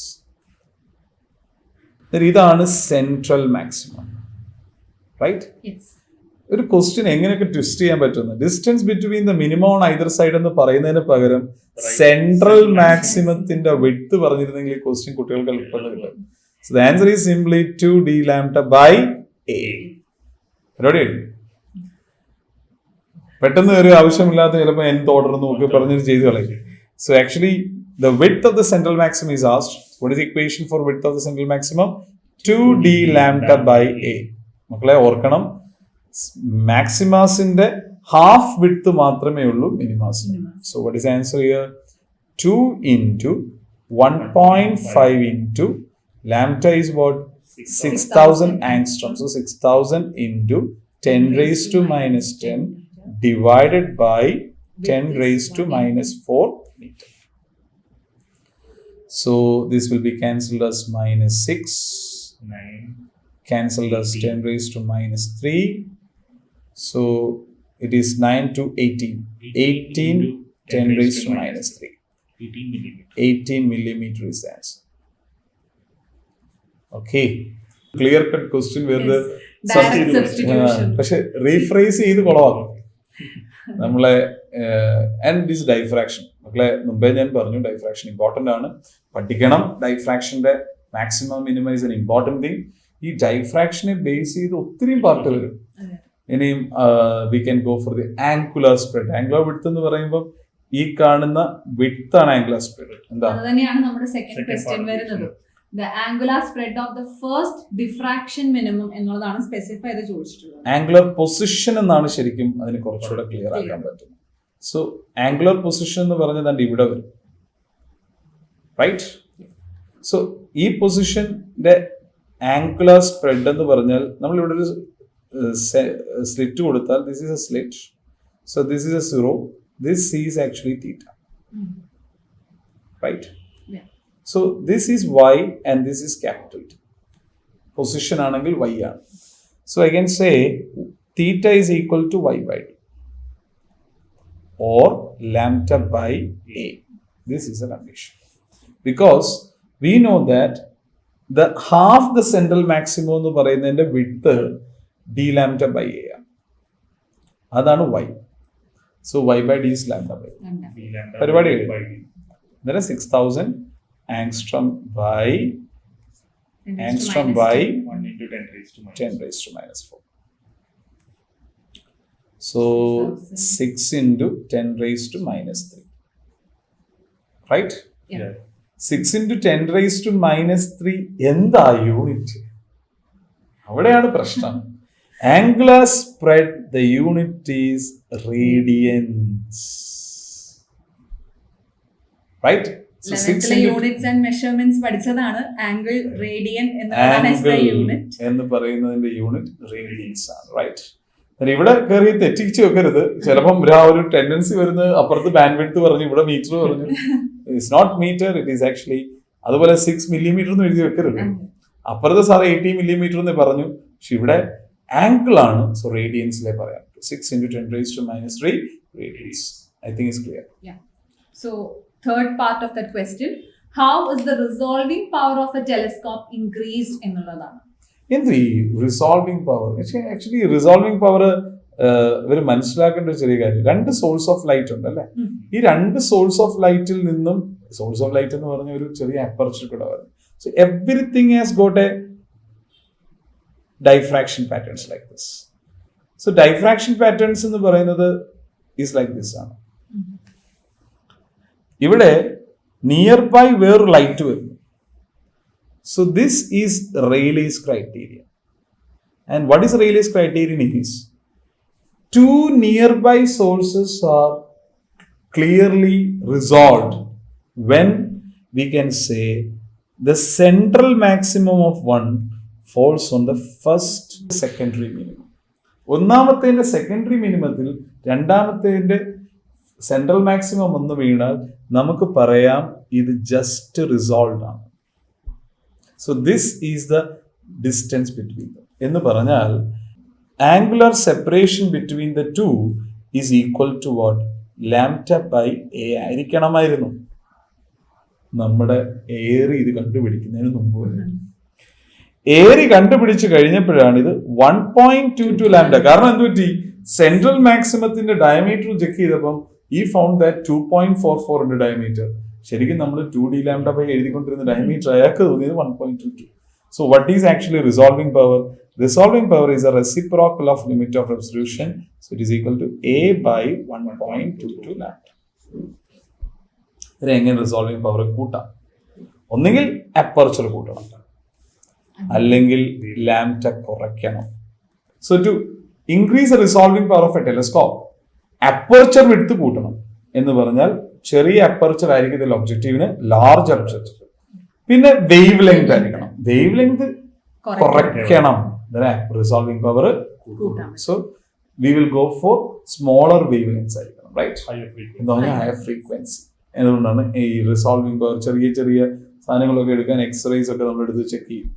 പിന്നെ ഇലക്ട്രോൺ മൈക്രോസ്കോപ്പ് യൂസ് ചെയ്യും. So very small things ആകുമ്പോൾ അത്രയും വേവ് ലെങ്ത് കുറയും തോറും നമുക്ക് എന്ത് ചെയ്യാം? റിസോൾവിംഗ് പവർ കൂടാം. So I think it's clear, right? Resolving power പഠിക്കണം. ഈ റെയിലേസ് ക്രൈറ്റീരിയൻ ഒക്കെ ഒന്ന് അറിഞ്ഞിരിക്കണം. റെയിലേസ് ക്രൈറ്റീരിയൻ അറിഞ്ഞാലേ അതിന്റെ കണ്ടീഷൻ നമുക്ക് കറക്റ്റ് ആയിട്ട് മനസ്സിലാക്കാൻ പറ്റും. Okay, so can we go to the next question? Yeah, so with that we are end of the section B. ഇനി നമ്മൾ സെക്ഷൻ C, ലാസ്റ്റ് സെക്ഷനിലേക്ക് അതാണ് ഇച്ചിരി രസകരമായ ടോപ്പിക്. പണ്ടായിരുന്നെങ്കിൽ നമ്മുടെയൊക്കെ കാലത്ത് കേസ് സ്റ്റഡി ചെയ്യാത്ത ഓരോ ലൈനകത്ത് ആൻസർ ആയിരുന്നു. പക്ഷെ ഇപ്പൊ അങ്ങനല്ല. നിങ്ങൾ നല്ലപോലെ വായിച്ച് നോക്കിയാൽ മാത്രമേ നിങ്ങൾക്ക് ആൻസർ കിട്ടത്തുള്ളൂ. So next is case study. So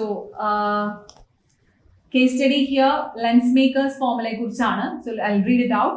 The lens maker's formula relates the focal length of a lens to the refractive index of the lens material and the radii of curvature of its two surfaces. This formula is called so because it is used by manufacturers to design lenses of required focal length from a glass of given refractive index. If the object is placed at infinity, the image will be formed at focus for both double concave lens. Therefore, lens maker's formula is 1 by f is equal to mu2 minus mu1 by mu1 into 1 by r1 minus 1 by r2. When lens is placed in air, mu1 equal to 1 and mu2 equal to mu, the lens maker's formula takes the form 1 by f is equal to mu minus 1 into 1 by r1 minus 1 by r2. So that's about the paragraph. Based on the above facts, answer the following questions. So sir, നമ്മൾ ഇതിന്റെ ക്വസ്റ്റ്യൻസിലേക്ക് പോകുന്നതിന് നമുക്ക് case study ഒന്ന് discuss ചെയ്യാം. ശരിക്കും lens makers formula അല്ലെ? Lens makers ഫോർമുലയിലേക്ക് കടക്കുമ്പോൾ ശരിക്കും ഇതൊരു ഈ ടോപ്പിക്കിൽ തന്നെ ഡെറിവേഷൻ എന്ന് പറയുന്നതിനെക്കാട്ടും ഏറ്റവും ബെസ്റ്റ് 3-4 അസംഷൻസ് ആണ്. കുട്ടികൾക്ക് ആദ്യം അതും നമുക്ക് പറയാം. What are the assumptions behind lens makers formula? നമ്മൾ ശരിക്കും അസംഷൻസ് എന്ന് പറഞ്ഞിട്ട് NCERT അതില്ലെങ്കിലും ആ അസംഷൻസ് എല്ലാം അപ്ലൈ ചെയ്തിട്ടാണ് നമ്മൾ പോകുന്നത്. അല്ല, first one, object should be point sized. That is the first and the important point that we are. നമ്മൾ ഇവിടെ ഒരിക്കലും എക്സ്റ്റെൻഡഡ് ഒബ്ജക്റ്റ് വെച്ചിട്ടല്ല ലെൻസ് മേക്കേഴ്സ് ഫോർമുല ചെയ്യുന്നത്. ഫസ്റ്റ്. സെക്കൻഡ് വൺ, സ്മോൾ അപ്പർച്ചറിനാണ് നമ്മൾ ഈ കൺസിഡറേഷൻ ചെയ്യുന്നത്. Small apertures. So all the conditions are applied by small apertures. മൂന്നാമത്തേത് എന്തായിരിക്കും? All angles consider here are small. So ഈ 3 അസംഷൻസിനെ ബേസ് ചെയ്തിട്ടാണ് നമ്മൾ ശരിക്കും ഈ ചാപ്റ്ററിൽ ലെൻസ് മേക്കേഴ്സ് ഫോർമുല ശരിക്കും ഡിറൈവ് ചെയ്യുന്നത്. പിന്നെ ക്വസ്റ്റ്യനിലേക്ക് നമുക്ക് ഈ ടോപ്പിക്കിൽ ബേസ് ചെയ്ത് ക്വസ്റ്റ്യൻസ് വരുമ്പോൾ മക്കൾ ആദ്യം മനസ്സിലാക്കേണ്ടത് എത്ര ടൈപ്പ് ലെൻസ് ഉണ്ടെന്ന് ചോദിക്കുമ്പോൾ ശരിക്കും എല്ലാവരും കോൺകേവ് കോൺവെക്സ് എന്ന് പറയും. ഞാൻ ഒരിക്കലും പറയും കൺവേർജിങ് ആൻഡ് ഡൈവേർജിങ് ലെൻസ് ആണ്. എന്താണ് ഈ കൺവേർജിങ് ലെൻസിന്റെ എല്ലാം സ്പെഷ്യാലിറ്റി? എഡ്ജ് തിന്നും, സെന്റർ തിക്കും, എഡ്ജ് പിന്നെയും തിക്കും. ഡൈവേർജിങ് എന്ന് പറഞ്ഞാൽ എഡ്ജ് തിക്ക്, സെന്റർ തിൻ, എഡ്ജ് എഡ്ജ്. അന്നേരം ലെൻസിന്റെ ഷേപ്പിനാണ് ശരിക്കും, ഷേപ്സ് ആണ് അതിനെ ഡിസൈഡ് ചെയ്യുന്നത് ആ ലെൻസ് എന്താ പ്രശ്നം. സോ എപ്പോഴും കൺവേർജിങ് ലെൻസ് ഇങ്ങനെ ആയിരിക്കും, ലൈക്ക് ദിസ്. ഒന്ന് convex, plane of convex, right, then concave of convex. So ഇതാണ് മൂന്ന് ലെൻസ്. രണ്ടാമത്തെ ലെൻസ് വരുന്നത് സെന്റർ ആണ് thin, edges are thick, double concave, plane of concave, and convexo concave. So convexo concave എന്ന് പറഞ്ഞാൽ ഇതാണ് കേസ്, റൈറ്റ്. സോ ഒരു രണ്ട് കേർവ്ഡ് സർഫേസസ് ആണ്. എന്നാൽ ഇതിനകത്ത് എങ്ങനെയാണ് റേഡിയസ് ഓഫ് കർവേച്ചർ? ഇപ്പം നമ്മൾ ഡബിൾ കോൺവെക്സ് ലെൻസിന്റെ റേഡിയസ് ഓഫ് കർവേച്ചർ എടുത്താൽ R1 is towards left side ആണ്, ടുവേർഡ്സ് റൈറ്റ് സൈഡ് ആണ്, so it's positive. And R2 is towards this side, so ഇത് നെഗറ്റീവ് ആയിരിക്കും. ഡബിൾ കോൺകേവിന്റെ കേസ് വരുമ്പോൾ R1 നെഗറ്റീവും R2 പോസിറ്റീവും. സോ ഇതായിരിക്കണം സൈൻ കൺവെൻഷൻ അപ്ലൈ ചെയ്യാൻ പോകുന്നത്, റൈറ്റ്. അപ്പോൾ നമുക്ക് ക്വസ്റ്റ്യനിലേക്ക് പോകാം.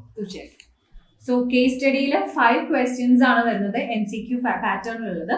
അതിൽ ഫസ്റ്റ് ക്വസ്റ്റ്യൻ നമ്മൾ നോക്കുകയാണ്. The radius of curvature of each face of biconcave lens with refractive index 1.5 is 30 centimeter. The focal length of the lens in air is option A minus 12 centimeter, option B minus 10 centimeter, option C minus 20 centimeter, and option D minus 30 centimeter. So biconcave lens. So രണ്ട് concave സർഫസിന്റെയും radius of curvature equal in magnitude ആണ്. എന്ന് പറഞ്ഞാൽ ഇങ്ങോട്ടുള്ളത് R1 minus ആറും ഇങ്ങോട്ടുള്ള R2 plus r. So what is equation going to be? 1 by f is equal to mu minus 1 into 1 by minus r minus 1 by plus r. So I can say the equation is 2 into mu minus 1 by r minus of. ഇനി ഒരു വലിയ രസകരമായ കാര്യമുണ്ട്. നമ്മൾ mirror പറയുമ്പോൾ f is equal to r by 2 ആണ്. പക്ഷേ ലെൻസിന് വരുമ്പം കോൺവെക്സും കോൺകേവിനും ഒരു സ്പെഷ്യാലിറ്റി ഉണ്ട്. മ്യൂ ഈസ് ഈക്വൽ ടു 1.5 ആണ് വരുന്നതെങ്കിൽ 2 into 1.5 minus 1 by r എന്ന് പറഞ്ഞാൽ this minus 2 into 0.5 by r. So we can say 1 by f is equal to minus 1 by r എന്ന് വരും. F is equal to minus r. ഇത് biconvex ആണെങ്കിലും correct ആണ്. So ബൈകോൺകേവിനും ബൈകോൺവെക്സിനും whenever mu is equal to 1.5 ആണെങ്കിൽ we can say the focal length is equal to minus radius of curvature. ഇത് ഒബ്ജക്റ്റീവാ, ഒറ്റയടി cancel എഴുതാം. 30 സെന്റിമീറ്റർ ആണോ? Answer is minus 30 centimetre. So radius of curvature 30 എന്ന ക്വസ്റ്റ്യനിൽ തന്ന സ്ഥിതിക്ക് since it is biconcave lens with refractive index 1.5 Yes. we can say that the focal length is minus of. എപ്പോഴും ക്വസ്റ്റ്യനകത്ത് ചോദിക്കുന്ന 1.5 വരാറുള്ള വരാറുള്ളത്. അവര് ഇതൊന്ന് ഫിക്സ് ചെയ്ത് പഠിച്ചു വെച്ചാൽ എൻട്രൻസിനും ഈസിയാ. So whenever you are getting a question for biconcave or biconvex and f is equal to r, mu is equal to 1.5, think f is equal to r. Convex ആണെങ്കിൽ പ്ലസും കോൺകേവ് ആണെങ്കിൽ മൈനസ്. സോ ഇതൊരു ഈസിയാണ്, എനിക്ക് നിങ്ങൾക്ക് എൻട്രൻസിൽ എളുപ്പം ചെയ്യും. So shall we move on to the second question? Yes ma'am. The radii of curvatures of the faces of a double convex lens are 10 cm and 15 cm. If focal length is 12 cm, then refractive index of glass is option A 1.5, option B 1.78, option C 2, option D 2.52. ഇവിടെ നോക്കിയേ, double convex lens are 10 and 15. Radius are not same. So ഇവിടെ first surface R1 plus 10 centimeter. Second surface R2 minus 50 centimeter. So what is 1 by f? Convex lens and focal length positive. So we can say 1 by f is equal to mu minus 1 into 1 by 10 minus 1 by minus 15. So 1 by 12 is equal to mu minus 1 into 1 by 10 plus 1 by 15. So it is mu minus 1 into 15 plus 10 by 150. So what is mu minus 1 is equal to? Cross multiply chedal 150 divided by 12 into 25. So cancel chedal 6. So it is 1 by 2. So mu minus 1 is equal to 1 by 2. So mu is equal to 1 plus 1 by 2. So answer is 1 by 1.5. 3 by 2, 1 plus 1 by 2 is 0.5. So 1.5. So isn't it easy question? Yeah. But it is not a biconvex. It is double convex convex. with two different Different radius of curvatures. So option A on answer 1.5. So moving on to the third question. An underwater swimmer cannot see very clearly even in absolutely clear water because of option A, absorption of light in water, option B, scattering of light in water, option C, reduction of speed of light in water, option D, change in focal length of eye lens. Cannot see very clear even in absolute. So look here. Actually lens makers formula എഴുതിയത് mu2 minus mu1 by mu1 into 1 by r1 minus 1 by r2. relative refractive index. Yes. mu2 എന്ന് പറയുന്നത് ശരിക്കും refractive index of ലെൻസും mu1 എന്ന് പറയുന്ന മീഡിയവുമാണ്. So the equation will be changing like this. 1 by f is equal to mu L by mu m minus 1 into 1 by r1 minus 1 by r2. ഓർക്കണം, നമ്മുടെ actual equation medium ഇല്ലായിരുന്നെങ്കിൽ focal ലെങ്തിന്റെ equation mu minus mu L minus 1 into 1 by r1 minus 1 by r2. അതുകൊണ്ടാണ് ഈ fog ഒക്കെ അടിക്കുമ്പോൾ കാണാൻ പറ്റാതെ വരുന്നത്. അല്ലെങ്കിൽ ഫോഗ് അടിക്കുമ്പോൾ വാട്ടർ വേപ്പർ ഡ്രോപ്ലെറ്റ്സ് വരും, നമ്മുടെ ലെൻസിന്റെ റിഫ്രാക്റ്റീവ് ഇൻഡെക്സ് മാറും, ഓട്ടോമാറ്റിക്കലി നമുക്ക് കാണാൻ പറ്റും. So the answer is a change in focal length of eye lens due to the introduction of a medium. Refractive index. Yes. Air അല്ലാതൊരു മീഡിയം വരും. So option B is the answer, change in focal length of eye lens. Fourth question Yes. A thin lens of glass with mu equal to 1.5 of focal length 10 cm is immersed in water, that is mu equal to 1.33. The new focal length is option A 20 cm, option B 40 cm, option C 48 cm, option D 12 cm. A thin lens of radius of curvature മാറ്റമില്ല. So 1 by f is equal to, first equation is mu minus 1 into, നമുക്ക് ഈ 1 by r1 minus 1 by r2 ആണ് ശരിക്കും വരുന്നത്. That quantity is not changing here. So since it is thin lens, I can't say it is which lens, convex ആണോ concave ആണോ എന്നൊന്നുമില്ല. So ഇതിനകത്ത് change വരാത്തതുകൊണ്ട് I am putting it as mu minus 1 into x. Now it is in the medium, right? So 1 by fm is equal to mu L, mu by mu medium minus 1 into x. So നമുക്ക് ratio എടുക്കാം. So what is the case? 1 by 10 is equal to 1.5 minus 1 into x by 1 by f dash is equal to 1.5 by 1.33 minus 1 into x. So if I am dividing the equation number 1 to 2, I will get f dash by 10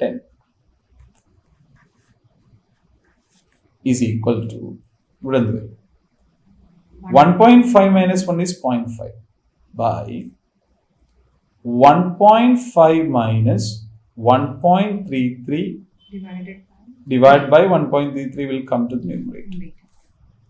So f dash is equal to 10 into 0.5 into 1.33 divided by, what is this one? 0.17, right? I can say like 66.5 divided by 1.7, right? Yeah. So 66.5 divided by 1.6 എന്ന് പറഞ്ഞാൽ nearly 40 വരാനാണ് അല്ലേ? Because ഇവിടെ രണ്ട് answers അടുത്തടുത്ത് വരുന്നുണ്ട്. 40, 48. So we can go for 665 divided by 17. 17 into nearly 4 വരുന്നുള്ളൂ. Isn't it? Yeah. 19 into 4 is 60. So nearly അതേ വരുന്നുള്ളൂ. So we can say go for the 40 centimeter. So എൻട്രൻസിന്റെ കൂട്ട് തന്നെ ചെയ്യണം. അപ്രോക്സിമേഷൻ ആണ് ഏറ്റവും ബെസ്റ്റ്. അല്ലെങ്കിൽ ഫ്രാക്ഷൻസ് അധികം ആക്കുമായിരുന്നു. യെസ്, അല്ലെങ്കിൽ ഇതിനെ 3/2 4/3 ഇട്ട് കഴിഞ്ഞാൽ കറക്റ്റ് ആൻസർ ആയിരിക്കും. ഇതൊന്ന് കറക്റ്റ് ഏറ്റവും ബെസ്റ്റ് 7 into 4 എന്ന് പറയുന്ന കണ്ടീഷൻ എടുത്ത് ആൻസർ ആണ് ചെയ്യുക. ഇത് കേസ് സ്റ്റഡി ആയതുകൊണ്ട് തന്നെ നമുക്ക് ഇത് രണ്ടെണ്ണത്തിലുള്ള കണ്ടീഷനേ വരത്തുള്ളൂ. ആൻഡ് MCQ ആണ് എൻട്രൻസ് ടൈപ്പ് ചെയ്യുന്നതാണ് കുറച്ചുകൂടെ. I think it's clear, right? Okay, so what is the answer? We can take 40. So nearly 40 centimeter, we can go for it. So moving on to the final question of the case study. An object is immersed in a fluid. In order that the object becomes invisible, it should, option A, behave as a perfect reflector. Option B, absorb all light falling on it. Option C, have refractive index 1. Option D, have refractive index exactly matching with that of the surrounding fluid. Mr. India cinema and I correct. Disappear ചെയ്യണമെങ്കിൽ refraction നടക്കരുത്, reflection നടക്കരുത്. Just it has to pass like a normal one, right? അന്നേരം അതിന് എന്ത് വേണം? അവിടെ deviation ഉണ്ടാക്കാനുള്ള ഒരു കാര്യവും ഉണ്ടാവരുത്. So the medium should be the same. So what is the answer? I am going for B. So when no ഒരിക്കലും റിഫ്രാക്ഷൻ ഉണ്ടായി കഴിഞ്ഞാൽ അവിടെ എന്തോ മാറി നമുക്ക് തോന്നും. റിഫ്ലക്ഷൻ ഉണ്ടായെന്ന് പറഞ്ഞാൽ നമുക്ക് ലൈറ്റ് തിരിച്ചു വരുന്നുണ്ട്. സോ ഇത് രണ്ടും ഉണ്ടാവാതിരിക്കണമെങ്കിൽ the medium should be uniform. So what is the best thing? Refractive index should be. Mister ഇന്ത്യയുടെ സിനിമ ഓർത്താൽ മതി. അല്ലെങ്കിൽ നമ്മൾ ഹോളോമാന്റെ സിനിമ സെയിം റിഫ്രാക്റ്റീവ് ഇൻഡെക്സ് കൊടുത്താൽ ഡിസപ്പിയർ ആയി. So that's about the question paper. നമ്മളപ്പോ section A, B, C 3 സെക്ഷൻസിലൂടെ 12 questions ആണ് കണ്ടത്. അതിൽ 3 ക്വസ്റ്റ്യൻസ് ഓർ ക്വസ്റ്റ്യൻസ് ആയിരുന്നു. സെക്ഷൻ എയിൽ ഒരെണ്ണം, section 2 2 and we had discussed about the case study and I hope now you know how to deal with the questions when it is MCQ as well. Alright. So I think we can wind up the session. Hope this session was useful to you first of all. And study very well, right? Because CBSE, before going to the actual examination day, go through all the exercises except additional and exams. എല്ലാ ചാപ്റ്ററിന്റെയും exercise ക്വസ്റ്റ്യൻസും ബോക്സും ഒക്കെ നോക്കുമ്പോൾ തന്നെ I think നമുക്ക് almost എല്ലാവരും clear idea കിട്ടിയിട്ടുണ്ടാവും. Then you will be almost ready for your exam എന്ന് തന്നെ പറയാം. കേസ് സ്റ്റഡീസ് മുഴുവൻ ഈ എക്സാമ്പിൾസ് ചെയ്യുന്നതാണ് വരുന്നത്. അന്നേരം എക്സാമ്പിൾസ് നല്ലപോലെ പഠിച്ചു കഴിയുമ്പോൾ എക്സാമ്പിൾസും എക്സസൈസും നല്ലപോലെ ഗ്രാസ്പ് ചെയ്ത് കഴിഞ്ഞാൽ they will get more marks. And we actually wish you അല്ല ഉറപ്പിക്കുന്നു you are going to get something more than 96%, right? അതാണ് നമ്മുടെ ആഗ്രഹം. 100% കിട്ടണം. ബട്ട് CBSE ഓൾവേസ് ശരിക്കും പിശുക്കാണ്, മാർക്ക് ഇടത്തില്ല. എന്നാൽ 96% മോർ കിട്ടാൻ വേണ്ടി പ്രാർത്ഥിക്കാം. Okay, so 3 sign off, right? So all the best for you. All the best.